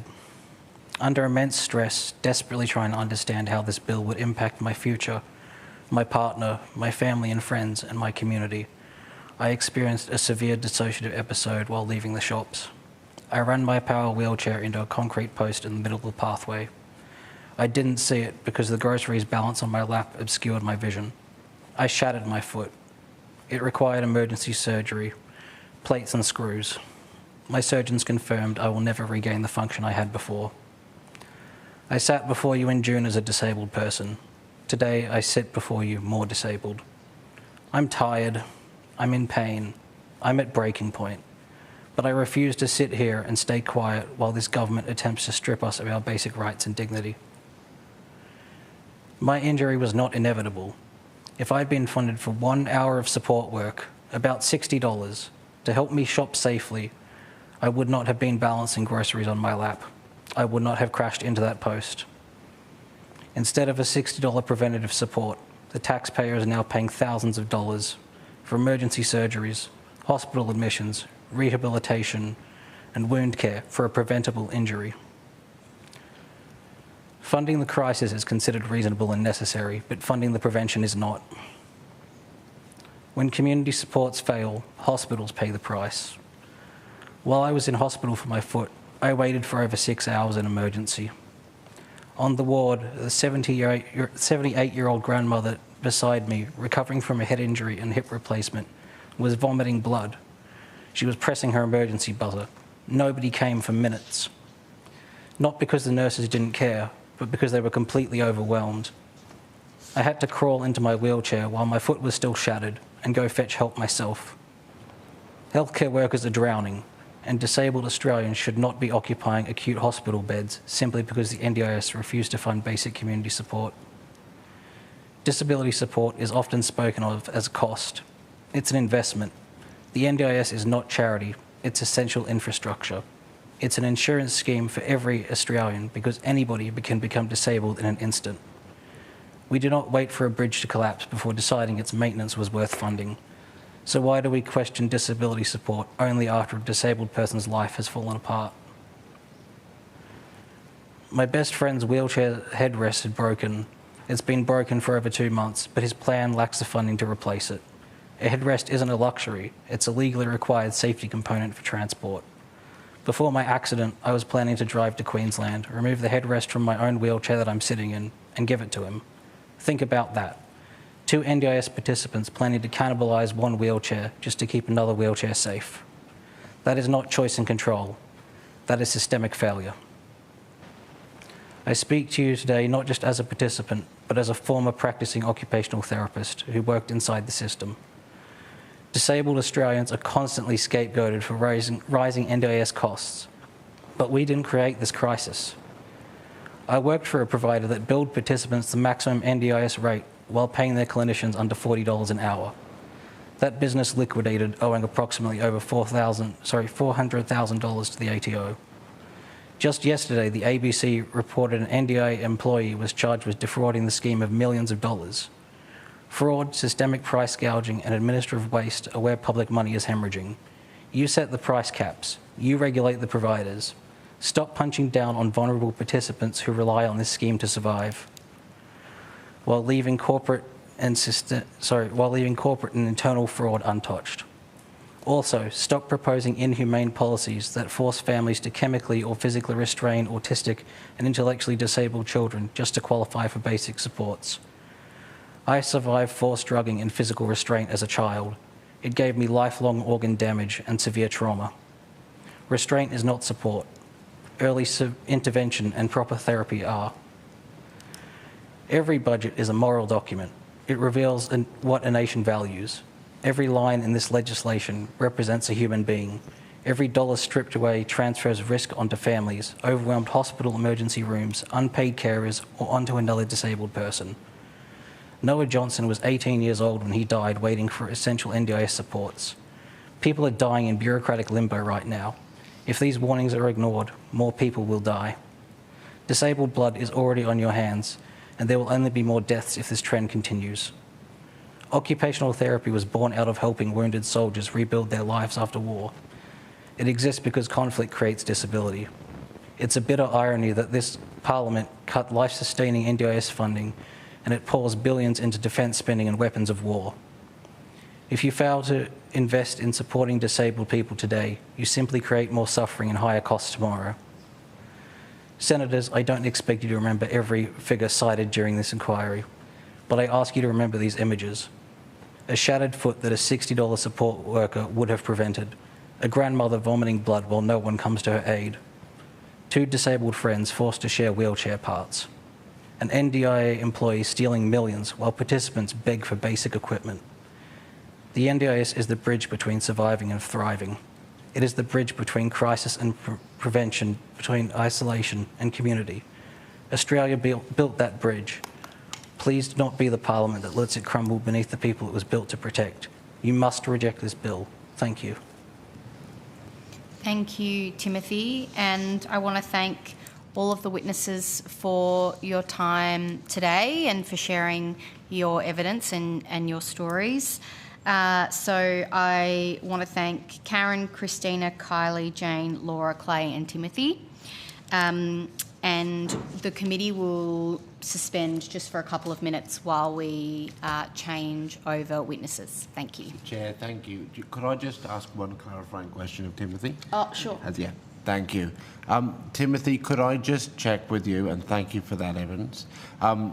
Have you previously been funded for that kind of support, or have you previously applied for it and been denied?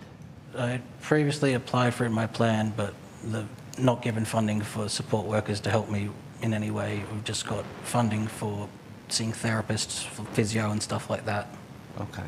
So you're still not funded for support work? Correct. Social and community participation? Correct. Okay, thank you. Thank you, everyone. We will suspend briefly.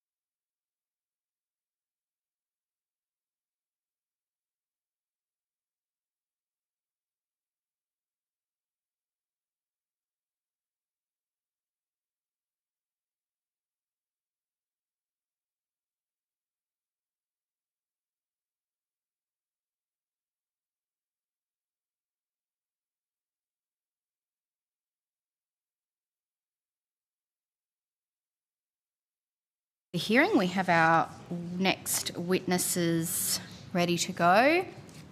So I now welcome representatives from Mob for Mob and First Peoples Disability Network. Thank you for appearing before the committee today. I understand that information on parliamentary privilege and the protection of an obligation of witnesses giving evidence to Senate committees has been provided to you. For the Hansard record, I will ask each of you to please state your names and the capacity in which you appear today. I will go first to Mr Howard in the room. Thank you, Senator. My name is Rhys Howard. I'm the Director of Policy and Strategy for First Peoples Disability Network. Thank you. And online? I am Cassie Brophy, the CEO for Mob. Thank you both. I will invite each of you to make a short opening statement, and at the conclusion of those remarks, senators will be invited to ask questions. Mr Howard, please kick us off. Thank you, Chair. I'd like to begin by acknowledging the Ngunnawal and Ngambri peoples, the traditional custodians of the land on which we're meeting here today, and pay my respects to elders past and present. A respect I'd also like to extend to every First Nations person following this inquiry, particularly those with disability whose lives are personally impacted by this bill. Can I also just take a moment to commend the powerful testimony we've just heard from the lived experience panel. This is a process, I think, primarily about listening, and it's a real privilege to have the opportunity to do that with people who are brave enough to come and share their experiences with us in this kind of setting. So thank you. My name is Rhys, as I said, Director of Policy and Strategy for First Peoples Disability Network, the national peak body for Aboriginal and Torres Strait Islander people with disability, their families and communities. I'm really pleased also to be able to be here alongside Cassie Brophy, the CEO of Mob for Mob. I think I'd like to start where we agree, which perhaps might surprise you. I think FPDN really wants this scheme to be around for a long time, and we want it to be trusted when the next generation needs it, and we want it to be fit for purpose for the current generation. We want serious action on fraud because the people we represent are overwhelmingly its victims. When members of our board were last in Tennant Creek, they heard firsthand what predatory practice looks like: a lack of consent for significant life changes, families who don't know where their loved ones have been taken, untenable situations where complaints are stifled by fear because no alternative provider exists. FPDN is strident in the absolute necessity of addressing these sharp, predatory and fraudulent practices. Our largest concern with this bill is not necessarily its ideal destination, a vision where all who need support can access it, either through the scheme or from an appropriate foundational alternative. It's the order, the implementation and the accountability safeguards, and who carries the risk if we get these things wrong. Participation and capacity building budgets begin reducing in October, and the supports meant to be available are still being designed. The change and restriction lands first, while the replacement comes later. In the communities FPDN represents, the word available carries a lot of weight that this bill doesn't adequately address. A service 300 kilometres away is not available. A service that isn't culturally safe is not available. A service that a family can't walk into because of previous harm is not available. If access narrows before culturally safe alternatives exist, people won't be redirected to support. They'll be redirected towards gaps. And those gaps do have names: the emergency department, child protection, and sometimes even the police watch house. And we've seen that happen far too many times with disastrous consequences. And what the systems don't catch, First Nations families will carry because kinship doesn't walk away. This is what the bill quietly banks on: mothers, grandmothers, aunties and elders absorbing the gap unpaid. Support needs don't disappear when funding does. We acknowledge that there has been movement in the form of amendments to the bill and changes to the explanatory memorandum, and part of today's uncertainty exists because so much detail sits in rules which are still being consulted on. We'll be at every one of those tables, but consultation only counts if the commencement actually waits on it. So we ask for one principle: readiness before restriction. We ask that the recommendations make readiness mandatory before commencement. 4 tests make that real.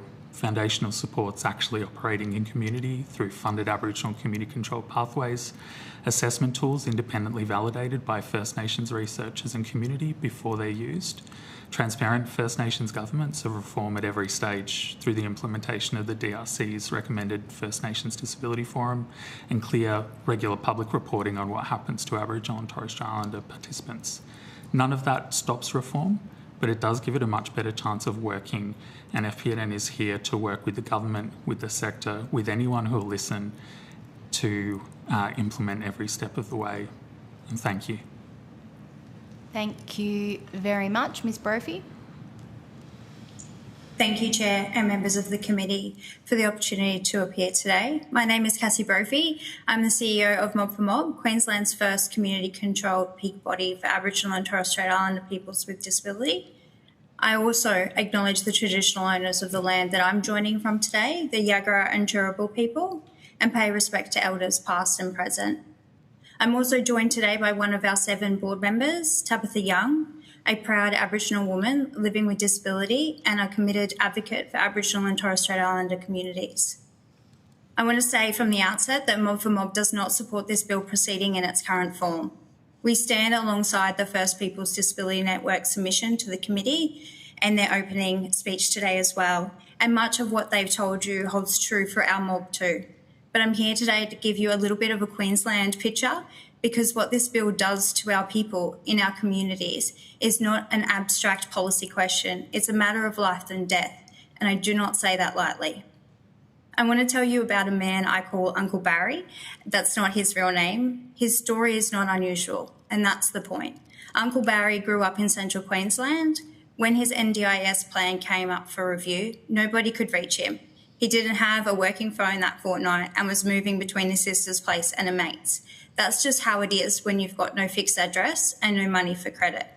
The agency couldn't make contact. Under this bill, that is now a pathway to having his plan suspended and eventually revoked. Not because his disability changed, not because his needs changed, because the system assumes everyone lives the same way.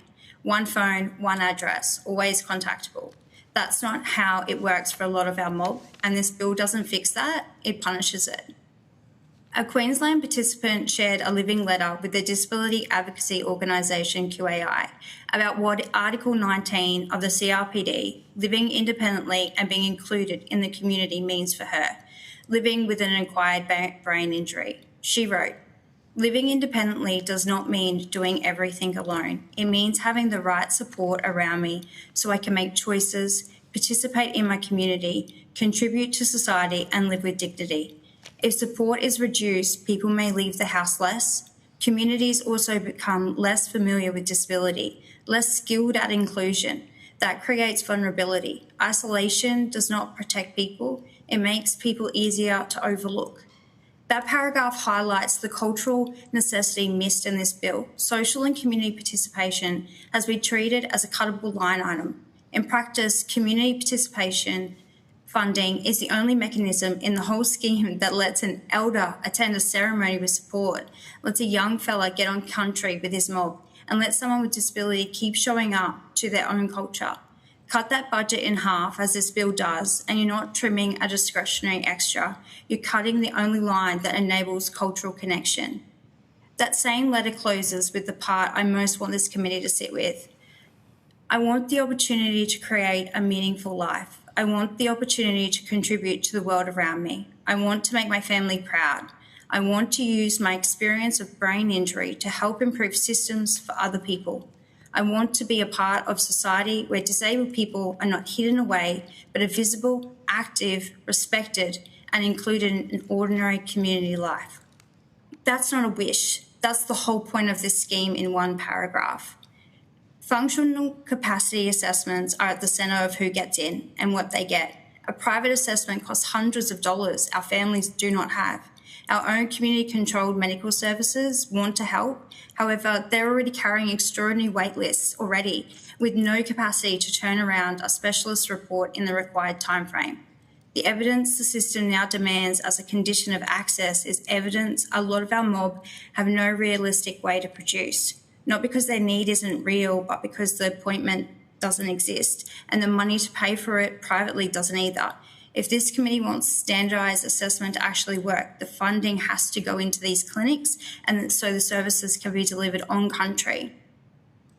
This bill's own review and reassessment processes were built without the cultural lens our people need. There is still no funded First Nations Disability Forum 2 years after the Disability Royal Commission recommended one. There is still no guaranteed Aboriginal community-controlled organisation delivery pathway in Thriving Kids or foundational supports. When a participant seeks a review of an access decision or a change in circumstance, that decision comes down to a delegate's own interpretation of the legislation and the operational guidelines against the evidence in front of them. The bill does nothing to identify or resource culturally informed decision makers anywhere in that chain, from first contact through to review. We have a participant that went into custody on a $380,000 plan, and he's come out with a $90,000 plan, not because his disability improved. If anything, it got worse inside. And despite requesting a First Nations caseworker, he never got one. That is what a missing cultural lens actually costs, not an abstraction, a man's plan and a man's life. What we're asking this committee to do, Mob for Mob asks the committee to recommend this bill not proceed to passage until a legislated guarantee that no Aboriginal or Torres Strait Islander participant is exited or has their plan reduced before a culturally safe operating place-based alternative is confirmed in the region legislated, and not a policy promise that can be varied. Dedicated confirmed funding for Aboriginal community-controlled organisations to deliver NDIS appeals, representation and advocacy, Thriving Kids and foundational supports, published before either program is rolled out. Immediate funding and establishment of the First Nations Disability Forum, every reassessment tool, functional capacity assessment and automated decision system independently validated by First Nations-led people. The 90-day loss of contact suspension provision removed entirely, or in the alternative, amended so sorry business, cultural obligation, remoteness and housing instability are never treated as grounds to cut someone off. Funding for frontline on-country ARCHO-delivered support that helps our mob get into the system and stay in it, and a funded pathway for functional capacity assessments through Aboriginal community-controlled medical services so evidence isn't gated behind private fees our families can't pay. We're not asking for special treatment. We're asking for the same thing this whole scheme was built to give everyone. Support that meets you where you're at, understands who you are, and doesn't disappear the moment you're hard to reach. Thank you, Chair. Thank you very much to both of you for those opening statements. Senator Steele-John, I'll give you 15 minutes. Thank you. Thank you very much, Chair. Thank you both so much for your evidence today. Now, the bill introduces a requirement that people undergo specified treatments before gaining access to the scheme. Those treatments must be publicly funded, thanks to an amendment that we were able to secure, the Greens were able to secure in the last sitting of Parliament. However, we were not able to convince the government at the time of the need to also ensure that the treatment you might be required to undergo was geographically accessible or financially accessible to the person. Are you concerned that these elements, the lack of recognition of geographic availability or financial burden, may have negative impacts on First Nations mob? I'll start with FDPN and then I'll go online. Thank you so much, Senator. I think absolutely it's a huge concern for us because it is something that already happens. One of our elders coined the term apprehended discrimination for the type of dynamic that can cause a particular treatment or a particular kind of clinic or dynamic might be appropriate for one person but not for another. What I mean by that is that people who have experienced trauma, culturally unsafe practices, people who might be part of stolen generation, people who may have had difficult experiences with institutions that they can no longer trust, rather than again and again looking to those institutions for support, they may self-select out of any type of interaction with those systems for absolutely legitimate reasons. And the problem is that if they're required to interact with, for instance, a health system or other kinds of systems, say guardianship or surgical intervention, whatever the case may be, that rather than looking towards those processes, people will just decide that it's not worth it to go through for the support. And I think some of the most worrying consequences of those will be that people who are the most vulnerable, who have trouble accessing those or who have a traumatic past with them, will simply decide that it's not worth it, and then find themselves, as we said, in the emergency room or in some other type of guardianship system. I wonder, Cassie, perhaps I can hand over to you. Yeah, thank you, Reece. I'm not sure my board member Tabitha probably would have some thoughts around this, but I absolutely agree with what you've said. But I also think that the conversation around geographic locations and being able to access services is already so difficult, and people keep going and saying, like in remote locations or isolated communities, which absolutely, but these things are really difficult in metro areas as well. I live in central Queensland. The wait list to receive supports there or the public health system is years already. So adding this on and then adding the layer, as Reece has said, around cultural specific and supported treatment. So I just want to hand to Tabitha to see if she has anything to add extra to this layer. Oh, thank you, Cassie. I think, Senator, both what Reece and Cassie have said is absolutely correct. But if you get down to grassroots level on the ground, as a disability social justice advocate for Task Community Legal Centre, that's my day job.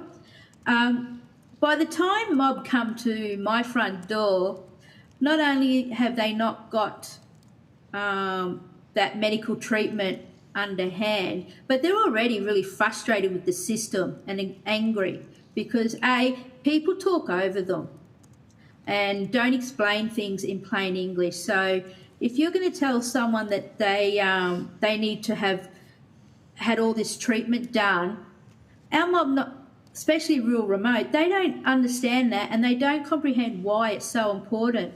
They've carried this disability out in those communities day to day. In their minds, they meet criteria because they've got it, and they don't have access, as Reece and Cassie said.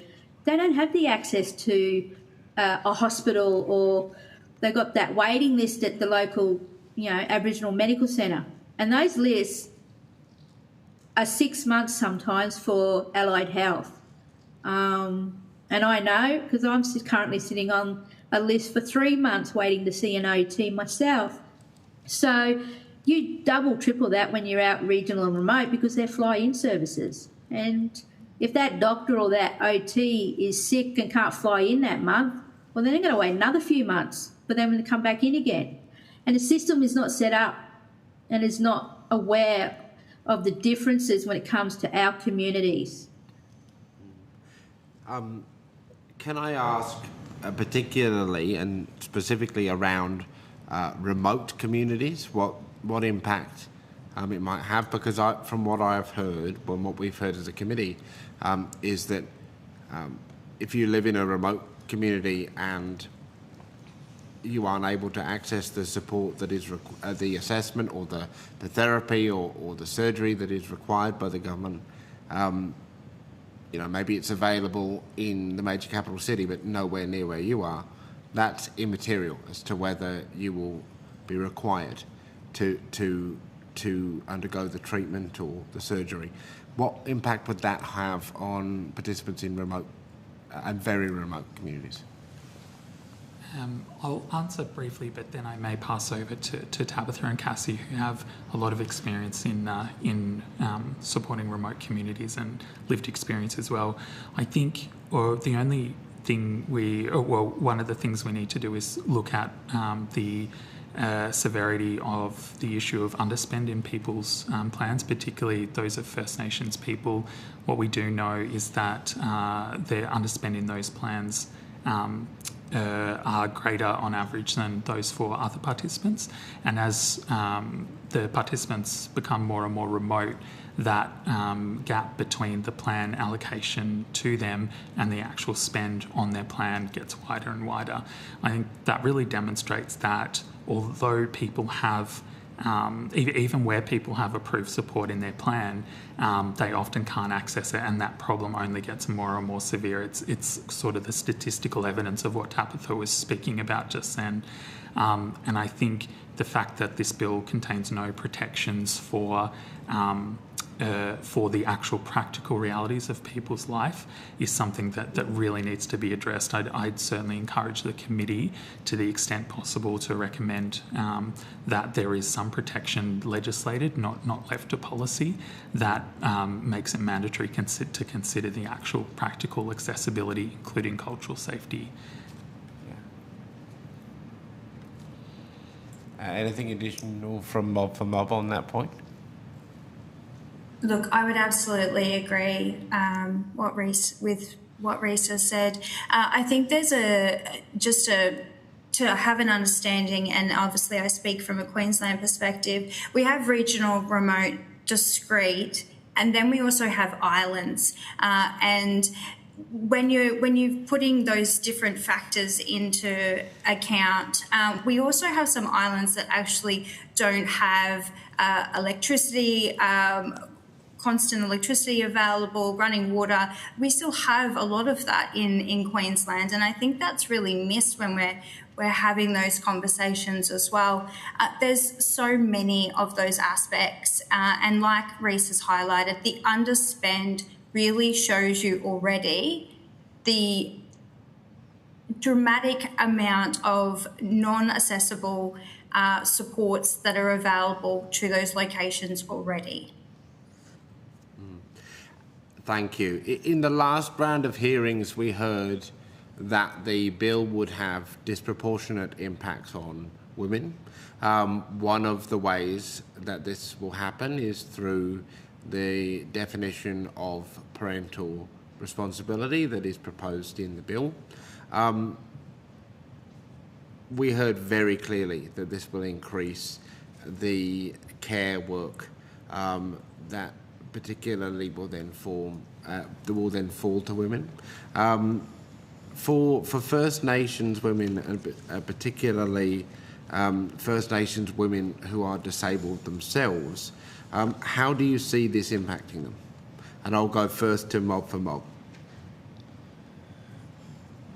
Thank you. I actually see this as a huge disaster. I have met with parents that are themselves participants, and then their children are also participants on the scheme. They are so afraid that their children will be taken off them, or they will have to have their children removed because of the situation that this will cause. Women in the caring role is going to be impacted immensely with loads that are going to be impossible to keep up with. It is hard enough to be a mother without any of these extras added on top of that. It's this requirement that you must, which is outside of the framework of what it is to be a parent. Tabitha, I just want to go over to you on this and what you're seeing as well. Wow. Queensland alone, we've got our islands and we've got the Torres Strait, which is different again, Senator. And I think always there's an argument with the agency around, you've got to be, the agency has to be person-centric. We fail to see that, and those considerations of who is the carer and what is reasonable. Yeah. And as a woman who's with a disability, we have women's business, men's business. But you've got an agency, a government that doesn't respect cultural protocols, doesn't consider what is reasonable for a carer culturally.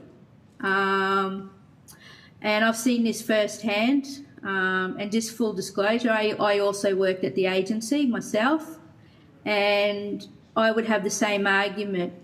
There's cultural protocols that have to be considered, and I believe that's where the agency falls down, because they don't consider culture. What they consider and only consider is legislation. And I think that's where there's a lot of issues that needs to be looked at before anything is permanent, because you have to consider culture. Now, I'm conscious of time. This will be my last question, and I just want to put it to Mr. Howard. We've heard really clearly from mob to mob, from mob for mob, that the position they've put to us is that the bill in its form shouldn't pass.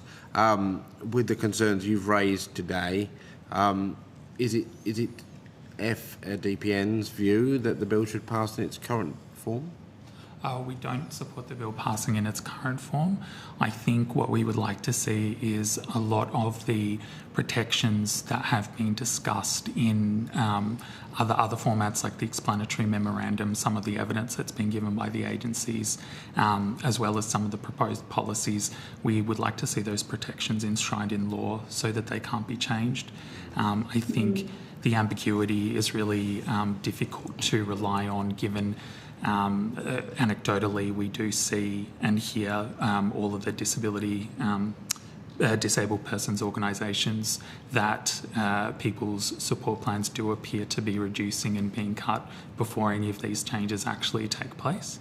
And so I think it's difficult to support a reliance on changeable rules when we could actually enshrine those protections in the bill so that they become law. And given the assurances that we've been provided, I can't see why that would be a problem if the scheme is going to work the way that it should. Thank you. Thank you for your evidence today. Back to you, Chair. Thank you, Senator Steele. John, I have a few questions for all witnesses. You, of course, all work extensively with First Nations participants with disability.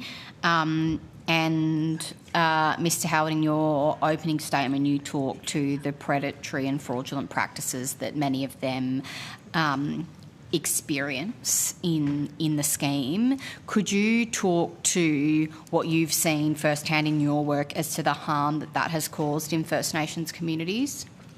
Yeah, absolutely. It's such an important point. Thank you for bringing it up, because this bill does look to address some of these things that we're concerned about.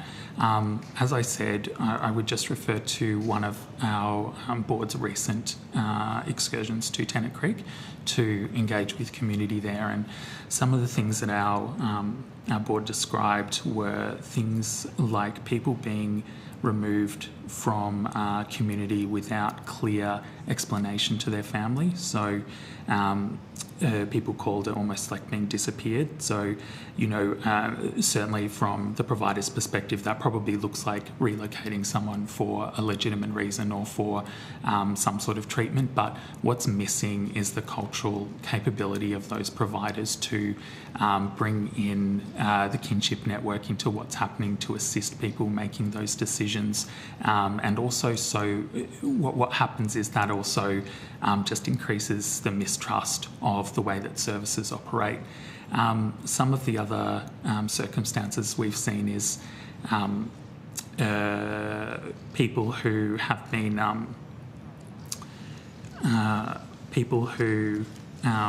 have been charged for services that are not actually rendered in community, and so when they go back, when someone else goes back to assist the family and looking at the supports that were provided versus those that have charged, we see that plans have been drained without the actual support being provided that that was purported to exist. Other things are like people being signed up to a specific provider without actually understanding what that entails, so without fully informed prior consent. So that looks like contracts and verbal agreements that are not properly translated by a qualified interpreter before people agree to and consent to that work. And as you can imagine, that has really disastrous consequences for the fabric of people's family and kin. Thank you. Mob for Mob, is there anything you could add to?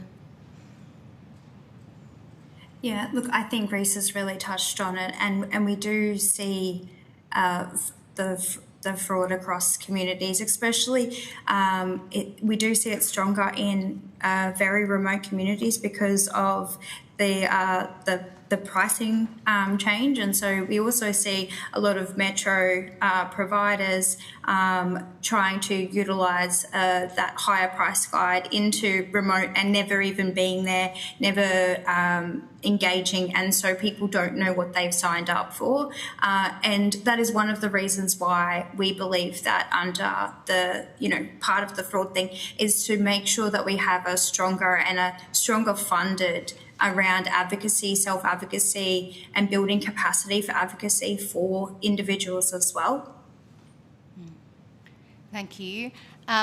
In terms of addressing these kinds of practices, Mr. Howard, you spoke to the parts of the bill do address some of those. What kind of safeguards are important, do you think, particularly as it relates to First Nations participants in terms of protecting them from this kind of practice and behaviour? I think cultural safety is obviously a huge component of the appropriate way to go about business in these communities. I think one of the other problems is that these practices happen in the dark. So often none of these, one of these predatory organisations may sign up a participant or transfer them from an existing provider without their full knowledge. And then an advocate or a plan coordinator or somewhere else in the system can take months or years to really pick up on that change. And then, of course, it needs to go through investigation. Where there's a lack of scrutiny on the providers, and particularly lack of scrutiny by those who have culturally informed expertise, I think these kinds of practices really do thrive. You only need to look at some remote areas with, hundreds to a few thousands of participants, and then compare that to the number of registered providers who apparently provide services in those areas, and you can see that the disproportionality of the way that participants are targeted by often interstate operations. Thank you. Anything to add, Mob for Mob? No? I think Reece has cleared that well. Excellent. Well, I thank you all for your evidence today. We will now suspend for a short break. The committee will recommence with our next witnesses at 3:30 p.m. Thank you very much.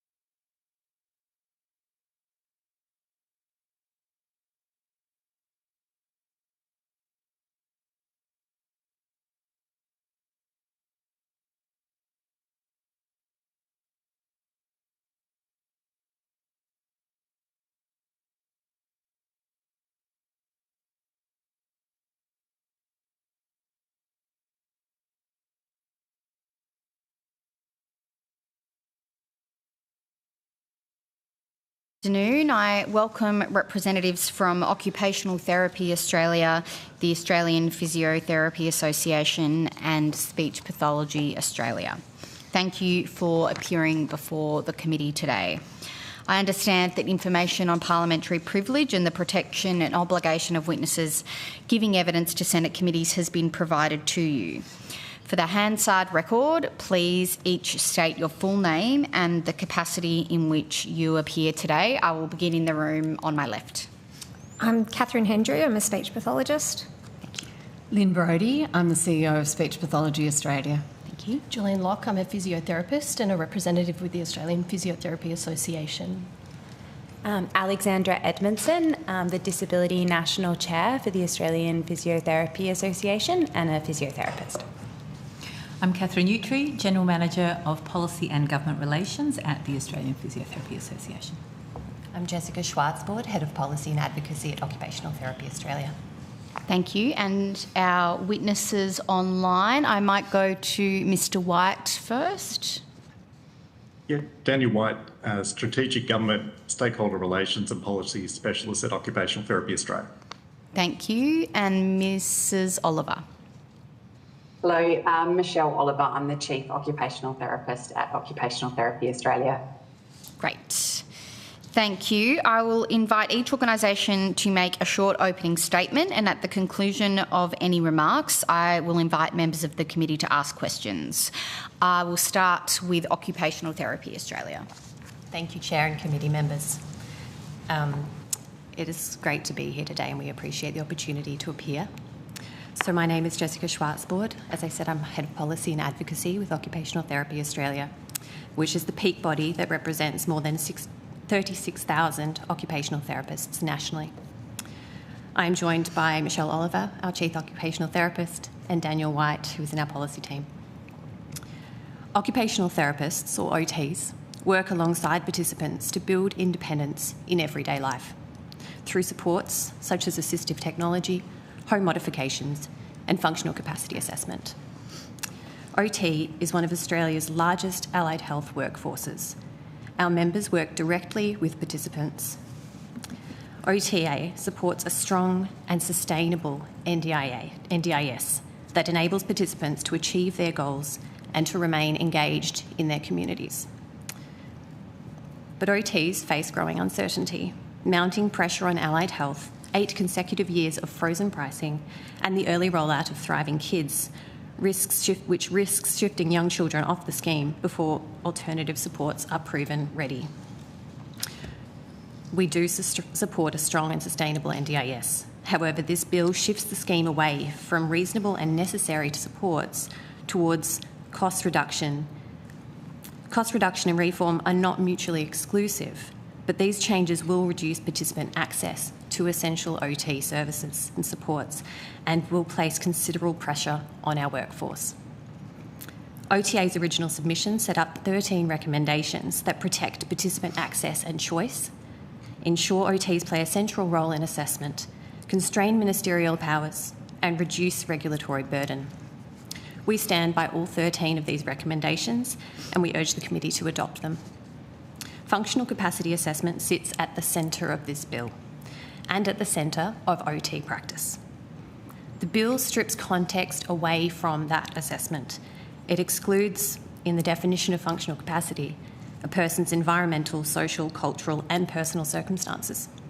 This risks the same outcome that we see in aged care, where a comparable model has drawn sustained criticism for poor validity and lack of transparency. We urge the committee to restore this context to align with clinical best practice. Today, I want to focus on 3 additional recommendations from our supplementary submission. First, qualified assessors. The bill allows the NDIA to set assessment rules without requiring assessors to hold relevant health qualifications. Functional capacity assessment is central to OT as a clinical exercise. It's not an administrative one. And as such, we recommend that the bill require assessors to hold relevant health qualifications. Second is pricing transparency. We welcome the amendment requiring a summary of advice to the Minister, but we do think that this does not go far enough. Pricing decisions need independent input, such as from a body like IHACPA and from allied health peaks like OTA. Third, registration alignment. OTs already meet rigorous obligations through APRA and the National Registration and Accreditation Scheme. We recommend that the bill account for these existing obligations to avoid duplication and administrative burden. These matters need appropriate scrutiny. Participants and providers need certainty from the bill itself. We urge the committee not to defer to future rules or the technical advisory group for these matters. The cost of inaction falls on the workforce, small businesses and regional and remote communities, as well as participants and the broader community. OTA's provider survey found that 1 in 7 OTs planned to leave the NDIS within 3 years. 39% of OTs do not expect to remain profitable, and 63% expect to reduce services in regional and remote areas. These providers are often the only service in town. Our message is very clear: you cannot build a sustainable NDIS on an unsustainable workforce. Without OTs, the scheme can't deliver on its promise for participants, and participants are the reason why OTs are in the scheme. Every recommendation that we have made today is ultimately about keeping that promise and ensuring that access remains where it is needed. OTA's 3 recommendations are practical and they're targeted, and they would not delay the bill's passage. We urge the committee to adopt them. Thank you, and myself and my colleagues online are happy to take questions. Thank you very much. I will ask the Australian Physiotherapy Association to provide an opening statement. Thank you, Chair, and thank you to the committee for the opportunity to appear today. The Australian Physiotherapy Association represents 50,000 registered physiotherapists nationwide, including practitioners who work with NDIS participants every day. The APA supports the objectives of participant safety, quality, integrity, and the long-term sustainability of the NDIS. However, we do not support the bill proceeding without significant amendment. Our concern is not with efforts to address fraud, waste, and poor practice. Those issues should be addressed. But there is an important distinction between addressing misuse of the scheme and reducing the supports available to people with disability. The APA supports the first. We're concerned that aspects of this bill may enable the second. Our primary concern is proposed Section 34A and the power it creates to apply percentage reductions to specified support budgets across classes of old framework plans. The House amendments have improved aspects of the bill. However, they do not fully address the remaining risks for participants. The government's own implementation timetable shows key elements of the reform remain under development. This makes strong legislative safeguards all the more important. Several provisions in this bill move beyond protecting the scheme and into limiting access to support. There is a clear risk that participants could receive less support than professional assessments say they need. That risk is occurring against the backdrop of growing uncertainty amongst providers.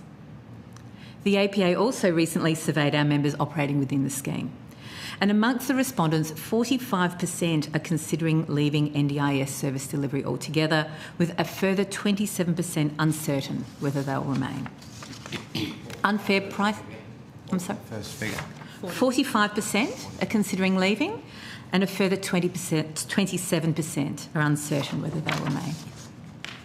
Unfair pricing and uncertainty around future reforms were the dominant concerns. For physiotherapists, these findings are not surprising. They point to an experienced workforce questioning its future in the scheme. The recent annual pricing review, however, suggests limited evidence of provider exits. These results tell another story. They provide direct evidence that confidence is weakening among clinicians delivering NDIS services. Reduced support means less therapy, increasing the risk of lost function, independence and participation. For physiotherapists, these consequences are visible long before they appear in budget papers. Supports that maintain function and independence prevent greater costs later. Reduced mobility can increase reliance on paid support. Avoidable deterioration can lead to hospital care. The immediate saving is visible. The downstream cost is not. Sustainability is a genuine challenge, but costs shifted to families, hospitals and mainstream services are not costs avoided. For that reason, the APA's primary recommendation is that proposed Section 34A be removed from this bill. If Parliament chooses to retain Section 34A, disability-related health supports, including clinically indicated physiotherapy, should be expressly protected. The long-term sustainability of the NDIS depends on participants receiving the right supports at the right time. That principle should remain at the heart of reform. Thank you very much. Speech Pathology Australia, do you have an opening statement? We do indeed. Thank you. Go ahead. Both of us. Excellent. So I'm Lynn Brody, CEO of Speech Pathology Australia, and I very much thank the Chair and the committee, members of the committee, for the opportunity to be here today. Speech Pathology Australia is the national peak body for speech pathologists, and we're representing more than 17,000 members who support people with communication and swallowing needs, areas that are fundamental to safety, independence, participation, education and quality of life. For all of us here, imagine being unable to explain what you need, take part in an assessment or eat and drink safely, and then losing support because the system didn't understand you. For people with communication and swallowing needs, these decisions affect their safety, independence and ability to participate in everyday life. Speech Pathology Australia supports a sustainable NDIS. Sustainability and fairness must go hand in hand. We're seeking practical changes in 4 areas. First, functional capacity must reflect everyday life, including communication, safe eating and drinking, a person's environment and individual circumstances. Assessments must be accessible and informed by speech pathology expertise. Second, funding decisions must not overlook the people behind the numbers. Reductions must include clear criteria, transparency and independent oversight. Unspent funding can reflect barriers to access, not a lack of need. Third, no single form of evidence tells the whole story. Decisions must consider research, clinical expertise and participant goals and real-world outcomes. Lastly, pricing is an access issue. Without independence, transparency and oversight, participants risk fewer providers, longer waits and less choice. The NDIS must be measured not only by what it spends, but by whether people are safe, supported and able to have a say in decisions that affect their lives. I'd now like to invite Catherine Hendry, a member of Speech Pathology Australia and a practising speechie, to explain what these issues look like in practice for participants and families. Thank you, Lynn. So communication and safe eating and drinking are fundamental human rights and underpin every aspect of life. Communication is how we express our needs, make choices, build relationships, access services and participate in family, community and social life. Safe eating and drinking are essential to health, wellbeing and quality of life. The concerns raised about this bill are not just theoretical. They have real consequences for the people and the families speech pathologists like me support. The 2019 review by the NDIS Quality and Safeguards Commission of deaths of people with a disability identified that respiratory disease, inclusive of aspiration pneumonia, was the most common underlying cause of death. The majority of deaths due to unnatural causes involved choking on food. The current NDIS practice alert for dysphagia management outlines the expectations of supporting participants with swallowing difficulty. However, these recommendations are often not achievable under existing funding arrangements. Unfortunately, we are seeing participants and family having to make difficult decisions because funding does not adequately reflect the complexity of their communication and swallowing needs. People are being forced to choose whether they want to improve their communication or if they want to swallow their meal safely. Some families are left managing significant communication or swallowing risks without the critical professional support, training or assessment that would be considered appropriate practice. We're also seeing how reduced supports can create cost elsewhere. Where communication supports are absent, people are at greater risk of social isolation, decline in their mental health, exclusion from employment and education, and increased use of unnecessary restrictive practices. In the case of swallowing needs, limited support increases the risk of choking, aspiration pneumonia, hospitalisation and reduced independence. Communication and mealtime supports are not optional extras. They are fundamental aspects of functional capacity. Any reforms intended to secure the future of the NDIS must ensure people can still access the communication and swallowing supports they need to exercise their rights, remain safe and participate fully in their communities. Thank you. Thank you very much. We will go to Senator Steele-John and then Senator Pocock. Thank you. I just want to clarify. We've heard from the Australian Physiotherapy Association. Okay, excellent. I'm really sorry, so that I direct my questions to the right area. OTA, physio, speechy? Beautiful, thank you. First of all, we've heard consistently through the course of this inquiry that this legislation poses significant risk to your professions and in many ways goes against decades of advice you've been giving in different formats to the government in relation to how it should run the NDIS effectively. One of the most serious concerns that has been shared by APA in previous times before the committee and by others is that under the legislation, the government, the minister of the day, sets pricing. And that places a significant amount of power in the hands of politicians here in Canberra to, with a stroke of a pen, decide whether or not your practices might be viable or whether or not it is financially tenable for you to remain within the profession. Could you expand for us on your concerns around ministerial pricing? I'm happy to take that question, Senator. Thank you. As you've alluded to, we have in the past expressed our significant concern about the ministerial powers in relation to setting pricing. We've also been very clear to outline that pricing should be undertaken, it should be undertaken by an independent body with ground-up costing studies, with extensive consultation with the sector and informed by data so that it is evidence-based. What we have recently seen in the last 2 annual pricing reviews that the NDIA has undertaken and is that though that evidence base is the methodology have not been transparent and that have been inherently flawed.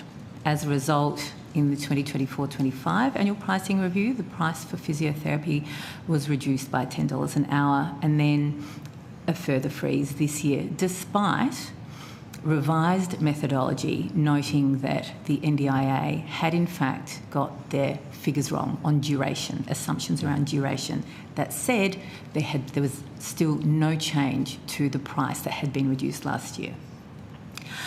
With regards to future pricing determinations, we maintain that there should be an independent body like IHACPA that would undertake that evidence-based consultative approach to pricing determinations.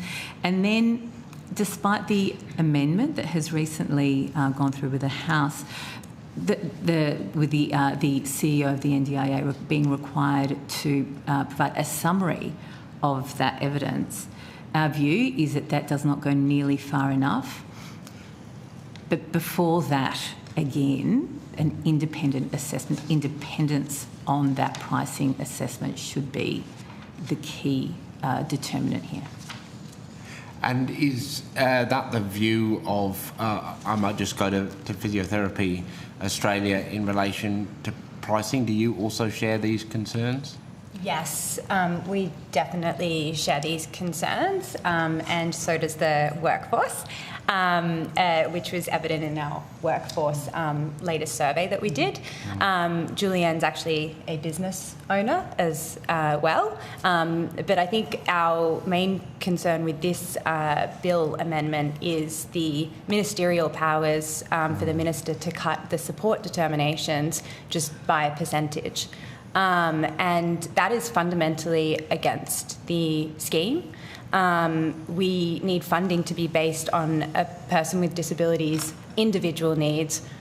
That shouldn't be based on what disability they have and the fact that a cut needs to be made.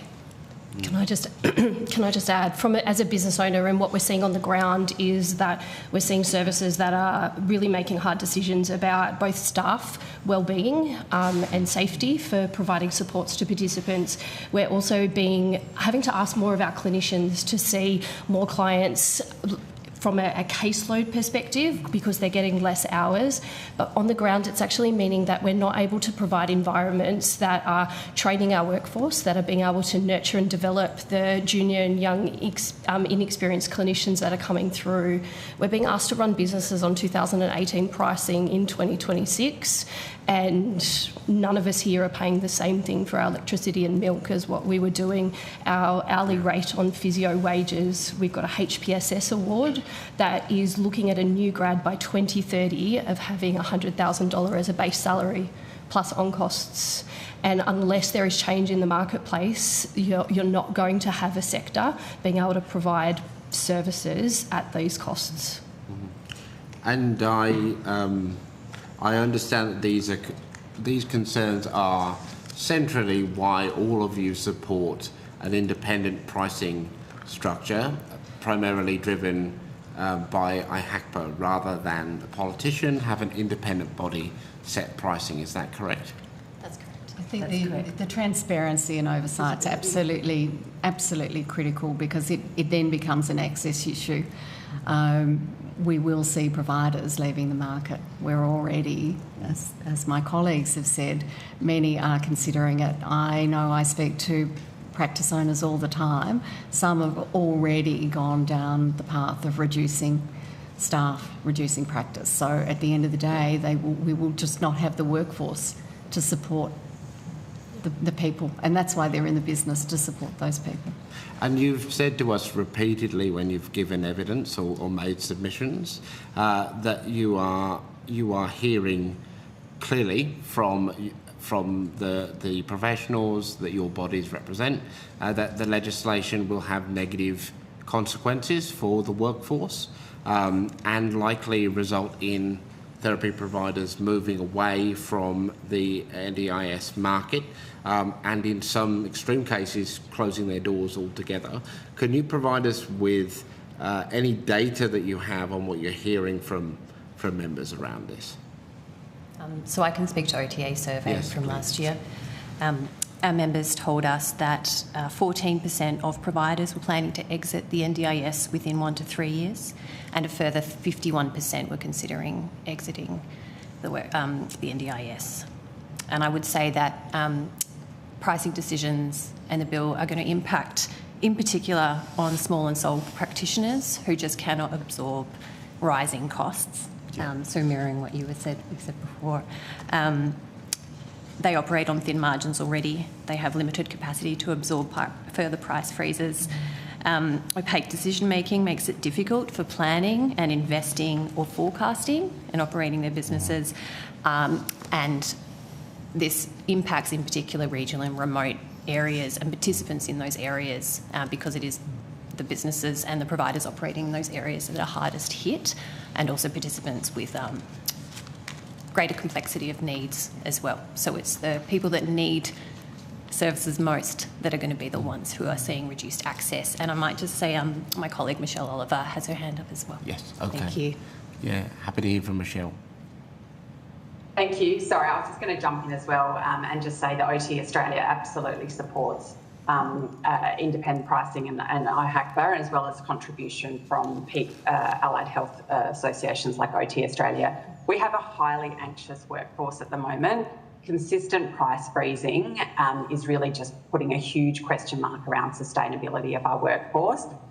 Just like my peers have said, we are hearing, we've all surveyed our membership. We've all got really alarming data to suggest that our professions are leaving. And as Jessica pointed out, this is only exacerbated in regional or remote areas. So if we don't have a sustainable workforce, we will not have a sustainable NDIS. And this is, getting to a really critical point.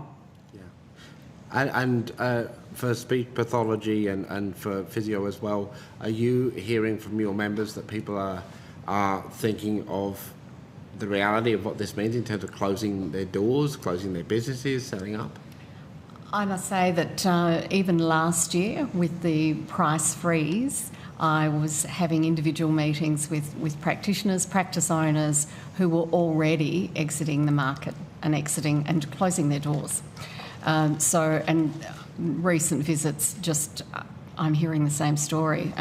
You might like to mention, Catherine's, is it within a practice and what it's like on the ground to try and sustain a workforce with pricing as it currently stands, let alone what it might be under if it's not independent. Yeah, that's correct. I think that on the ground it's increasingly difficult to feel like you're providing the supports to participants that they actually deserve and need, which, besides the costing of running the business, it's the reason you came into health was to help people and to be able to deliver outcomes and to work with them for their goals. And that is increasingly difficult with the lack of funding that we're given to do that. Absolutely. And is there continues to be, I think, a concern around what a government registration model could mean for the viability of allied health practices and your ability to work with NDIS clients? Is that still a concern? We would like to see that it's aligned to some of the other systems rather than duplicating yet again. Speech pathology are not under APRA, so that adds another complexity in terms of credential verification and things like that. So as an association, but for our members specifically, to then have more and more red tape when they're already financially constrained. They're there to deliver great services for people that need it. And we would like to ensure that there's not just another form of registration, that we can align and have simple systems that we want to ensure the quality and safety of all providers, but also not burden the practices. I had the privilege of sitting on one of the provider registration task forces run by Natalie Wade, who's now the Assistant Commissioner to Quality and Safeguards. OTA were there as well. We had great opportunity and there's great advice provided to ex-Minister Shorten in regards to what a registration model for allied health specifically may look like. And just to be clear, in a difference in regards to registration and then I guess from a financial modelling or financial enrolment model that this legislation is also proposing, there's opportunities to do that in two different ways without creating unnecessary red tape. Personally, our business is an NDIS registered provider. We do maintain our quality and our systems in place. It is cumbersome, it is difficult, it is stressful, and at times it is unnecessary that the regulation that's required, it doesn't improve the quality of the services that our business is able to provide to both the participants we support, but also the environment, the workplace that our staff have the privilege of working in every day. Okay. And now I'm conscious of time, and Michelle has put your hand up as well. I'll keep it from you, and then I'll kind of just ask my final question, I think, in the interest of time. Yeah, look, I'd just like to quickly add to that we would agree as well. Occupational therapists aren't against a registration process, but let's not duplicate what we already need to do. OTs do fall under APRA. It's a rigorous registration process. Not only is, I guess our members concerned about the administrative burden, but it's also the excessive cost that they can incur as well under that process. So we would encourage a process that doesn't discourage professionals from working within the system. Thank you. Now, given that we're having this conversation in a context where I think I think occupational therapy, the freeze, the price freeze on your profession, it's the 8th year in a row that has been maintained? Yes. I don't know many people or many small businesses whose costs have remained the same over the last 8 years, and it astonishes me sometimes that as many have been able to scrape enough together to keep going, and that's a dynamic that we see across the allied health professions. You flagged concerns with pricing. There's also the 10% across the board cut in capacity building, which will go directly to the therapy budget line items that fund a lot of the supports you provide. And the other concerns you've raised around the bill in relation to ministerial powers. So with all this together, with the legislation in its current form, do you think it should pass? And I'll kind of go down the line so that we can have an answer from each of you in turn. I think in its present form, the risk to the participants not receiving the service they need is too high. Okay, thank you. Yes, not in its current form. No, not in its current form.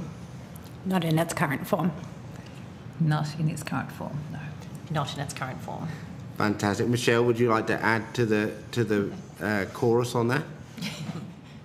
Absolutely. We do not support it to go through in its current form. We've provided some really clear amendments and we don't think that they're too onerous. But as it stands, no. Thank you. Thank you for the evidence you've given today. I have deep respect for all of your professions in turn, and look forward to continue to working with you to improve outcomes for the people you work with and for your professions as well. So thank you. Thank you, Senator. Thanks, Chair. Thank you. Senator Pocock. Thanks, Chair. Afternoon. Thank you for your time. Thank you for the work that you and your members do, and thanks for your submissions to this inquiry. We're going to start with OTA. You argue that standardised tools and algorithms shouldn't displace clinical judgments. The committee's been hearing, I guess, the government's case for the use of automated decision-making algorithms. They say it'll be far more standardised, less emotional, more clinical. I'm wondering if your members have experienced the integrated assessment tool used in aged care, and if there's any lessons from that we should be thinking about in the wake of, robo-debt recommendations and then failures in aged care. I might go first. So OTA members, we've done a survey recently of our members to support our submission to the Support at Home inquiry. We would be happy to share a copy of that submission with the committee as well. Overwhelmingly, the feedback is that tool does not work as it should. It is not leading to positive outcomes for old people, and it is creating distress as well. But yes, we're happy to provide further evidence. If you're happy to provide that, that would be really, really useful. Absolutely. And if the government is intent on implementing a similar tool, do you have any ideas around what sort of human oversight or clinical override there should be when you have a professional seeing an outcome and saying, well, hang on, that's not going to work for them? So I might throw to Daniel White for this one. Great.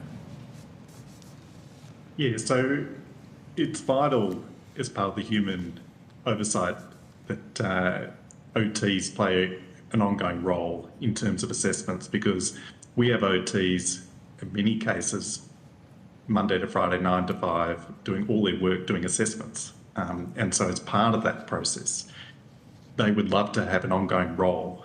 We shouldn't be going down the model of the aged care integrated assessment tool, which has digital algorithm.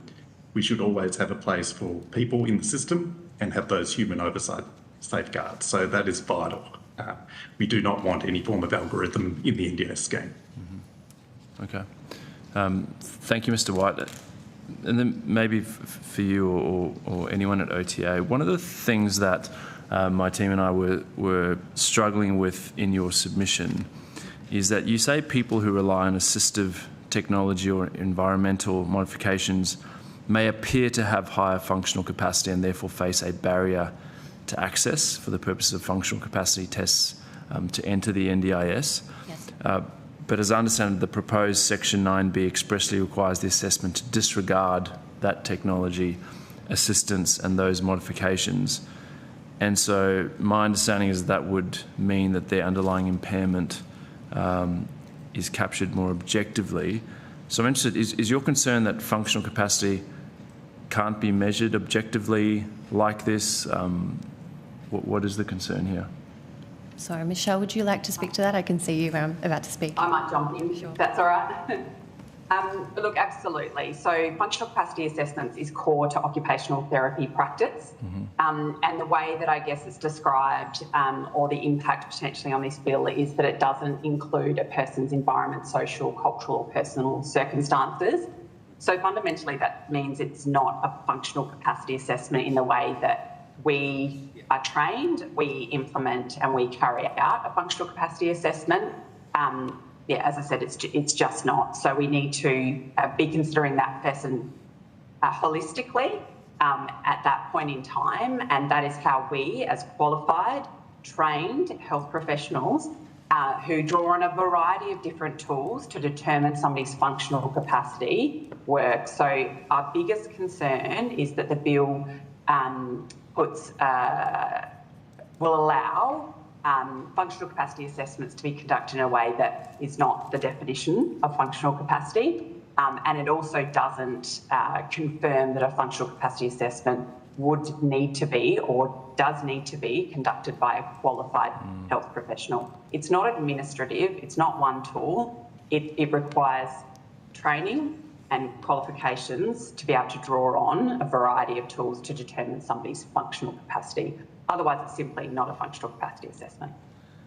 And so what are the potential outcomes if someone's functional capacity is assessed and they don't take into account environment, etc., and it's just plugged into an algorithm and it spits out some sort of level of supports? What are you concerned may be the outcome? There's many. I guess it's quite high risk in the sense that it's not reflective of that person and that person's needs.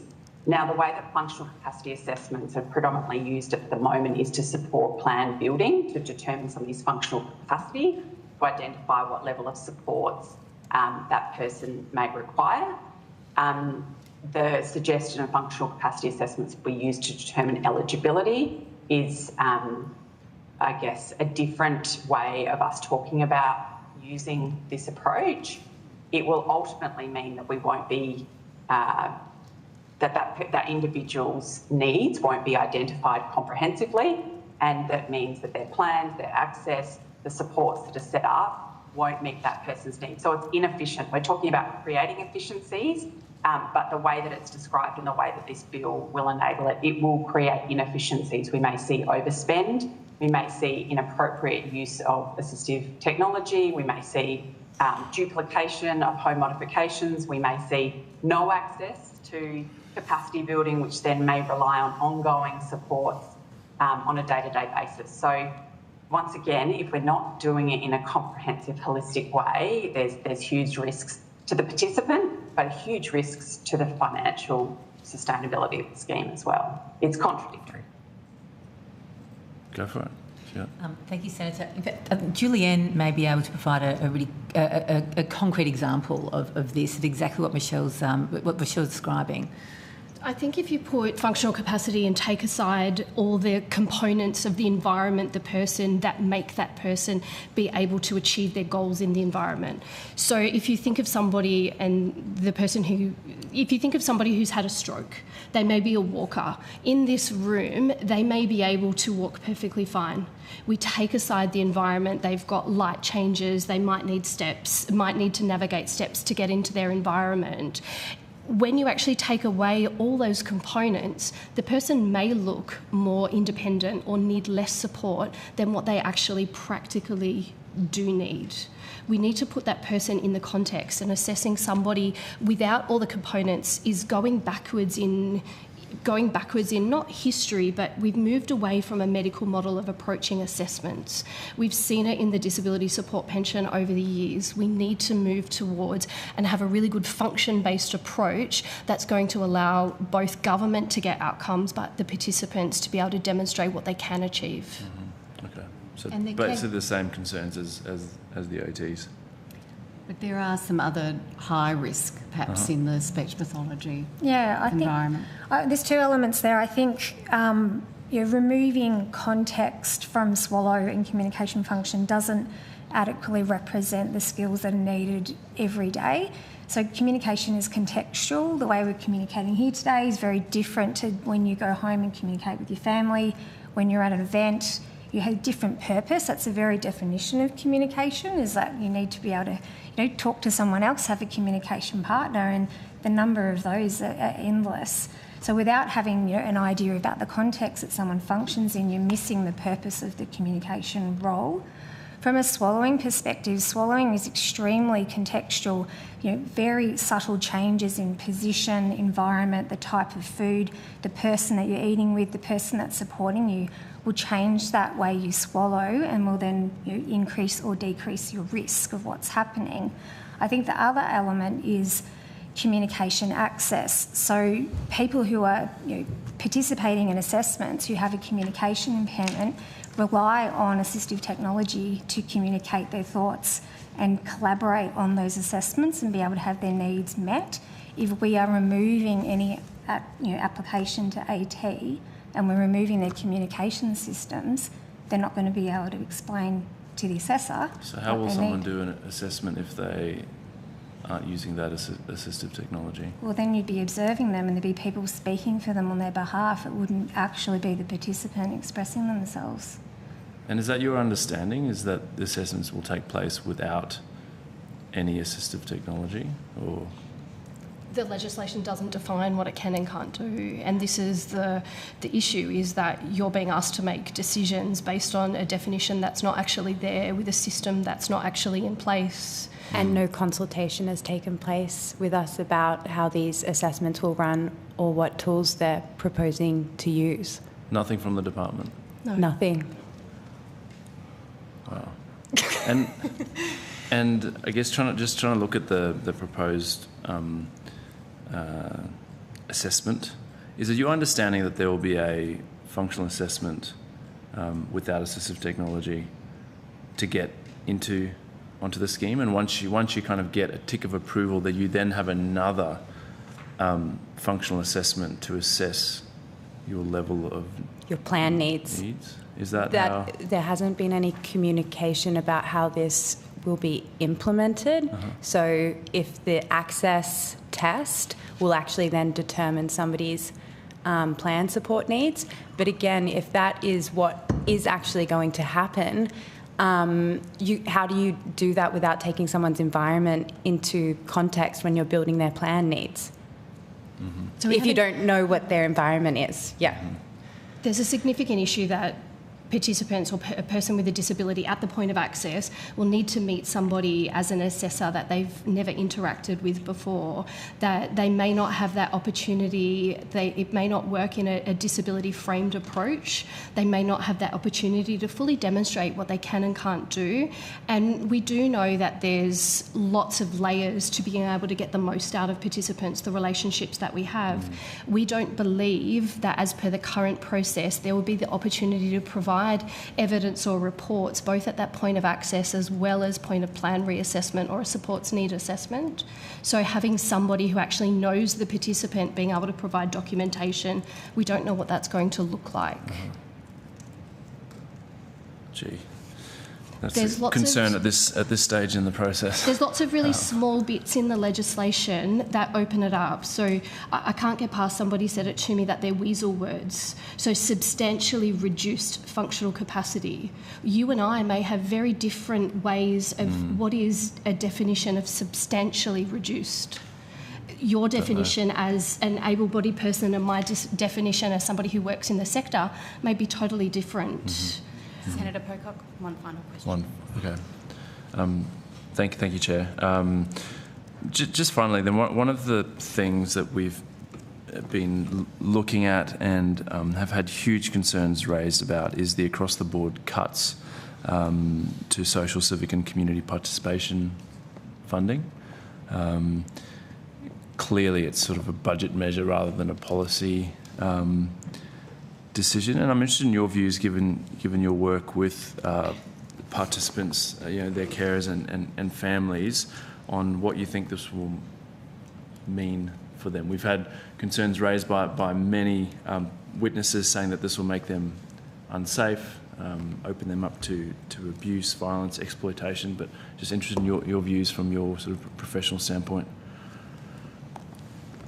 From a clinician perspective, some of my biggest fears for participants are going out and navigating the community, and that's for a wide spectrum of disabilities, so that needs, a lot of carer support to make sure they're actually safe. You go out into the community, it's a completely unpredictable environment. And so you do really need a sustainable workforce in that sector to be able to provide really high quality support. Cutting it by 50%, we're seeing 10% cuts impacting us. A 50% cut is massive. But those numbers are undefined, so the legislation allows up to 99.9%. So whether it's today's minister or a minister in the future, we don't actually know what those cuts are going to look like.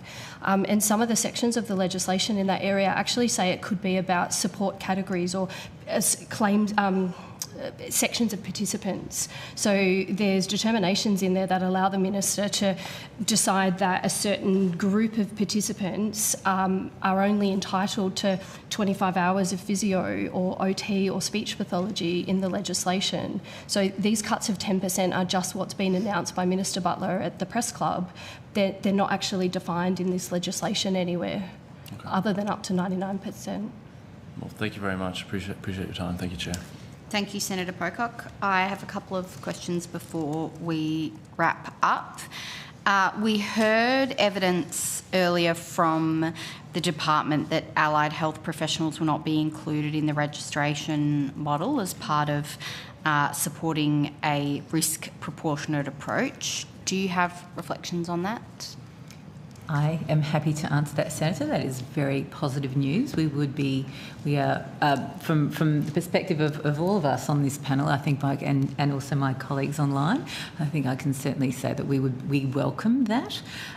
We do also recognise that an enrolment model is not unreasonable, and in fact, for the NDIA to be able to properly understand its workforce and to properly understand not only the clinical but the broad workforce who are working within the scheme. An enrolment model similar to what is in place for Medicare is not unreasonable, but without those onerous registration elements that I'm very pleased to hear that the department has confirmed will not be considered for allied health and for clinical services. That's excellent. Others? We've got nodding, but nodding isn't taken into the Hansard. That. I suppose we would want some more clarity as a self-regulated profession. We have an extra layer potentially of complexity that we would want clarity around that. Sure. And we would agree with Catherine on that. Thank you. We've heard some evidence today, some examples of participants who have the same diagnosis, very similar needs, similar functional capacity not being deemed eligible for the scheme, or in circumstances where they are deemed eligible for the scheme, getting very, very different outcomes in their in their planning. One of the, I think, most telling examples that was given earlier was about twins who were given very similar diagnoses and capacity but very different plans. So I'm just interested in whether that's something that you see in your work too, and how a consistent access and planning approach would help with some of those challenges. Please go ahead. So I was going to say, I worked for New South Wales Health and I reviewed pretty much everybody who was leaving hospital before entering onto the scheme. So I reviewed a lot of NDIS reports and access decisions. And yes, it happened all the time. One thing that really helped fix the process, because the NDIA was causing huge amounts of bed blockages. So we would have people just laying in hospital beds, not able to get out because the NDIA had made an incorrect decision about an access decision. And all of the time we would get those decisions overturned. However, my point is that when the NDIA brought in health liaison officers who were actually highly trained, specialised NDIA planners who were able to push things along with planning teams, that changed. We had people go from waiting in hospital beds for 20 days, like a bed blockage of 20 days, down to 5 days. Yeah. I can see Michelle's got a hand up. I can give a recent progressive. We see lots of people with progressive neurological conditions.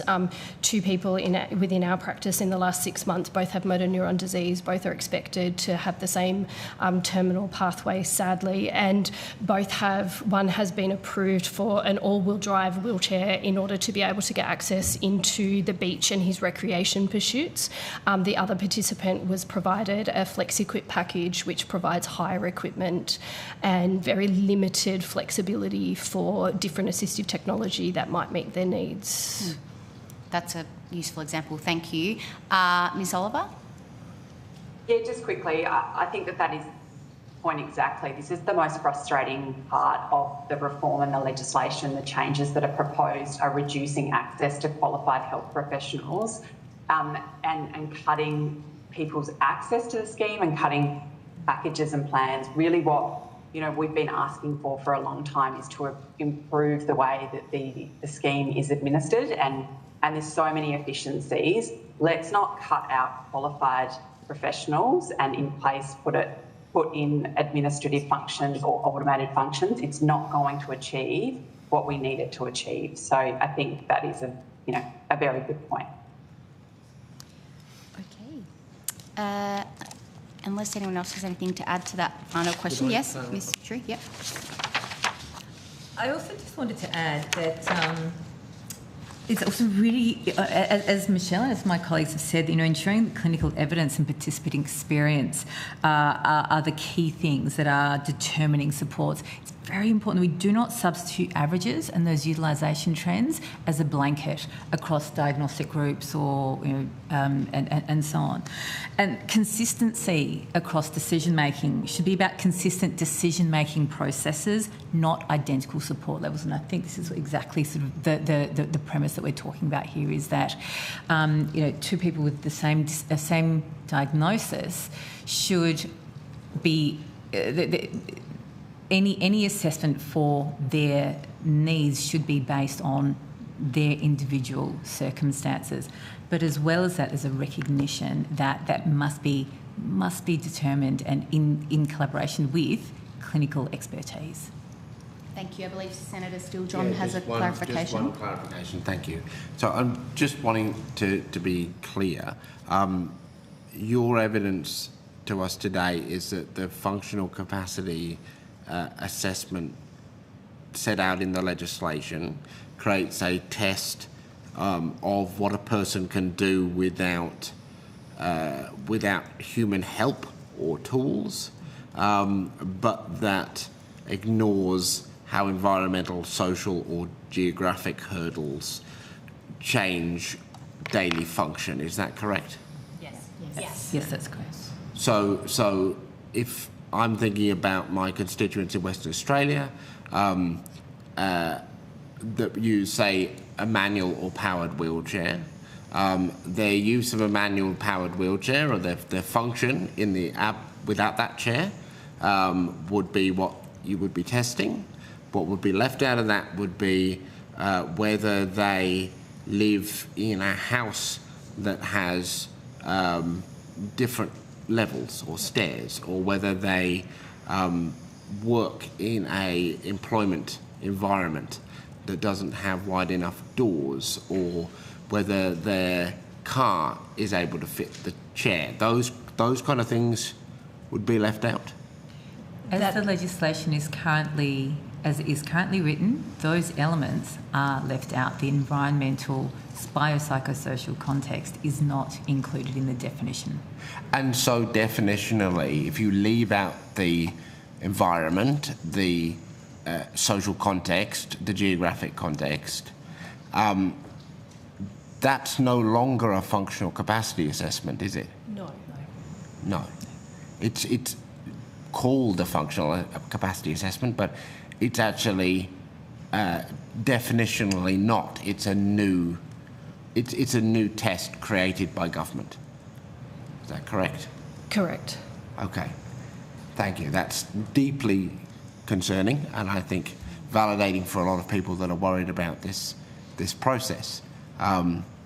Just could you take on notice for me, for each of your professions, you each function within practice guidelines, ethical standards, requirements. I'm concerned, having listened to this evidence, that it may put your professions in a position where to carry out these assessments may not actually be in line with what you are allowed to do as professionals. So if you could provide us on notice with whether you believe such an assessment would be able to be performed by an OT, a speech pathologist, a physiotherapist within your current practice standards, ethical guidelines, that would be greatly appreciated. None of your organisations were consulted in the drafting of this particular legislative piece.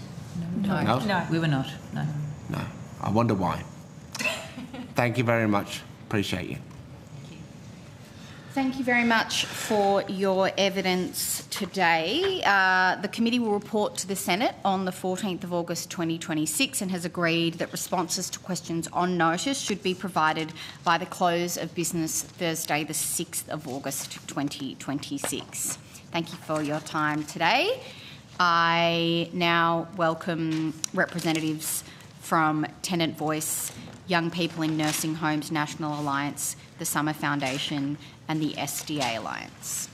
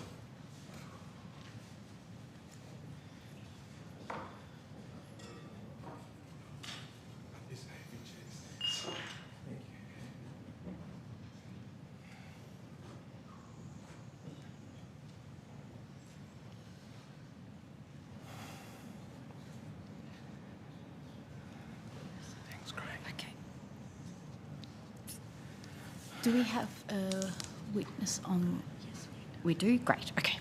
Excellent. Good. Thank you very much for appearing before the committee today. I understand that information on parliamentary privilege and the protection and obligations of witnesses giving evidence to Senate committees has been provided to you. For the Hansard record, please each state your full name and the capacity in which you appear today, and we will begin in the room. Yeah, I'm Jeremy Hope. I'm the CEO of Specialist Disability Accommodation Alliance. Thank you very much. We will start with online. Perhaps we'll go to Tenant Voice first. It's Stacey Copas, New South Wales Facilitator for Tenant Voice. Thank you very much. Young People in Nursing Homes National Alliance.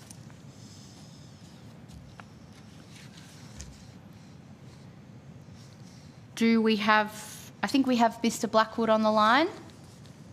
Yes, I'm here. Can you just state your name, please, and the capacity in which you appear today, just for the Hansard record? Yep, Alan Blackwood, Policy Director.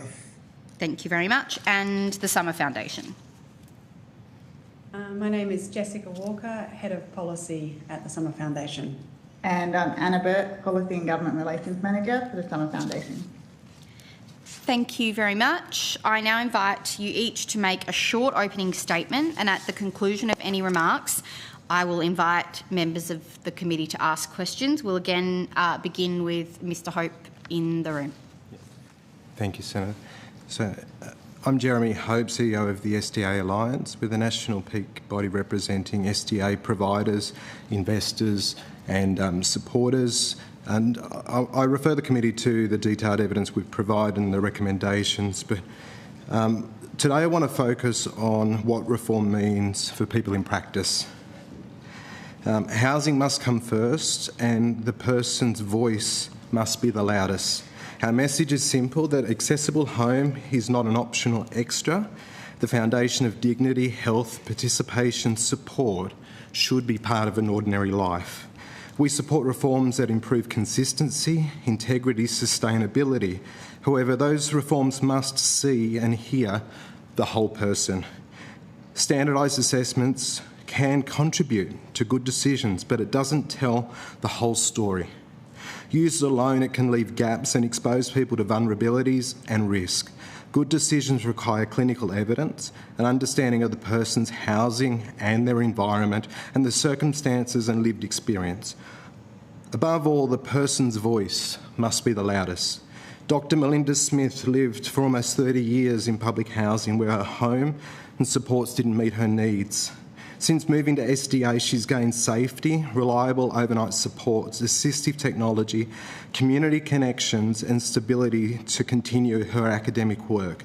Most importantly, she has a home that supports who she is and the life she chooses. After years of inaccessible and makeshift housing, the right for SDA design, location and supports enabled Paul Maringer to remain safe, continued working and contribute as an accessibility specialist. Getting commissioning right is important.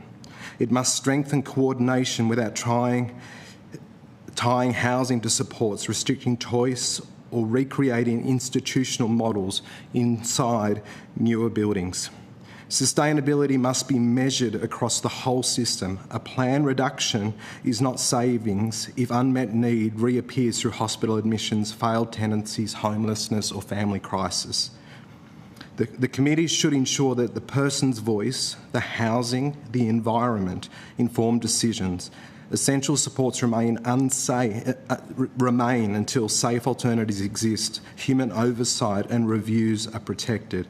When we get housing right, people with disability live better lives and the NDIS works better too.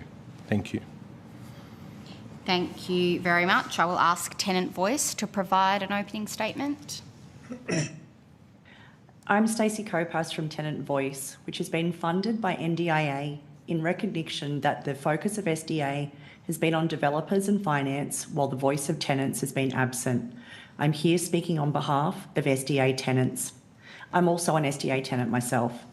I live with quadriplegia in my own apartment with on-site shared support, which is shared between 10 apartments in this building. For me and the tenants I represent, SDA is the difference between a home of my own and living in a group home. SDA has changed thousands of lives, including mine. When we have a home that's built for us and the right support to live in it, everything else becomes possible. We work, we contribute, we're part of our communities. That's the capacity the scheme has delivered, and that is what is at risk. This bill doesn't specifically mention SDA, but the success of SDA depends on other categories of support: the on-site shared support, the community participation, the stability of a plan.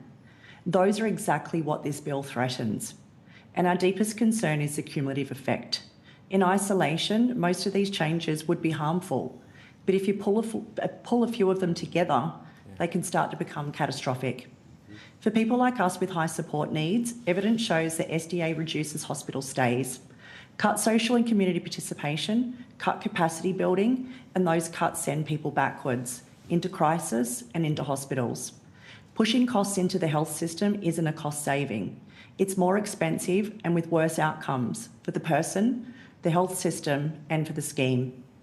SDA has mostly solved the wicked problem of young people in nursing homes, and these changes risk undoing that achievement. Some of our tenants have been there and they are terrified of going back. And for the people with the highest needs, there's a human cost that the numbers don't show. The anxiety of not just worrying if your plan will be cut next and having no right to appeal, it's the fear of losing your home. This uncertainty is its own kind of harm. The NDIS was built as an insurance scheme to build and maintain people's capacity over lifetime, and it's working. We're asking the committee to honour the intention of the scheme that is the very thing that enables people like us to live full, contributing lives. I'll finish with the words of one of our tenants. My home gives me safety, independence, and the support I need to live my life. People with disability need confidence we can stay in our homes and keep living in our communities. Please make sure we're involved in these decisions because we're the ones who live with the consequences every day. Thank you. Thank you very much. I will ask the Summer Foundation to make an opening statement. Thank you, Chair. Thank you for the opportunity to appear before this important inquiry. The Summer Foundation develops practical and affordable solutions in housing and support that empower people with disability with high support needs to live with dignity, choice and connection. The NDIS does need reform so it delivers better outcomes for participants and is financially sustainable. We support efforts to focus the scheme on people with significant and permanent disability. However, any reductions in those it supports must be sequenced with the establishment of foundational supports so people don't fall through the cracks. We support elements of this bill, including functional assessments for access, provided it reflects a person's functioning within their environmental and personal circumstances. We also support fraud measures and the commissioning of plan managers. However, we are deeply concerned about two provisions in this bill that would fundamentally change the nature of this scheme. First, the proposed support determinations would allow the Minister to make blanket reductions to supports without considering the circumstances of individual participants and without review rights. Second, the bill will allow the government to fund less than the cost of acquiring or providing a support for both current and new framework plans. These are blunt cost-cutting measures. They move the scheme away from its central promise that reasonable and necessary supports will be funded according to an individual's functional impairment and disability support needs. This is particularly concerning for people with significant disability who may be unable to replace lost supports with informal supports or mainstream services. Social and community participation supports are not optional. These supports allow people to make connections that are the nectar of life and help prevent crisis. Cutting these supports leaves people at great risk of isolation, violence, abuse and neglect. Because participants use their plans flexibly, a reduction in one area can affect needs elsewhere. The government has stated that cuts will not impact critical supports, but when participants are using their plans flexibly, the government has no way of ensuring this. 70% of people completed a survey that we did use their social and community capacity building funding flexibly to meet their disability support needs. Simply having regard to safety at a population level is not enough. The other provision that we are concerned about is the ability for the government to fund less than the cost of a support.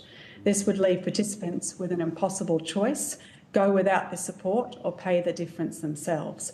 For many people, that is a co-payment in all but name and simply not feasible for many people with significant disabilities. We understand the pressure on government to control NDIS expenditure and ensure the longevity of this world-leading scheme.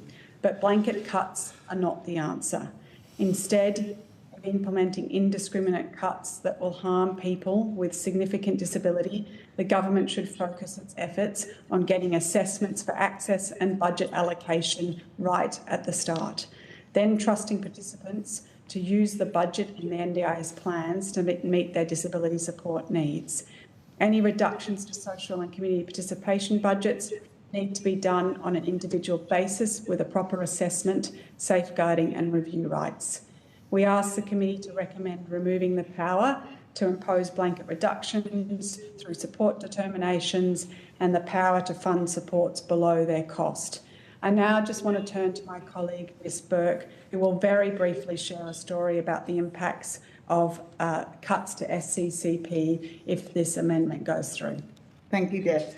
I want to tell you about Alice and have permission to share some of her stories. Alice is in her 40s. She has an intellectual and physical disability and lives in a rural area. She lives alone in her own unit with her dog, loves acting, music and being with her friends. She's an active and known member of her community. Alice has very high levels of support from her two parents, who are in their 70s and have both had cancer. They live 25 minutes away and travel to her often during the week.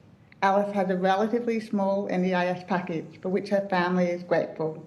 Alice's NDIS plan is made up of social and community participation and capacity building, improved daily living skills funding. She uses her plan flexibly, largely on support workers. Alice also spends her time with her parents to make the plan last. If Alice's plan is cut, she would not be able to do the things she does each week.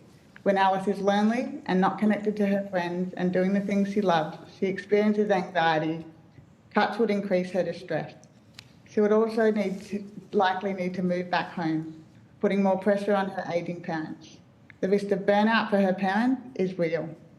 The last stop for Alice is a group home if her parents can no longer support her. The result of this is a poor outcome for Alice and increased costs for the government. Thank you. Thank you very much. Senator Steele John, 10 minutes. Yeah, thank you very much, Chair. Thank you for your evidence to us as a committee today. To the Summer Foundation, first of all, you've said in your submission that the bill, quote, introduces an element of uncertainty for participants about whether disability supports, as assessed through the support needs assessment in the future, will be fully funded. Can you please talk to us a little bit more about this concern? Yes, Senator, thank you for the question. This question is about the provisions that we mentioned in our statement where the Minister can determine not to fully fund a support. So there are two provisions about that in the legislation, and they relate to both current plans and new framework plans, and they are, I will just find them, they are 34A5 and 32K 3C, which gives the ability to fund below the cost of the acquisition or provision of a support. Okay. And so what do you see as the possible implications of participants being funded for less than their assessed needs? Yeah, so there are a number of implications. For example, someone might be assessed as needing 2-to-1 support and then not be provided with the funding for that support. And usually if someone needs that level of support, they have a behaviour support plan, and they have that level of support because they need it to be able to function and do the things they need to do every day. If they don't have that support, then what can happen is a person's behaviour can escalate and they can need support in other systems. So in mental health all the systems that a lot of people have spoken about today, a lot of the support that's being provided prevents people from escalating to needing support from those systems. Okay, thank you. And now, this is to all of you, to each of you in turn, if you want to answer it. Are you concerned that this legislation could incentivise a return to the group home model of disability housing? And I'll start with SDA, and then we'll go to Summer, and then Young People in Nursing Homes Alliance, and then Tenant Voice. Yeah. Thank you, Senator Steele-John. In short, yes. I think that if we don't get the funding of support and the funding of the housing to be correct, if we don't look at the whole person and their needs, the easiest thing to do is to revert back to simple, large group home formats. And what we can't do, so yes, I fear that, but if we looked at technology, if we looked at housing design, and if we thought around what can an environment do to empower a person and thought differently rather than looked at support being the only answer, I think that we could actually make things possible. We need to redesign what housing looks like. Yes, okay. But I agree, but putting that is the goal we should be working to. But in terms of this legislation, you're saying it could incentivise the return It definitely to a could group home, incentivise, yes. model. Yes. Thank you. The Alliance?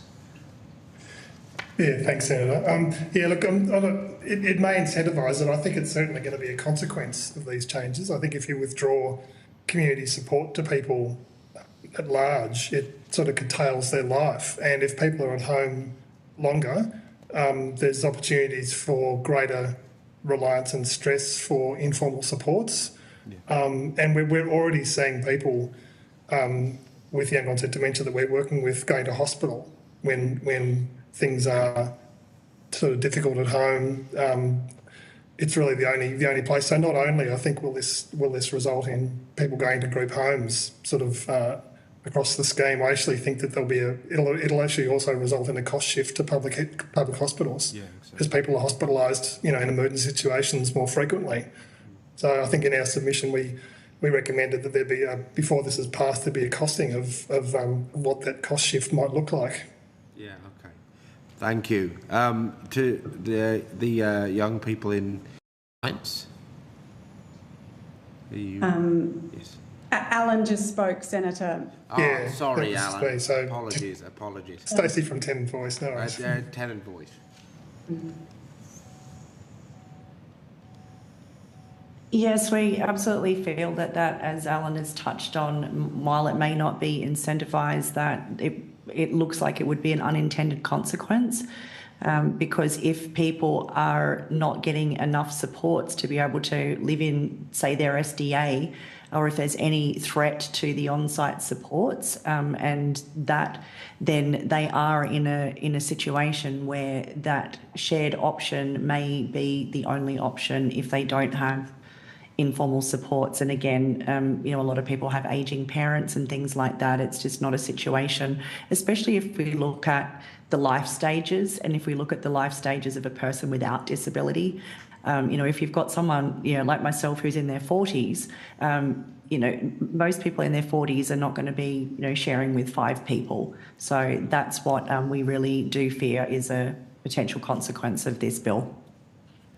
Thank you. And given that, is it your position, and I'll work backwards from Tenant Voice on this, is it your position that the bill in its current form should pass?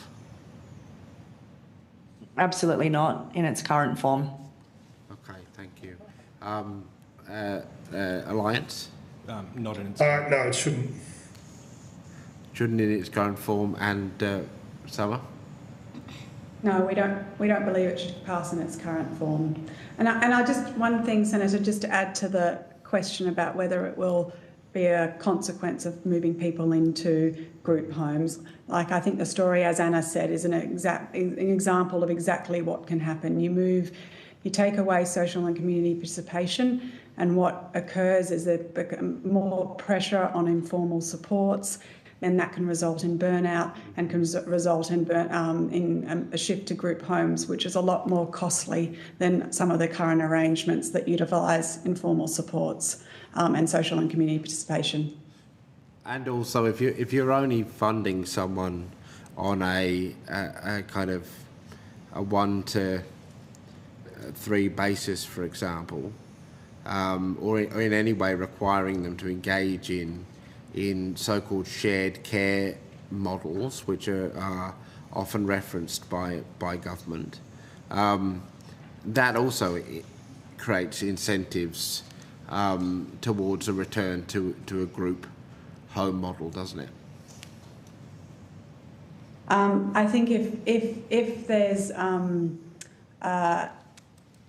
if the funding package is not adequate to look at a variety of different housing models, then that can push people back into a group home arrangement. But what we would like to see at Summer is a real diversification of a range of different housing and support models that we have seen in other jurisdictions overseas, including host and home share and on-site shared supports. There's a range of models that need to be supported, and if there's a direction towards sharing support without allowing there to be a flexible budget to use that in different ways, then that would be problematic. And just last question to to young people in nursing homes. Do you believe that this bill, in its current form, would result in more or in a greater or fewer number of people, young people, entering nursing homes? Yeah, look, it's a good question, Senator. And I think given that the Aged Care Act, there's a hurdle to get through. You've got to actually meet the definition of either being Aboriginal or Torres Strait Islander or being homeless to get in under 65. We've seen the homeless definition be gamed to get people in under 65. We'd have concerns for people over 65. I mean, just in terms of support determinations and whether or not the Minister thinks that another service system is more appropriate to meet someone's needs. If you're over 65, it's quite conceivable that the agency might be telling people, at a plan review, is that you're not going to get another plan. You need to go to aged care, because that's what every other Australian would do over 65 with support needs. So I think this is what we had pre the Aged Care Royal Commission. People were often told over 65 that aged care is the most appropriate place. So we worry that it's probably more of a concern for people over 65 who are participants. Okay, thank you. Thank you very much. Thank you very much, Senator Steele-John. I will pass the call to Senator Askew. Thank you, and thank you for your time today, and apologies I haven't been here during the day. I've just got one question to finish the day off, and it probably to Tenant Voice, but if others have similar thoughts, they can also give me the answer. And so in this submission, in Tenant Voice's submission, you raise serious concerns about that you believe the bill will put SIL and on-site shared supports at risk. Do you believe the amendments passed in July that will now go to the Senate adequately address your concerns? And or do you still believe there are key risks in both those areas with the bill? What specifically the amendments do you refer to with that? Are you aware of the amendments that went through the House?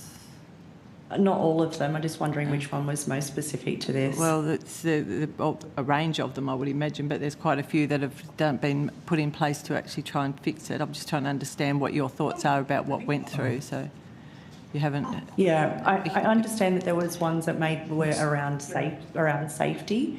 But yeah, our concern was specifically about making sure that the on-site shared supports that support SDA are actually looked at differently than just SIL in a group home.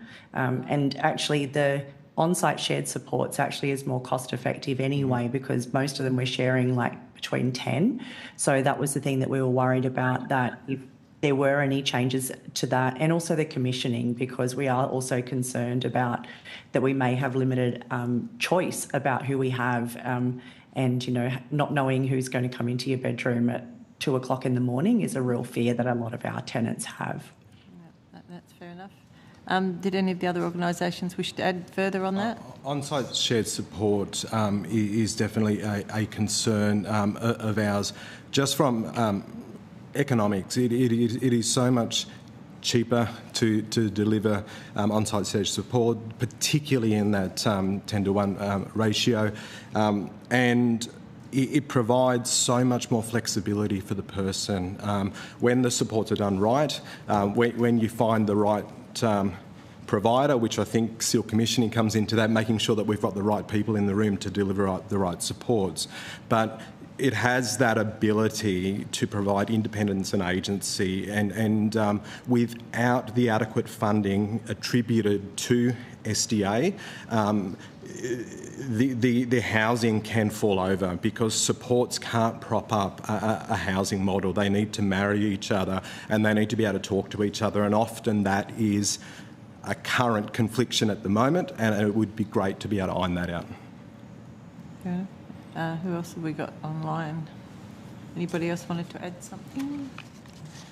No.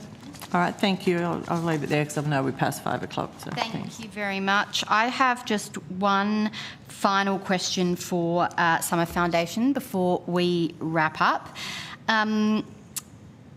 Can you talk to the way in which the NDIS was intended to support greater innovation from providers?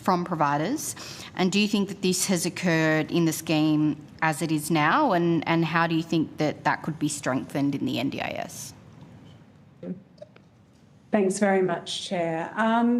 Look, I don't think we've seen the level of innovation that we would have expected to see when the NDIS was first established in housing and living, and that has really been to the detriment of those people with the most significant needs, many of who still remain in the group homes that they were when the NDIS rolled out. So what we want to see is much greater diversification of housing and support options. We have seen growth, as I said before, in other like jurisdictions in Canada, in the UK, where there is a broader range of different arrangements outside of group homes. And we want to see that in Australia. One of the things that I would say that the government has committed to consulting on is SEAL commissioning. We do see that as an opportunity to diversify the market in terms of building more innovative housing and support options.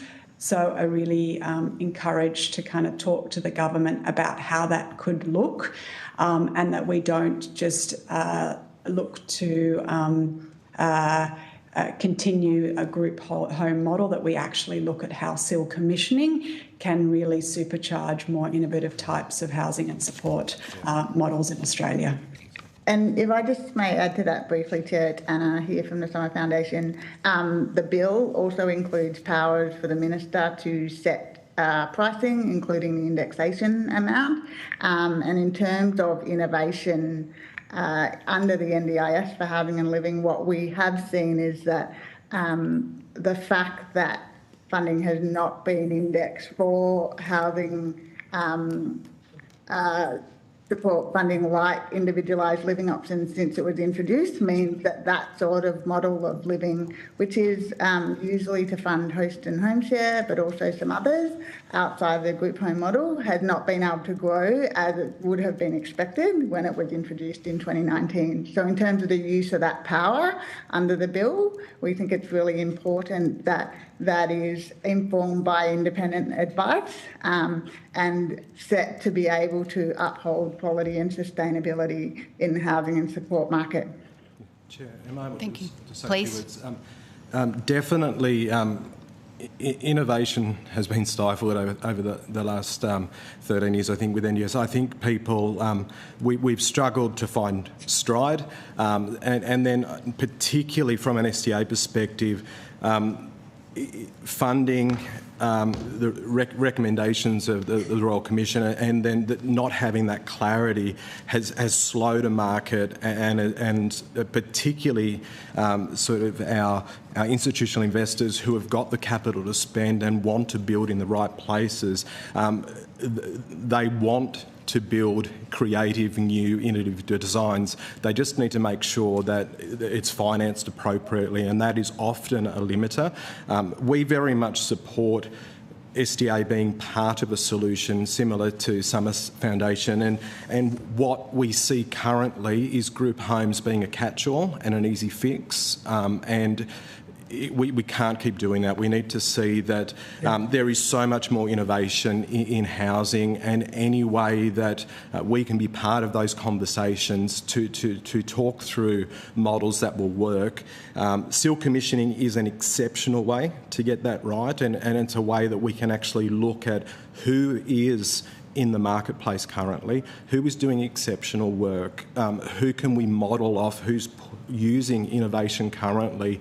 And I think we need to pause, look at what we've got and start again, and not talk about group homes. Let's talk about how we can actually provide adequate, safe housing for people with disabilities and make that sustainable, both for the government and the NDIS, but then make that safe and have that longevity for the participant. And at the moment, there is fear for the provider, but there is so much anxiety and fear for the person who holds that housing and has that NDIS funding. And that's what my concern is let's not stifle that. Let's give permission to dream and create something quite amazing for this country. Thank you very much. That concludes today's hearing. Thank you to this panel for your insights this afternoon, and thank you to all of the witnesses who have appeared and given evidence today. Thank you to Hansard and Broadcasting for their assistance, and to the committee secretariat staff also. The committee will report to the Senate on the 14th of August 2026 and has agreed that responses to any questions on notice should be provided by close of business Thursday the 6th of August 2026. The committee stands adjourned. Thank you.